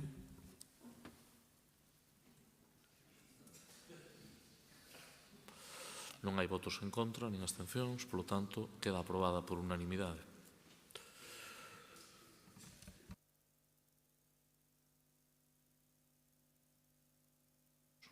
Pasamos ás preguntas orais. Comenzamos co BNG.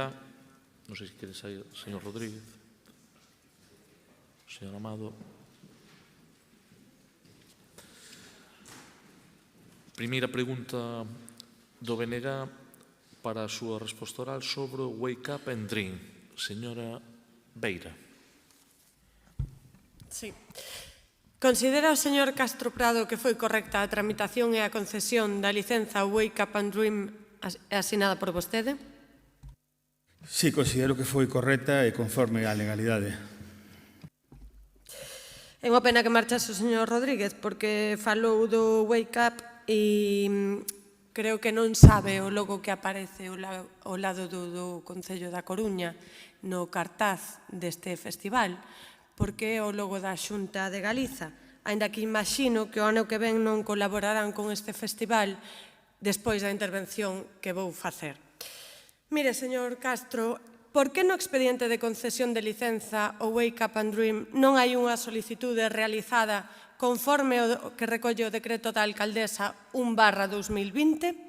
Por que admitiu esa solicitude de licenza se presentou apenas con 14 días de antelación cando o festival comezou a anunciarse en abril deste ano e o decreto da alcaldesa 1/2020 di que se ten que presentar como mínimo un mes antes da realización do espectáculo? Por que se seguiu coa tramitación normal sen que figurase solicitude para a utilización do espazo público necesario para o desenvolvemento da actividade? Por que non se realizou ningunha autoliquidación de taxas? En que momento se informou o Servizo de Seguridade Cidadá da realización deste evento tal e como recolle o decreto 1/2020 da alcaldesa? Por que figura no expediente un informe asinado polo anterior xefe da Policía Local referíndose ao Wake Up and Dream de 2024 e non un informe actualizado para o de 2025? Por que deu vostede por bo un estudo de seguridade e saúde para a montaxe das instalacións no Parque de Bens que cita o Hospital de Toledo como lugar onde acudir en caso de urxencia durante o proceso de montaxe da carpa no Parque de Bens da Coruña, volvo dicir, para acoller o Wake Up and Dream? Por que lle concedeu vostede licenza habendo varios informes técnicos que desaconsellaban a súa realización no Parque de Bens pola súa proximidade ao enil das Illas de San Pedro, pola súa afección ao parque e a infraestructura verde ou porque non é coherente co plan de acción en materia de ruído? Van realizar o evento para contradicir o que informou o técnico de Medio Ambiente funcionario do Concello da Coruña? E, sobre todo, por que a licenza que asina vostede reproduce e dá por bo o informe desa consultora contratado pola empresa interesada en facer o festival e que se dedica, ademais, esa licenza que asina vostede a rebater, a necesariedade do informe do funcionario e dous, os argumentos do informe do Servizo de Medio Ambiente e do técnico na materia. Por que o funcionario que ten que informar sobre o plan de autoprotección recibe a documentación o mesmo día que se realiza a actividade sen ter tempo para analizala? Non o digo eu, pono no informe o propio funcionario que ten que dicir se o plan de autoprotección está ben ou mal. Menos mal que non pasa nada, señor Castro, menos mal que non pasa nada, porque se chega a pasar, cáeselle o pelo. Señor Laje, sei que non lles gusta escoitar isto, pero isto é moi grave. Por que asinou vostede a licenza... Señora Beira, un segundo. Vostede pode decir o que considere, non se trata de que guste ou non guste. Dinlle o primeiro aviso, vou dar o segundo, concluya e eso. Por que asinou vostede a licenza para o Wake Up and Dream o mesmo día en que comezaba o propio festival? E mire, tendo en conta que o certificado de que a montaxe das instalacións é correcta e que está asinado electrónicamente por un enxeñeiro do Colexio de Enxeñería de Toledo ás 15:14 do propio día 4 de xullo, non sería aventurado dicir que vostede asinou a licenza mentre se montaba ou cando xa estaba montada a carpa onde se realizaría o festival. Que vai facer o Goberno municipal cos informes da Policía Local que recollen medicións que superan en 21 decibelios o máximo permitido en horario nocturno nos espazos naturais contemplado no Plan de Acción en Materia de Ruido e que indican que as actuacións continuaron fora do horario concedido? Vai poder facer o que queira a empresa organizadora do Wake Up and Dream ou vai vostede a facer o que ten que facer? Ben, como non me va a dar tempo, non vou a dar unha clase de Dereito Administrativo, obviamente, pero só vou a dicir unha cousa. Se cos anos que leva no Concello teño que explicarlle o que é un informe preceptivo e o que é un informe vinculante e o que son informes non preceptivos e o que son informes non vinculantes, bueno, en fin, preocúpame. Entón, unha cousa é expresar un desexo en voz alta, que neste caso é o de que non se fixera un festival, e outra cousa, efectivamente, é actuar conforme á legalidade. E como a pregunta se formula nesos termos, eu, efectivamente, vou a funcionar nesos termos. E vou a facelo de forma totalmente obxectiva. É dicir, non vou a facer valoracións de carácter subxectivo, nin moito menos, simplemente vou a ler, no tempo que me queda, algún extracto, porque, bueno, creo que está ben facelo así, de expertos en dereito administrativo, algúns deles amigos, que tiveron acceso, porque yo pasei, ao expediente para que me desen a súa opinión sobre a legalidade, porque aquí estamos falando de legalidade, non? Non estamos falando de se nos gusta máis ou menos un festival e se debe de facer ou non. En calquera caso, vou dicir unha cosa, o das medicións están ben, porque, e aquí xa entro en materia, o que din os expertos é que a actividade Festival Wake Up 2025 realizouse nun parque o de bens que non está sometido a ningún tipo de protección ambiental específica. Punto número 1. De feito, o espazo natural de interese local das illas de San Pedro están situadas a unha distancia mínima de 1,4 km. Efectivamente, non houve ningunha medición no espazo protegido que superase o permitido. Polo demais, a unha distancia similar ás illas de San Pedro, ao Enil, temos as festas do barrio de San Pedro, de Bisma, a das Roseiras, as de Bens, etcétera, etcétera, que con este criterio, con este mesmo criterio, teríamos que plantexarnos se se poden facer ou non se poden facer, non? Criterio que eu non comparto, obviamente, non? Preceptivos e vinculantes, efectivamente, conforme as competencias establecidas no decreto da alcaldía, infraestructuras, parques e sardíns. Preceptivos e vinculantes. O informe de parques e sardíns non desaconsella o festival, simplemente traslada unhas medidas correctoras que se aplicaron e se comprobou que se aplicaron. Seguridade Cidadá estivo informada de todo desde o primeiro minuto. Desde o primeiro minuto. E, efectivamente, o informe que fai do ano 2024 é posteriori para decir se houve algún problema. Di que non. Pero eu vou facer unha reflexión a respecto disto. É que isto é unha reflexión, sí que non de carácter técnico-xurídico, pero tamén. Aplicando iso, aplicando os criterios que traslada, non se poderían facer os festivais que se fan en parques naturais, por exemplo, e está no expediente, Festival de Música en Segura, que está na Sierra de Cazorla, Segura e as Villas, con unha protección moito máis... Xa remato. Festival Internacional das Culturas nos Pirineos, o moi coñecido Festival de Músicos na Natureza na Sierra de Gredos, e incluso o Sinsal, que foi a semana pasada, que está na illa de San Simón, incluída na Rede Natura como hábitat natural protegido. E máis, é que cos criterios que vostede traslada non se podería facer nin o Festival de Zas na Carballeira, nin o de Pardiñas, nin moitísimas outras cousas. Entón, me pregunta por a legalidade. Efectivamente, sí que foi un expediente, se pode a mellor criticar que presentara un expediente 14 días antes. Tamén lle digo, se aplicamos os criterios de forma estricta, non se fai nada nesta cidade. As solicitudes con máis dun mes de antelación. Remontou o seu tempo, señor Castro.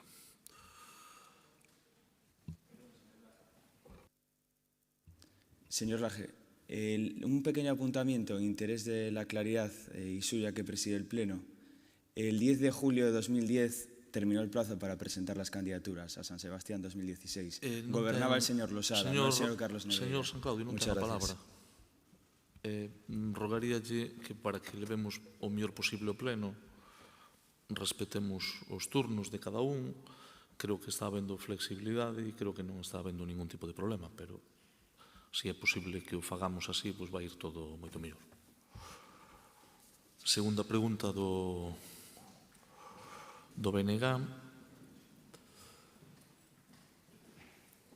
Pregunta sobre o Servicio Municipal de Protección Civil. Ten a palabra o señor Soto. Grazas, señor Tenente da Alcaldesa. Que importancia lle concede o Goberno local ao Servizo Municipal de Protección Civil?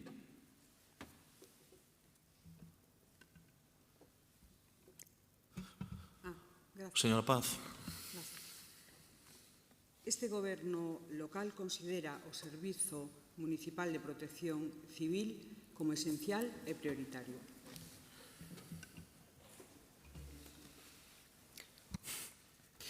A Lei de Bases de Réxime Local, no seu artigo 26, recolle que os concellos con máis de 20.000 habitantes, ademais dos servizos que teñen que prestar todos os municipios, están obrigados a prestar o servizo de protección civil, de avaliación e información de situación de necesidade social e a atención inmediata a persoas en situación ou risco de exclusión social, prevención e extinción de incendios e de instalacións deportivas de uso público. É, polo tanto, o de Protección Civil un servizo que obrigatoriamente ten que prestar este concello. Pois ben, até hai pouco había 3 persoas activas no Servizo Municipal de Protección Civil, unha xefa de sección, un monitor e un oficial. Alén disto, compre puntualizar que hai tamén un posto de monitor vacante recollido na RPT. A persoa que exercía as funcións de oficial enfermou hai 2 anos e tristemente faleceu. El encargábase da xestión e mantemento do material, así como de organizar os operativos para cada evento ou acto no que se requirise. A persoa que exercía as funcións de monitor asumiu a súa carga de traballo a maiores da que xa lle correspondía, que era a de formación nos centros educativos. Esta persoa está próxima a xubilación a día de hoxe. E no momento en que esta chegue, o servizo quedará cun único efectivo, a xefa de sección, cuxas función consisten en xestionar as compras e en ocuparse das tarefas máis burocráticas do servizo. Por lo tanto, de 4 efectivos, só quedará un. Por que o Goberno local non moveu un papel para poñer remedio a esta situación a tempo, malia saber que o monitor estaba próximo a xubilación e que estaba asumindo a carga de traballo do oficial a quen non sustituíron nunca? Realizamos esta pregunta oral por 2 motivos, ou con 2 obxectivos, se prefiren. Primeiro, poñer o foco na importancia da protección civil como servizo municipal. Creemos que hai que tela presente todos os días, non lembrarse de Santa Bárbara cando trona. Non podemos lembrarnos de protección civil só cando acontecen desgrazas ou catástrofes, senón que hai que manter este servizo municipal forte para que cando estas desgrazas ou catástrofes cheguen poidamos ter capacidade de resposta. É tamén fundamental para isto ter a cidadanía formada, e como sempre iso comeza polos máis novos, por iso non pode desaparecer a formación nos centros educativos, e vivimos nunha cidade de máis de 245.000 habitantes, aberta ao mar, ao océano, no que hai temporais, eventos multitudinarios a cotío, unha refinaría, moitas condicións que fan que precisemos un servizo municipal de protección civil forte. E, ademais, en segundo lugar, queremos que hoxe o Goberno local se comprometa con prazos concretos a sacar prazas de protección civil necesarias para manter o servizo nas mellores condicións. Nada de parches e nada de facer recaer as responsabilidades dun servizo profesional tan importante no voluntariado. Moitas grazas. No relativo aos recursos humanos contamos no servizo cunha xefa de sección e 2 postos de monitor e oficial. Recentemente deuse a triste circunstancia extraordinaria de que o posto de monitor quedou vacante polo falecemento do funcionario adxudicatario da praza. E outro funcionario actualmente en servicio activo é o que ocupa a praza de monitor e en este momento está a disfrutar de vacacións. Dende o área de recursos humanos xa se iniciou o procedimento para a cobertura da praza vacante polo falecemento do funcionario e tamén se ten prevista a cobertura da praza do funcionario en servicio activo próximo a xubilarse. Trabállase conforme a legislación de empleo público para dar resposta ás necesidades acontecidas. Os voluntarios e voluntarias de protección civil contan con recursos materiais a cargo dos orzamentos municipais. Están dotados de 16 vehículos, entre eles unha ambulancia recén comprada por valor de máis de 100.000 euros, embarcacións, motos e bicicletas. Do mesmo xeito, se lles dotou de unha aplicación para a xestión dos servicios e a publicación dos mesmos. E continuarase añadindo módulos para a xestión do uso de vehículos e embarcacións. Con esta aplicación deuse resposta a unha demanda da agrupación de voluntarios e voluntarias. Sinalar tamén a importancia que se concede á formación de voluntarios e voluntarias, programándose anualmente un aprendizaxe que resulte útil e atenda as súas demandas e intereses. As áreas de coñecemento impartidas van dende a resolución de conflitos, inglés básico, primeiros auxilios ou curso práctico para a utilización de vehículos con remolque. Este Goberno apoia e apoiará sempre a agrupación de voluntarios e voluntarias, tanto no ámbito material como no humano, solventando a maior brevedade posible a dotación de recursos humanos. Grazas. Grazas, señora Paz.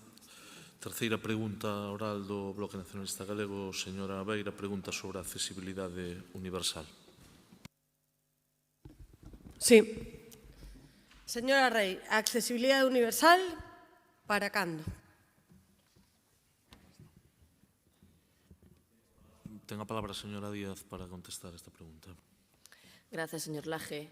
Pois para respostar vou cambiar a preposición e en vez de para cando vou dicir dende cando, porque para este Goberno municipal a accesibilidade é unha prioridade dende sempre.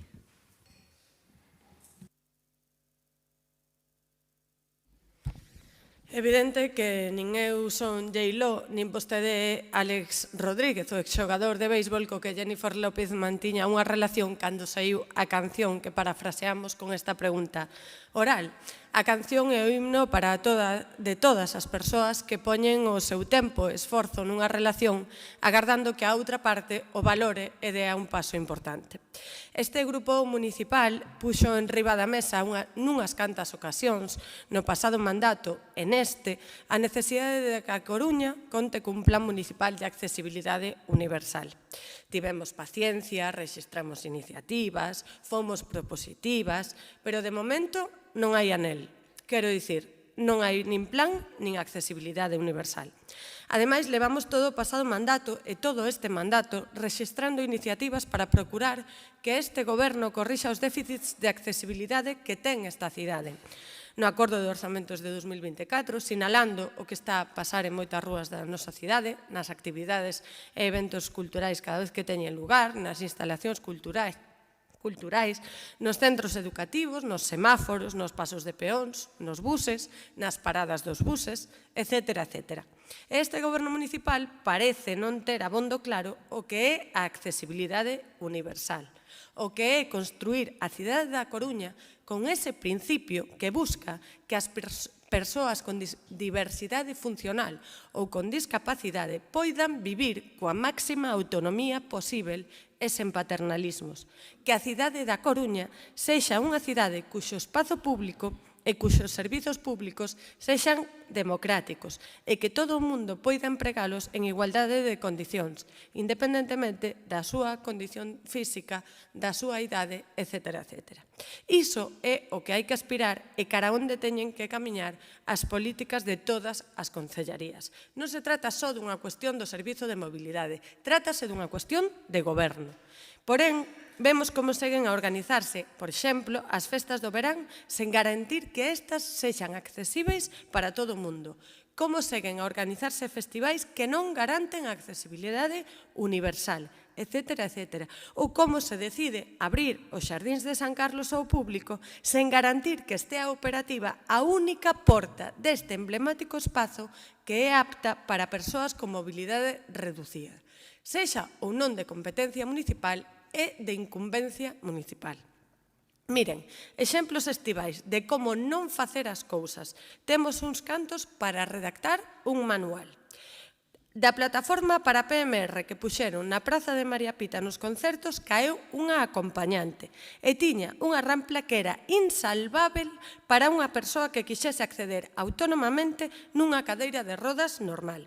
O espazo anano onde non se podía nin ver os concertos que puxeron cando foron precisamente as actuacións na praia no noroeste deste ano. O espazo afastado que puxeron no Parque Europa para o Lembranza Rock, onde non se podían ver os concertos. Facer concertos en espazos que son absolutamente inaccesíveis, como o Castelo San Antón. Non ter en conta as persoas con mobilidade reducida de ningún xeito nos concertos do Campo da Leña ou da Praza da Fariña. Que no servizo de socorrismo das praias non haxa persoal asistente para o baño. E alén das persoas con mobilidade reducida, pensa o goberno local en algún momento en adaptar a cidade e toda a actividade do Concello para as persoas con discapacidade e diversidade funcional? A realidade é que non. Póñanse a traballar, motivos hai dabondo, escollan, ou ben por cumprir con o noso acordo de mandato, ou ben porque de súpeto se decatan de que a accesibilidade universal é un dereito, ou ben porque teñen a obriga de cumprir a lei. Escollan a que queiran, pero fágano, porque o que fixeron até o de agora foi cometer unha injustiza para con os coruñeses e coruñesas que pagan os seus impostos como os que máis e como as que máis e non teñen cumprido acceder a todo aquilo que se financia, organiza ou funciona grazas a eses impostos, en igualdade de condicións con quen non ten diversidade funcional ou discapacidade. Nada máis. Gracias, señora Veira. Señor Díaz. Sí, gracias. Pois, bueno, desde este Goberno Municipal Socialista, como comentaba na miña resposta breve, queremos deixar claro que a accesibilidade non é esa promesa de futuro, senón é unha realidade que está en constante construcción na Coruña. A Coruña leva anos avanzando neste eido e hoxe podemos afirmar que a accesibilidade universal forma parte xa desa estrategia central de cidade. Está recollida na Xenda Urbana 2030 e no seu plan estratégico de acción local. En ese marco, comprometémonos coa elaboración dese Plan Municipal de Accesibilidade Universal, un documento ambicioso, transversal e participativo que sairá a licitación este mesmo ano e terá un prazo de execución de 12 meses. Este plan, como xa comentei noutras ocasións, non só contemplará a accesibilidade física, senón tamén as necesidades sensoriais e cognitivas e incorporará, por suposto, a perspectiva de xénero. Pero, ao final, non falamos só de plans, falamos de fitos, que sería este plan, pero tamén de feitos. No último mandato investimos case 14 millóns de euros só en melloras de accesibilidade en toda a cidade. Por unha banda, case 1 millón de euros nas paradas de bus accesibles e case 13 millóns de euros en obras de reurbanización, peonalización e adaptación de rúas, prazas, pasos peonís, incluindo parques infantís adaptados, elementos electromecánicos como os da Rúa Pintor Villarchao ou incluso tamén proxectos integrais como o ámbito do centro oncolóxico. Tamén puxemos neste tempo en marcha instrumentos de participación e control como a Mesa pola Mobilidade Sostible e o Grupo Técnico de Accesibilidade Universal e Humanización, onde colectivos e entidades cidadás achegan directamente as súas propostas e prioridades. E, por suposto, teño que facer este inciso, compre salientar tamén a aprobación hoxe mesmo desa esperada e ansiada ordenanza de mobilidade sostible que vai reforzar o noso compromiso, o compromiso da cidade, con ese modelo máis accesible, humano e inclusivo. Por todo isto, a resposta de novo á pregunta é clara. A accesibilidade xa está en marcha. Estáse construindo día a día con obras concretas, con investimentos reais e con ese plan estratégico que, como digo, vai ser licitado no curto plazo. A Coruña ten hoxe un goberno socialista que entende a accesibilidade como un dereito e unha condición irrenunciable dunha cidade xusta e inclusiva. E seguiremos traballando para que ningunha persoa quede atrás. Ben, moitas grazas, señora Veira, señora Díaz. Rematan as preguntas orais do BNG. Comezamos coas do Partido Popular. Primeira pregunta relativa a narcopisos. Señora Catalán, ten a palabra. Muchas gracias, señora alcaldesa. Buenos días a todos. Dado el incremento de los problemas de convivencia derivados de la presencia de narcopisos en los barrios, ¿cómo valora la señora Rey su gestión de la seguridad ciudadana? Gracias. O Goberno municipal está traballando. Caramba, señora Paz, eso es optimismo. Pero escuche, son habituales las peleas entre ellos y hay trapicheo de drogas en plena calle. Titular relativo al narcoedificio de la Ronda Outeiro 137, cuando en 2021 Inés Rey llevaba apenas 2 años gobernando. Vivimos con miedo. Si llegamos a empezar ahora de cero, cerramos. señalaban del local colindante a este mismo edificio hace escasamente 2 días. Miren, los que pasamos habitualmente por el lugar sabemos que la situación está y continúa igual o peor que hace años, ¿verdad, señora Queixas? Es realmente sorprendente que el BNG venga hoy aquí a solicitar más medidas de seguridad para el barrio de Os Mayos. Increíble viniendo de ustedes. Esto demuestra que no hay nada como pasar uno en las propias carnes que no puede pasar por su calle para saber lo que viven los vecinos todos los días. Otro titular. La violencia en O Castrillón vuelve a despuntar. Narcotráfico, ocupación y abandono institucional alimentan la inseguridad crónica. Mi madre ya no va sola a comprar el pan, relataba una residente en mayo de este año. Y por último, esto no va a acabar bien. Y cada día que pasa, estamos más cerca de que pase una desgracia, decían los vecinos de la Sagrada Familia al hilo de la situación desesperada que están viviendo en estos últimos días. Pero, ¿qué más tiene que pasar, señora Rey? ¿Que arda otro edificio? ¿Que haya víctimas? Es más que evidente que la seguridad ciudadana es una asignatura pendiente de su gobierno y una preocupación recurrente de los vecinos que ven cómo se han asentado narcopisos en sus barrios sin que ustedes hayan hecho nada durante 6 años. Porque de nada vale montar dispositivos puntuales de policía si cuando los agentes se ausentan del lugar todo vuelve a lo mismo. Tampoco vale de nada mirar para otro lado, dar largas a los vecinos y repetir hasta la saciedad que no hay ningún problema de inseguridad. Podrán agarrarse a que hay menos delitos y no voy a entrar en valoraciones técnicas porque ya sabemos cómo se cocinan las estadísticas en el Ministerio del Interior. Les recuerdo que para ustedes tiene la misma importancia una violación que una riña tumultuaria y el mismo peso un homicidio que un hurto. Así es como arman ustedes su relato. Ese relato negacionista y muy distinto al de Inés Rey en el año 2019 cuando se postulaba aún como futura alcaldesa y cuando denunciaba tanto el abandono de muchos barrios o se comprometía a atender las necesidades de seguridad de los vecinos más afectados por la delincuencia. ¿Dónde quedaron aquellas buenas intenciones, señora Rey? Miren, en esta ciudad parece que hay 2 mundos paralelos. Uno, el paraíso idílico de los despachos de la alcaldesa y sus concejales, y otro que representa la cruda realidad de los barrios, esa que ustedes desconocen porque tienen pánico a hablar con los vecinos. Unos vecinos hoy desesperados que tienen que actuar por su cuenta porque están huérfanos de soluciones y porque carecen de un gobierno municipal que se preocupe por garantizar su seguridad. Señora Rey, lamento decirle que es usted la alcaldesa ausente, silente e indolente. Los vecinos están hartos ya de su actitud y usted lo sabe. Por desgracia, los malos también lo saben y por eso están ganando terreno en este conflicto que no les quepa la menor duda se ha cronificado gracias a su pésima gestión de la seguridad ciudadana. Muchas gracias. En las proximidades de viviendas donde se desarrollan actividades que perturban a la comunidad y vecindario pueden cometerse delitos relacionados con el tráfico de drogas y otras conductas ilícitas o incívicas. Estos son puntos sensibles, identificados y objeto de intervención. Nosotros no manipulamos ni manejamos los datos y estos son los datos del primer semestre del Ministerio del Interior.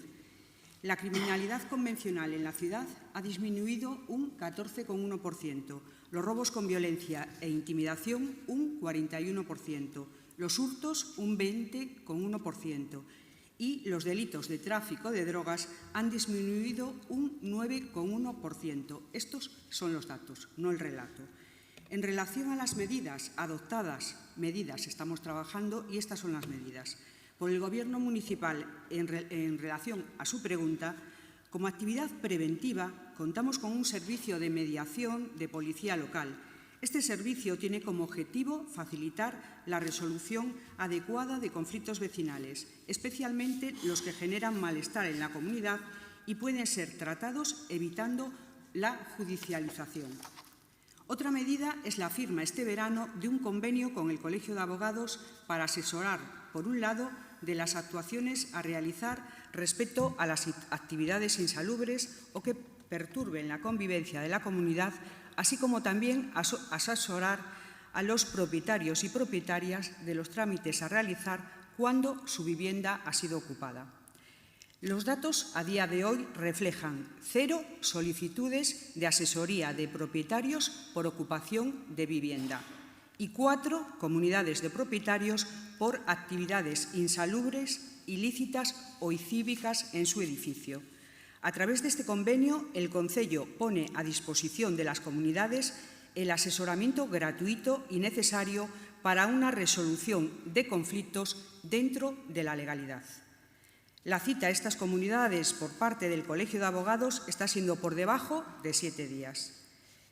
En el marco de las competencias de policía local y en el contexto de prevención y seguridad ciudadana, se diseñan y ejecutan intervenciones en las zonas sensibles, trabajando en coordinación con el Cuerpo Nacional de Policía a través de reuniones semanales. Mantenemos, además, un contacto permanente con entidades vecinales y sociales para incrementar y adecuar la operativa policial al mapa de seguridad. Como hemos comentado en reiteradas ocasiones, la drogodependencia que subyace a la actividad ilícita requiere una intervención más allá de la meramente punitiva. Este Gobierno municipal no desiste de sus competencias, ni desaparece ni las delega, las ejerce. Y los datos avalan nuestra gestión. Lo que nos gustaría es que la Xunta de Galicia también asuma de forma responsable sus competencias en salud pública. Este Gobierno municipal y su alcaldesa está trabajando a pie de calle, con los vecinos y vecinas, dando soluciones, trabajando, sin cámaras, sin posados, y así seguiremos. Gracias. Moitas grazas, señora Catalán. Señora Paz, segunda pregunta do Partido Popular sobre a zona tensionada. Señor Lorenzo. Gracias, señora alcaldesa. Me alegra volverle a ver aquí, señal de que todo va bien. Mi pregunta es la siguiente. ¿Qué balance realiza el Gobierno municipal de los efectos que ha tenido la entrada en vigor de la declaración de zona tensionada para mejorar el problema de la vivienda en la ciudad? No somos tan temerarios ni tenemos tan poco conocimiento del mercado de la vivienda de nuestra ciudad como para creer que se puede hacer balance de los efectos de la declaración de zona de mercado residencial tensionada un mes más tarde de su entrada en vigor. Yo, si quiere, sí que le podemos hacer balance de 14 años de Gobierno Feijóo en política de vivienda en la ciudad, que fueron 0 viviendas. Gracias, señora alcaldesa. Ya veo que ustedes no pueden hacer balance, pero me da la sensación que tampoco leen ustedes la prensa. Le voy a dar 2 noticias que se dieron ayer y hoy. Ayer, un periódico decía que desde que entró en vigor la zona tensionada, en El Coruña han subido los precios de los alquileres un 8%. Hoy la prensa también refleja una noticia que habla del problema del alquiler en esta ciudad, que cada vez hay menos pisos para poder alquilar y el aumento de los precios. Con lo cual, vemos que esa medida estrella que ustedes han adoptado, por ahora está teniendo los efectos contrarios, al igual que está pasando en toda España. Mire, el problema aquí es que hay una ley de vivienda, que no voy a decir la palabra que me viene a la cabeza, que no sirve para nada y que, sobre todo, ha perjudicado al mercado, ha perjudicado al sector y sobre todo, ha creado una serie de problemas en materia de vivienda que nos perjudican a todos los españoles. Y ahí están los datos. Más de 120.000 viviendas, desde que se aprobó la ley de vivienda, han salido del mercado del alquiler. Más de 100.000. Cada vez hay menos oferta y cada vez hay más demanda. Y esto está originando que suban todos los precios de las viviendas de toda España. Se habla de que más de 48 provincias de España se han subido los precios un 14% este año. Lo mismo pasa en A Coruña, donde ya cada vez alquilar cuesta más, incluso más del 30% de los ingresos que se destina a una familia, lo cual es el límite que establece el Banco de España como máximo para endeudarse para alquiler. Y cuando estamos hablando de jóvenes coruñeses, nos acercamos al 45%, y cuando estamos hablando de mujeres, estamos hablando del 41% del esfuerzo para poder alquilar una vivienda. Y ustedes decidieron aplicar esa medida demagógica, totalmente demagógica, que es declarar la ciudad zona tensionada. ¿Y cuáles son las consecuencias? Yo le voy a dar las consecuencias que ya están testadas en otras ciudades. Cataluña, porque en Cataluña incluso declaran de oficio la zona tensionada en ayuntamientos. Más de 40.000 viviendas han desaparecido en Cataluña del mercado de alquiler. La oferta solo en Barcelona ha caído un 7%. El aumento de los precios solo un 5%. Y le voy a dar un ejemplo. Tarragona capital. ¿Sabe cuánto ha subido el alquiler desde que está zona tensionada? Un 25,30%.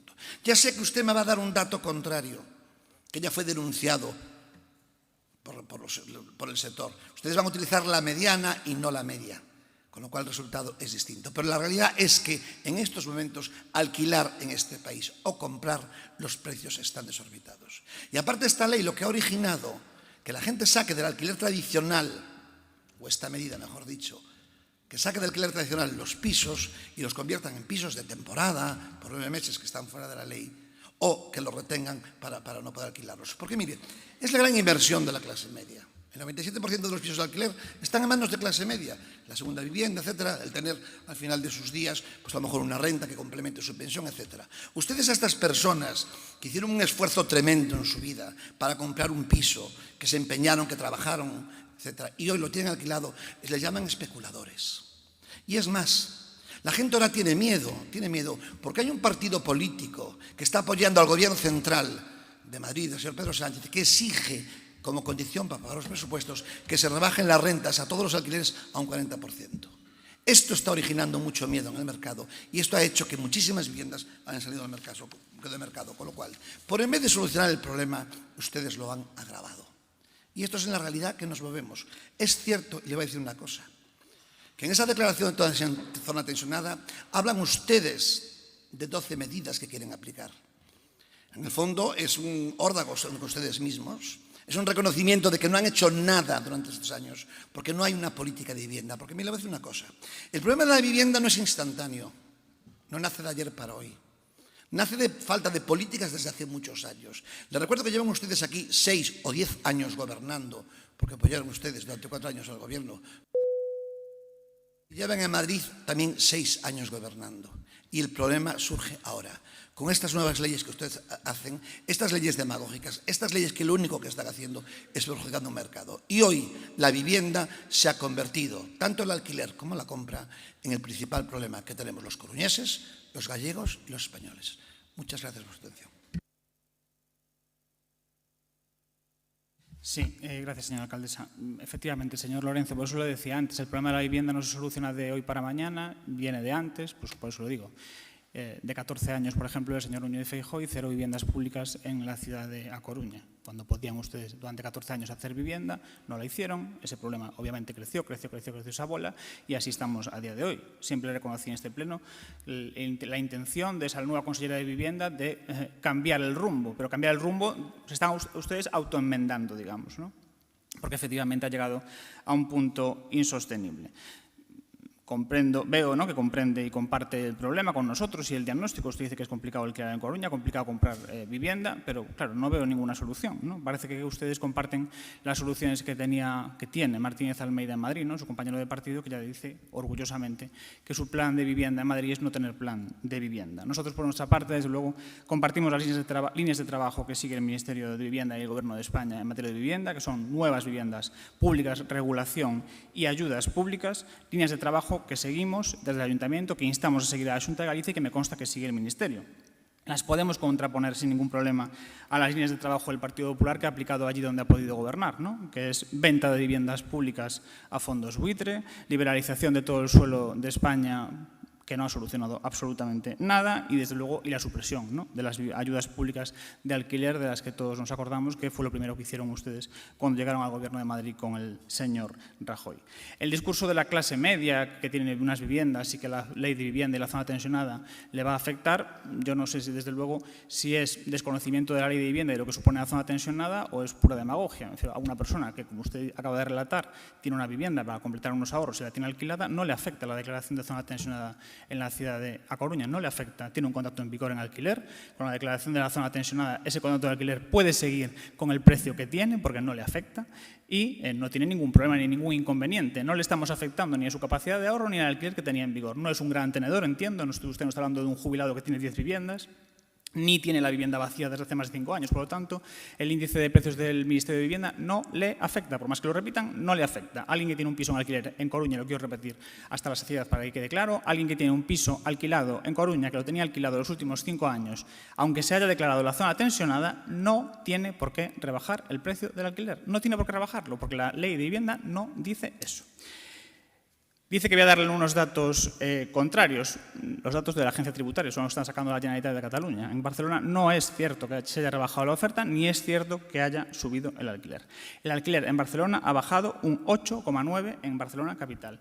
Ha bajado un 4,9 en los municipios declarados como zona tensionada y un 4,7 en el total de Cataluña. No se han reducido los contratos, se han firmado desde hasta julio del 25, 11.807. Son datos de la agencia tributaria. No se han reducido los contratos. Lo que ha pasado es que, obviamente, hay una mayor estabilidad, porque no se firman contratos anuales, sino que se firman más tiempo y no hay esa continua rotación para subir los precios que se venía produciendo en los años anteriores. En todo caso, también podemos dar los datos de Madrid, que imagino que también los tiene usted. Un 15,9 más en este 2025, en lo que llamamos 2025, en la Comunidad de Madrid, un 15,2 en el municipio de Madrid. Son las consecuencias de no hacer nada, pero es que además en barrios tradicionalmente con precios más bajos, como puede ser Villaverde o Usera, donde la gente tiene mayores problemas para alquilar, ha subido por encima del 20%. Esa es su política de vivienda.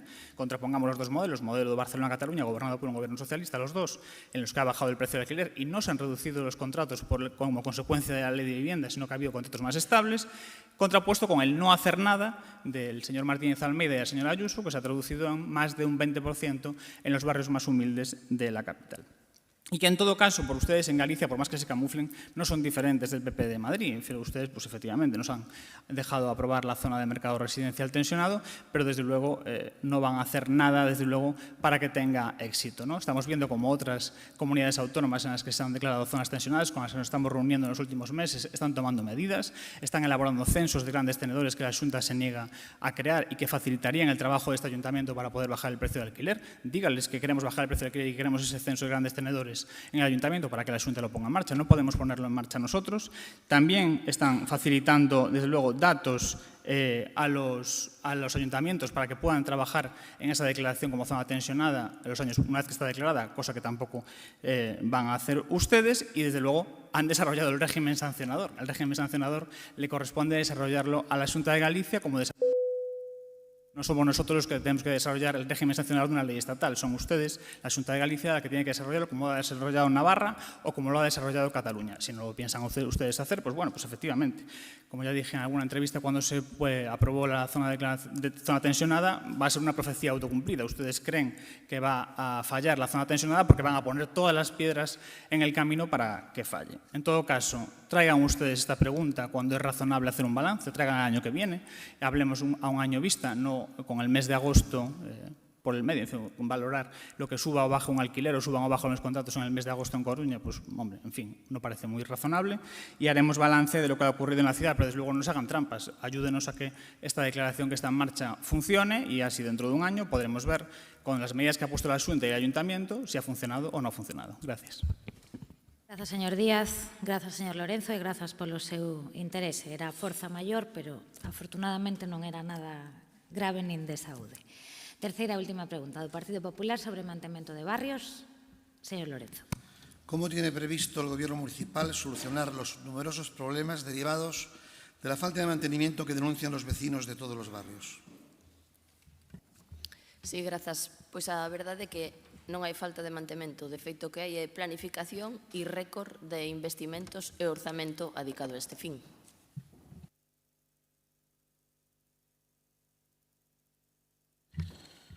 Bueno, la verdad que me sorprende su respuesta. Yo no dudo que haya muchos investimentos en el sentido de que aparezcan partidas presupuestarias en los presupuestos que hablan de inversiones en los barrios. El problema de que no es que se ponga en el presupuesto, el problema es que se ejecuten. Yo le voy a dar dos datos que son ciertos.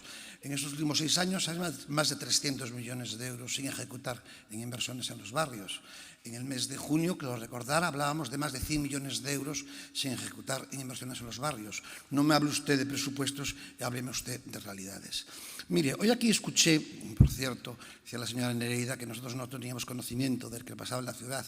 Somos los únicos que estamos en los barrios y conocemos muy la ciudad. Incluso daría un consejo, si lo permite, para conocimiento de las situaciones. Nosotros hemos estado por la noche, toda la noche, buscando los sitios donde se encontraba la gente sin hogar.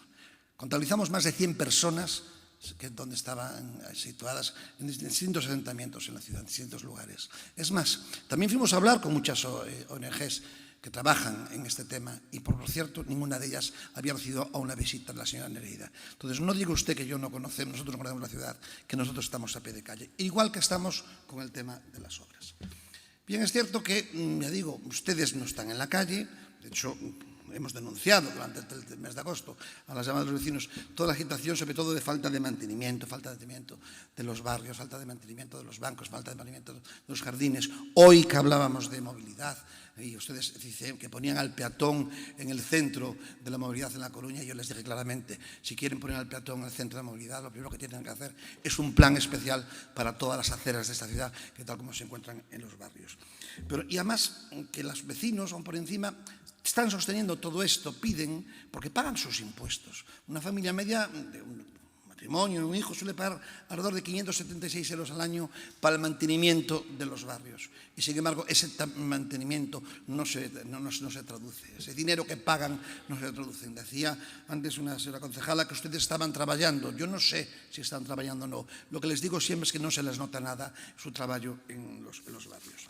Y luego tenemos también las obras municipales, de las que se nos quejan mucho los vecinos.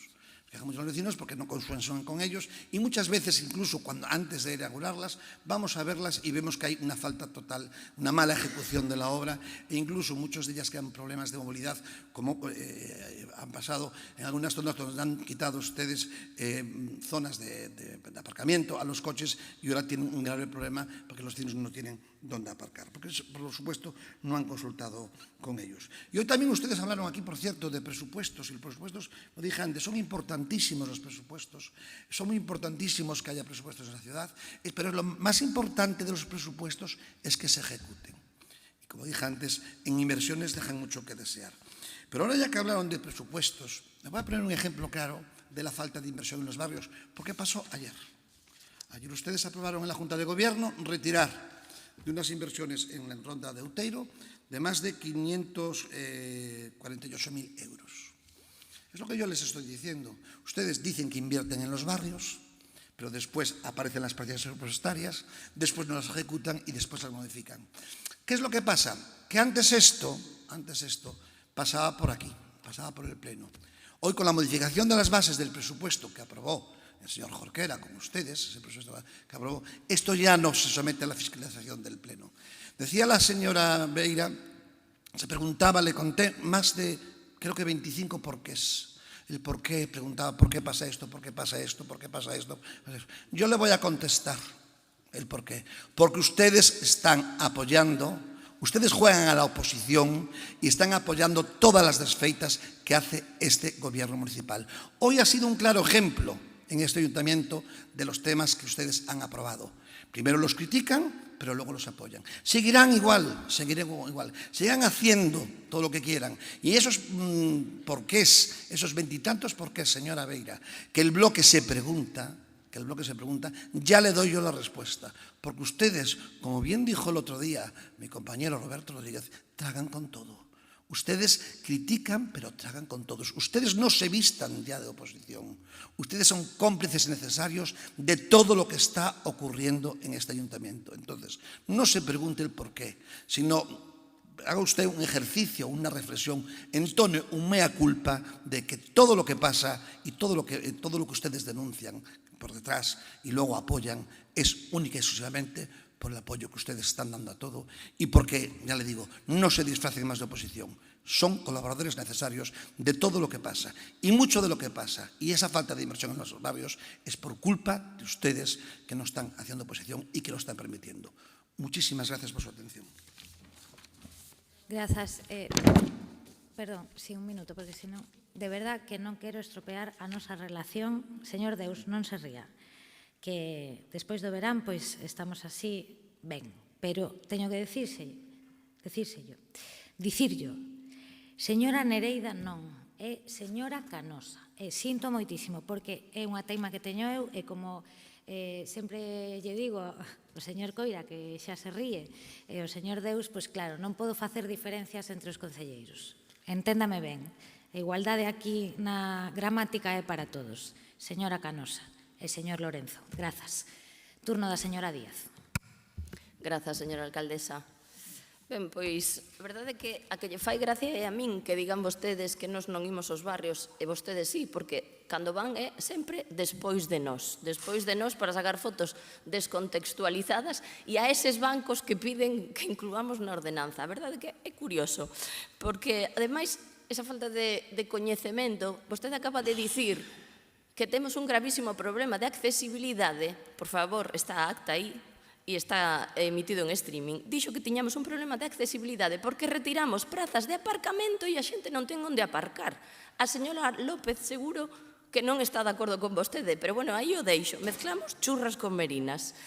Pero bueno, deso que fala de retirar do orzamento, que saiba que pertence á partida que digamos que aporta o Concello para toda a financiación edil que solicitamos, 20 millóns de euros, para traballar en melloras no barrio dos Mallos. Así que eso ainda está vivo, ainda non saliu esa subvención. Pero bueno, sobre todo quero deixar claro que este goberno municipal é plenamente consciente das demandas veciñais e do papel fundamental que ten o mantemento para garantir barrios coidados é unha cidade habitable. Por poñer contexto e falar e darlle unha dimensión, a Coruña ten case 38 km cuadrados, máis de 6,8 millóns de metros cúbicos de vías pavimentadas, 22.000 puntos de luz, 672 km de sumidoiros e máis de 3,2 millóns de metros cúbicos de zonas verdes e parques. Manter todo isto, por suposto, require ese esforzo constante con planificación, con recursos e con contratos específicos. Ese é o esforzo que estamos a facer. O orzamento destinado ao mantemento só na área de infraestructuras ascende a máis de 22 millóns de euros, distribuído, como digo, entre contratos de beirarrúas, de firmes, de parques e xardíns, saneamento, iluminación. Nos últimos anos temos incrementado de forma moi significativa os recursos, xa que fala de rúas e de beirarrúas. O contrato de beirarrúas pasou de 4 a 6 millóns de euros anuais. Ese incremento, para facer unha comparativa de máis de 11.000 metros cuadrados, supón intervencións do doble da rúa de Plai Cancela que coñecen ben. O contrato de firmes e calzadas pasou de 2 a 4 millóns de euros, duplicouse, o que significa renovar 72.000 metros cuadrados de pavimento, que equivale a repavimentar 2 veces o barrio dos Rosales.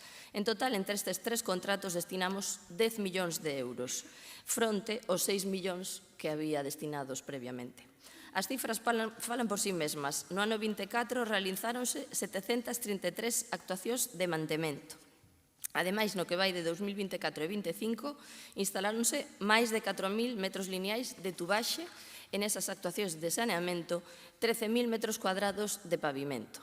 Así que somos conscientes e sabemos que sempre hai máis por facer e que veciños e veciñas seguen trasladando incidencias. Por iso, reforzamos tamén a coordinación cos servicios técnicos e mantemos abertos todos os canais de comunicación coa cidadanía. Estamos nos barrios. Pero, ao final, a realidade é clara. Hoxe a Coruña ten máis investimento en mantemento que nunca, cos maiores contratos da historia municipal neste eido, o que un compromiso firme de mellorar cada barrio, rúa a rúa e metro a metro. En definitiva, mentres vostedes, o Partido Popular, fala de problemas, este goberno socialista traballa con planificación, con recursos e con feitos para darlle resposta. E seguiremos así, porque sabemos que o mantemento é clave para a calidade de vida nos barrios e para facer, como digo sempre, da Coruña unha cidade máis amable, segura e inclusiva. Moitas grazas. Moitas grazas ao Grupo Popular. Rematan aquí as preguntas orais. As preguntas de resposta escrita serán enviadas antes do vindeiro pleno e pasamos aos rogos, que os rogos orais son bastantes, Bueno, sí. Non soplen. Comezamos polo BNG. Sí. Rogo oral sobre o deterioro que presenta o punto de reparación de bici situado en Novo Mesoiro. O equipamento público de mantemento de bicicletas situado en Novo Mesoiro adoece dende hai xa tempo dun progresivo estado de deterioro do que a veciñanza do barrio ven alertando dende xa hai tempo. O principal problema radica agora mesmo na villa surtidora de auga.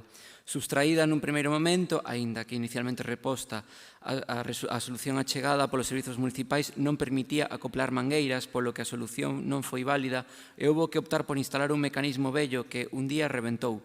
Pasaron os meses e o goberno municipal aínda non deu cunha solución eficaz para restablecer un equipamento que durante anos funcionou sen problemas e, ademais, cumprindo unha función pública exemplar e útil para centos de persoas ciclousuarias.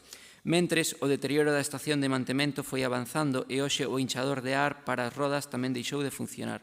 Polo exposto, o Grupo Municipal do BNG realiza o seguinte rogo: que o Goberno Municipal atenda a maior urxencia a necesaria reparación do punto de mantemento de bicicletas de Novo Mesoiro para que este recupere a eficaz e exemplar función comunitaria que cumpriu dende a súa creación.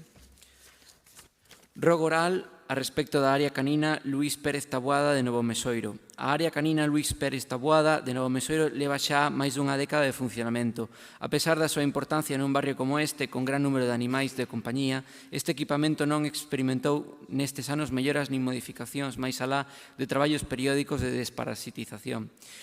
Un equipamento público como este nun barrio como Novo Mesoiro, coa poboación en idade infanto-xuvenil máis elevada na nosa cidade, ofrece grandes posibilidades educativas e formativas sobre a convivencia con animais e os seus cuidados se é debidamente atendido e mellorado. Por todo exposto, o Grupo Municipal do BNG realiza o seguinte rogo: que o Goberno Municipal estude en diálogo coa veciñanza do barrio e con entidades sociais que traballan no ámbito do benestar animal as melloras necesarias na área canina de Novo Mesoiro e que impulse unha programación educativa e formativa sobre os cuidados dos animais de compañía aproveitando as posibilidades que ofrece o dito espazo. Rogo oral a respecto da zona de Novo Mesoiro coñecida pola veciñanza como Parque da Tirolina. O coñecido pola veciñanza como Parque da Tirolina é un deses espazos comunitarios que rodean o barrio de Novo Mesoiro e que a súa veciñanza utiliza como zona de paseo, lecer e convivencia. A súa situación sobre un monte con pronunciados taludes que caen sobre o veciño polígono de Pocomaco require de evidentes medidas de seguridade para que esta sexa unha zona segura para as persoas usuarias. Precisamente, este pasado mes de agosto produciuse un serio incidente coa caída de 2 persoas que estaban a pasear pola zona, o que obrigou mesmo a intervención dos bombeiros. O pasado 28 de febreiro foille trasladado á veciñanza do barrio que as varandas de madeira que pechan o perímetro do parque ian ser substituídas por outra solución de tipo vegetal. Porén, transcorridos varios meses, nin os elementos de protección antigos foron retirados, nin nada se sabe da nova solución anunciada. Esta xa é unha solicitude reiterada en diferentes ocasións por este Grupo Municipal e por este Concelleiro. Polo tanto, o Grupo Municipal do BNG realiza o seguinte rogo: que o Goberno Municipal atenda de vez a demanda veciñal e tal e como anunciou hai uns meses reforce a seguridade do perímetro do coñecido como Parque da Tirolina en orde a evitar calquera tipo de percance futuro e faga deste un espazo seguro para o lecer e a convivencia no barrio de Novo Mesoiro. Rogo oral a respecto dos necesarios traballos de coidados do arborado ornamental da Avenida dos Mallos. En xaneiro deste mesmo ano, este Grupo Municipal e esta Concelleira formulou un rogo idéntico que agora reiteramos sobre a necesidade de planificar adecuadamente as tarefas de conservación e coidados do arborado ornamental do tramo da Avenida dos Mallos situado entre o cruzamento da Rolda do Outeiro e a Agra dos Mallos. Como daquela, e tal e como se pode advertir nas fotografías que acompañan a iniciativa, atopamos exemplares sen aparentes traballos de conservación e poda, con polas que directamente baten nas fachadas das casas e negocios e en ocasións nas ventás de algunhas vivendas. En consecuencia, o Grupo Municipal do BNG realiza o seguinte rogo: que o Goberno Municipal actúe atendendo as demandas da veciñanza, procedendo a revisar o estado do arborado citado e programar, caso de que sexa necesario, os debidos traballos de coidados e conservación á maior brevidade posible. E así mesmo, tal e como se solicitaba no rogo formulado pasado mes de xaneiro, que estes traballos vayan acompañados de accións divulgativas dirixidas á veciñanza sobre os cuidados do arborado público. Rogo oral a respecto da situación da Praza de Monforte nos Mallos. A Praza de Monforte na parte baixa dos Mallos é outro dos escasos espazos públicos abertos con que conta este popular e populoso barrio da Coruña. Debido ás características da trama urbana desta zona da cidade, un dos poucos lugares que a veciñanza ten como espazo seguro de lecer, encontro e convivencia. Con todo, a praza presenta unha deficiencia importante, xa advertida pola veciñanza a través das súas entidades sociais, que compromete a seguridade do espazo. O valo que rodea a praza, do que se achega a fotografía tamén acompañando a iniciativa, é absolutamente insuficiente como medida para evitar unha eventual caída. Mais aínda tendo en conta que nun dos seus extremos a praza construída con pronunciada pendente cae sobre a baixada ao aparcamento subterráneo situado baixo ela. En consecuencia, o Grupo do BNG realiza o seguinte rogo: que o Goberno Municipal estude coa máxima urxencia a mellor solución para o perímetro que rodea a Praza de Monforte en orde a facer dela un espazo público seguro e cómodo para toda a veciñanza. Rogo oral a respecto do mobiliario público con que conta a praza do edificio da antiga Audiencia Provincial na rúa Capitán Xoán Varela. A praza situada na parte dianteira do edificio da antiga Audiencia Provincial na rúa Capitán Xoán Varela é un dos escasos espazos abertos con que conta xunto á Praza de Monforte ou á Praza de Madrid un amplo sector do barrio dos Mallos. Moitas familias utilízano na práctica, sobre todo cando finaliza a actividade administrativa que acolle o edificio próximo como zona de lecer. Tamén persoas idosas do barrio como espazo comunitario de encontro. É precisamente esta función de encontro comunitario de convivencia veciñal o que ten levado a veciñanza a solicitar que algún dos bancos que conforman o mobiliario público da praza non este orientado ao sol como agora, senón a unha zona de sombra, o que facilitaría o seu uso en determinados momentos do día. A veciñanza sabe que, ao parecer, a praza non é de titularidade municipal, mais que o Concello si é quen se ocupa do seu mantimento e limpeza. Por iso, en consecuencia, o Grupo Municipal do BNG realiza o seguinte rogo: que o Goberno Municipal estude, se for necesario de común acordo coa Administración responsável das institucións xudiciais que acolle o edificio da antiga Audiencia, a reubicación de algún dos bancos e mesmo a instalación de elementos de mobiliario público novos que faciliten a función do espazo como lugar de lecer e convivencia para a veciñanza do barrio. E, finalmente, rogo oral a respecto da necesidade de garantir o actual espazo de carga e descarga anexo ao Teatro Colón. O pasado mes de marzo advertimos ao Goberno local, a través dunha pregunta escrita, dos graves prexuizos que supón o proxecto de reforma dos cantóns para o funcionamento do Teatro Rosalía de Castro e Teatro Colón. O Goberno local respondeu daquela negando os prexuizos causados coa anulación deste importante e único espazo de carga e descarga das montaxes e alegando que, literalmente, para descargas realmente especiais, poderíase habilitar de maneira controlada parte da zona peonil ampliada, unha incongruencia en sí propia. É incomprensible e injustificável que o Goberno local autorizase un proxecto que anula, sen alternativas viáveis, o imprescindível espazo de carga e descarga para levar a cabo as montaxes das programacións dos dous teatros da cidade, creando un grave problema para o traballo diario das profesionais da cultura. Por esta razón, presentaron alegacións ao proxecto no sentido de evitar que a continuada circulación do transporte metropolitano chegue até esta nova parada coa consecuente anulación do espazo de carga e descarga que citamos e que mesmo estaría a comprometer o normal funcionamento dos dous teatros da cidade, o Teatro Rosalía de Castro e o Teatro Colón. En consecuencia, o Grupo Municipal do BNG realiza o seguinte rogo oral: que o Goberno local escoite as profesionais da cultura, así como os traballadores e traballadoras do Teatro Rosalía de Castro e do Teatro Colón, para procurar unha ubicación alternativa á parada dos autobuses metropolitanos proposta na Rúa Manuel Casas que non inviabilice o actual espazo de carga e descarga das montaxes.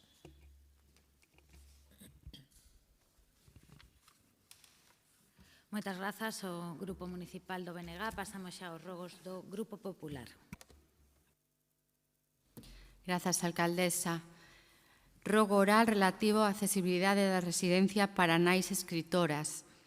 Pedimos ao Goberno Municipal que adopte as medidas necesarias para garantir a plena accesibilidade da residencia de conciliación para nais escritoras, ben sexa mediante a adaptación das instalacións actuais ou habilitando unha alternativa que cumpra cos criterios de accesibilidade universal coa finalidade de asegurar que todas as mulleres, con independencia da súa condición, poidan acceder en igualdade de condicións a este recurso. Rogo oral relativo á convocatoria do Consello de Inclusión Social. Pedimos que se convoque canto antes ao Consello de Inclusión Social para coñecer de primeira man as necesidades das entidades e procurar solucións no curto, no medio e no longo prazo. Rogo oral relativo á convocatoria do Consello de Saúde. Na actualidade, na nosa cidade, o índice de transmisións de ITS é alarmante. Atopámonos ante un verdadeiro problema de saúde pública. O Goberno municipal non pode vivir dándolle as costas a esta realidade.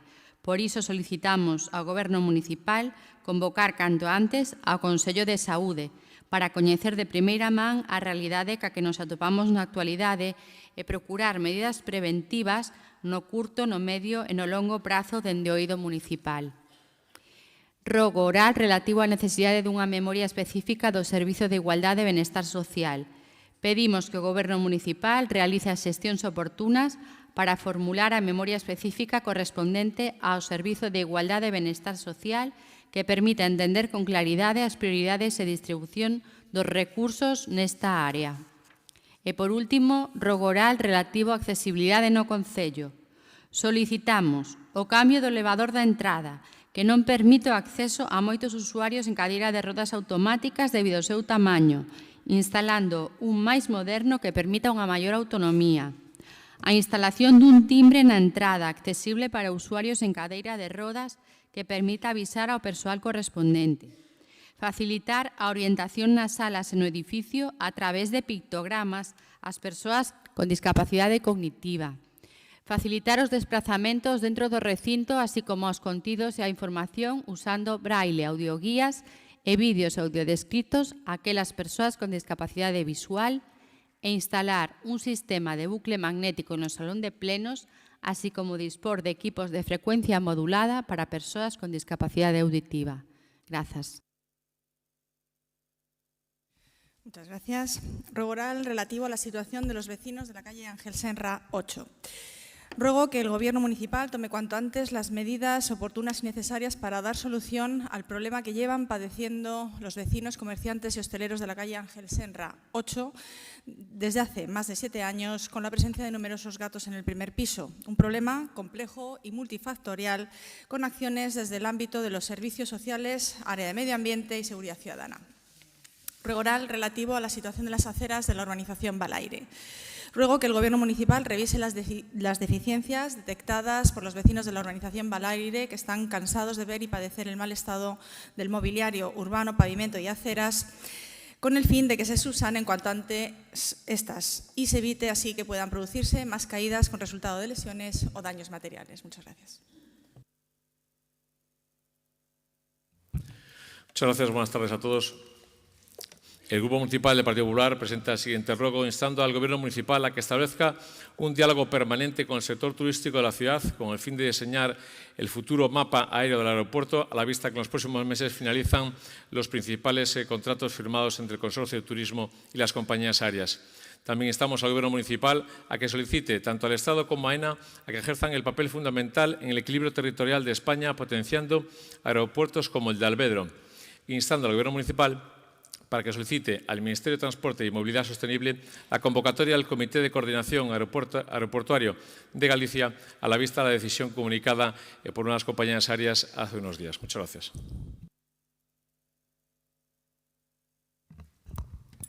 Buenos días. El Grupo Municipal Popular de A Coruña formula el siguiente ruego oral relativo a los árboles de la calle del Carmen.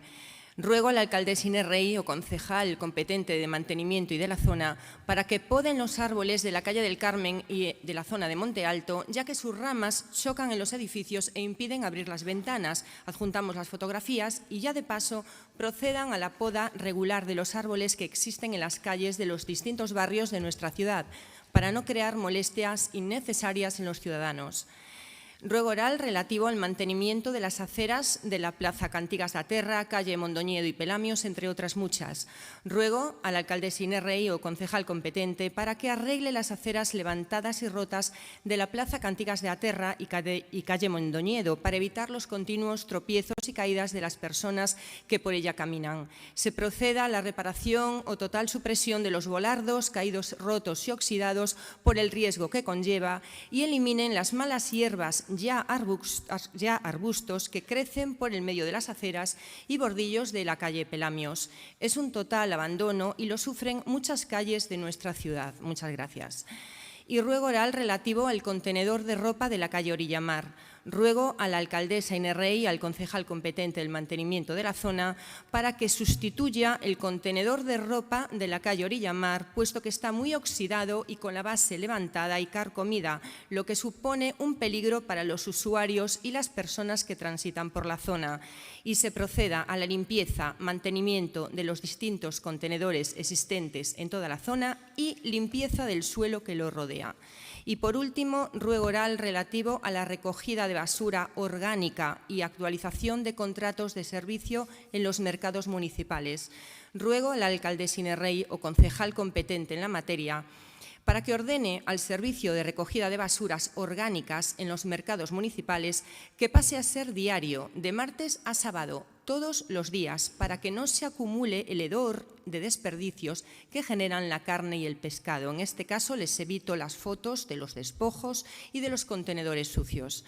También ruego que actualice los contratos de recogida de basuras inorgánicas, orgánicas, de limpieza y del mantenimiento de los mercados municipales, que siguen estando en precario, sin el servicio que los mercados, la ciudad y los ciudadanos se merecen. Muchas gracias. En la calle Montes, en el barrio del Castrillón, existe una fuente que tiene más de 100 años. Y los vecinos nos instan a trasladarles que se hagan las tareas de rehabilitación de esa fuente, que se trata de un elemento emblemático del barrio y además que continúa deteriorándose, y así los vecinos puedan continuar realizando su uso. Muchas gracias. Ruego oral relativo a la colocación de un banco en la avenida Casanova de Irís. Ruego que el Gobierno municipal, a la mayor brevedad posible, proceda a la instalación de un banco a la altura de la farmacia Sita en la avenida Casanova de Irís, tal y como demandan desde hace tiempo las personas mayores del barrio. Ruego oral relativo a las plazas de aparcamiento en el barrio del Castrillón.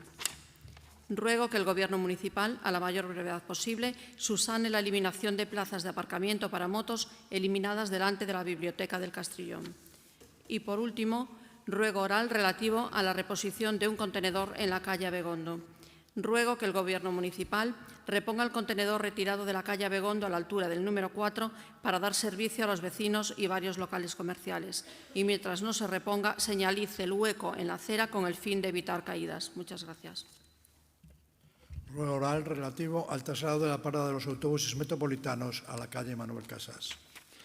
Ruego que la alcaldesa Inés Rey se reúna urgentemente con los representantes de la Asociación Gallega de Profesionales de la Gestión Cultural, con los técnicos del Ayuntamiento y del INCE, junto con la empresa que desarrolla las obras, para buscar una solución que permita mantener la actividad cultural de Teatro Colón con el nivel técnico y de seguridad exigidos, facilitando el acceso del técnico de materiales y operarios al Teatro Colón.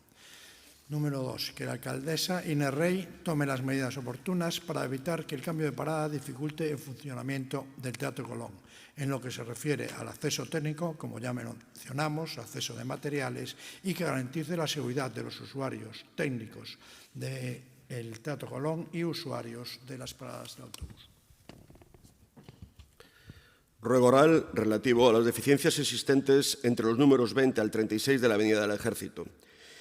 Rogamos que se delimiten correctamente de forma urgente las plazas de aparcamiento existentes entre estos edificios y se declare la zona de aparcamiento como para residentes en diálogo con las comunidades de propietarios existentes en dichos bloques. Segundo, que se proceda a limpiar los taludes de maleza y arreglar los jardines que antes cuidaban los vecinos y desde que son propiedad municipal dejan bastante que desear. Tercero, que se restablezca el alumbrado que existía y que han desconectado los servicios municipales de la red eléctrica, provocando inseguridad entre los vecinos de noche. Cuarto, que se proceda a contratar los trabajos de arreglo de aceras y pavimentos en los viales públicos de dichos números, así como a tapar los agujeros existentes en las redes pluviales, por los que salen ratas a diario. Y quinto, que se declare zona ARI de urgente rehabilitación, como se ha hecho en otras zonas de la ciudad anteriormente, como por ejemplo viviendas de Palavea, casas de Franco o grupos de María Pita. Ruego oral relativo a Mesoiro Bello. Ruego que se proceda a la eliminación de todos los obstáculos que impiden el acceso a los servicios de emergencias al interior del núcleo de Mesoiro y que se proceda a la ejecución del planeamiento urbanístico de dicho núcleo, creando calles con las medidas urbanísticas adecuadas.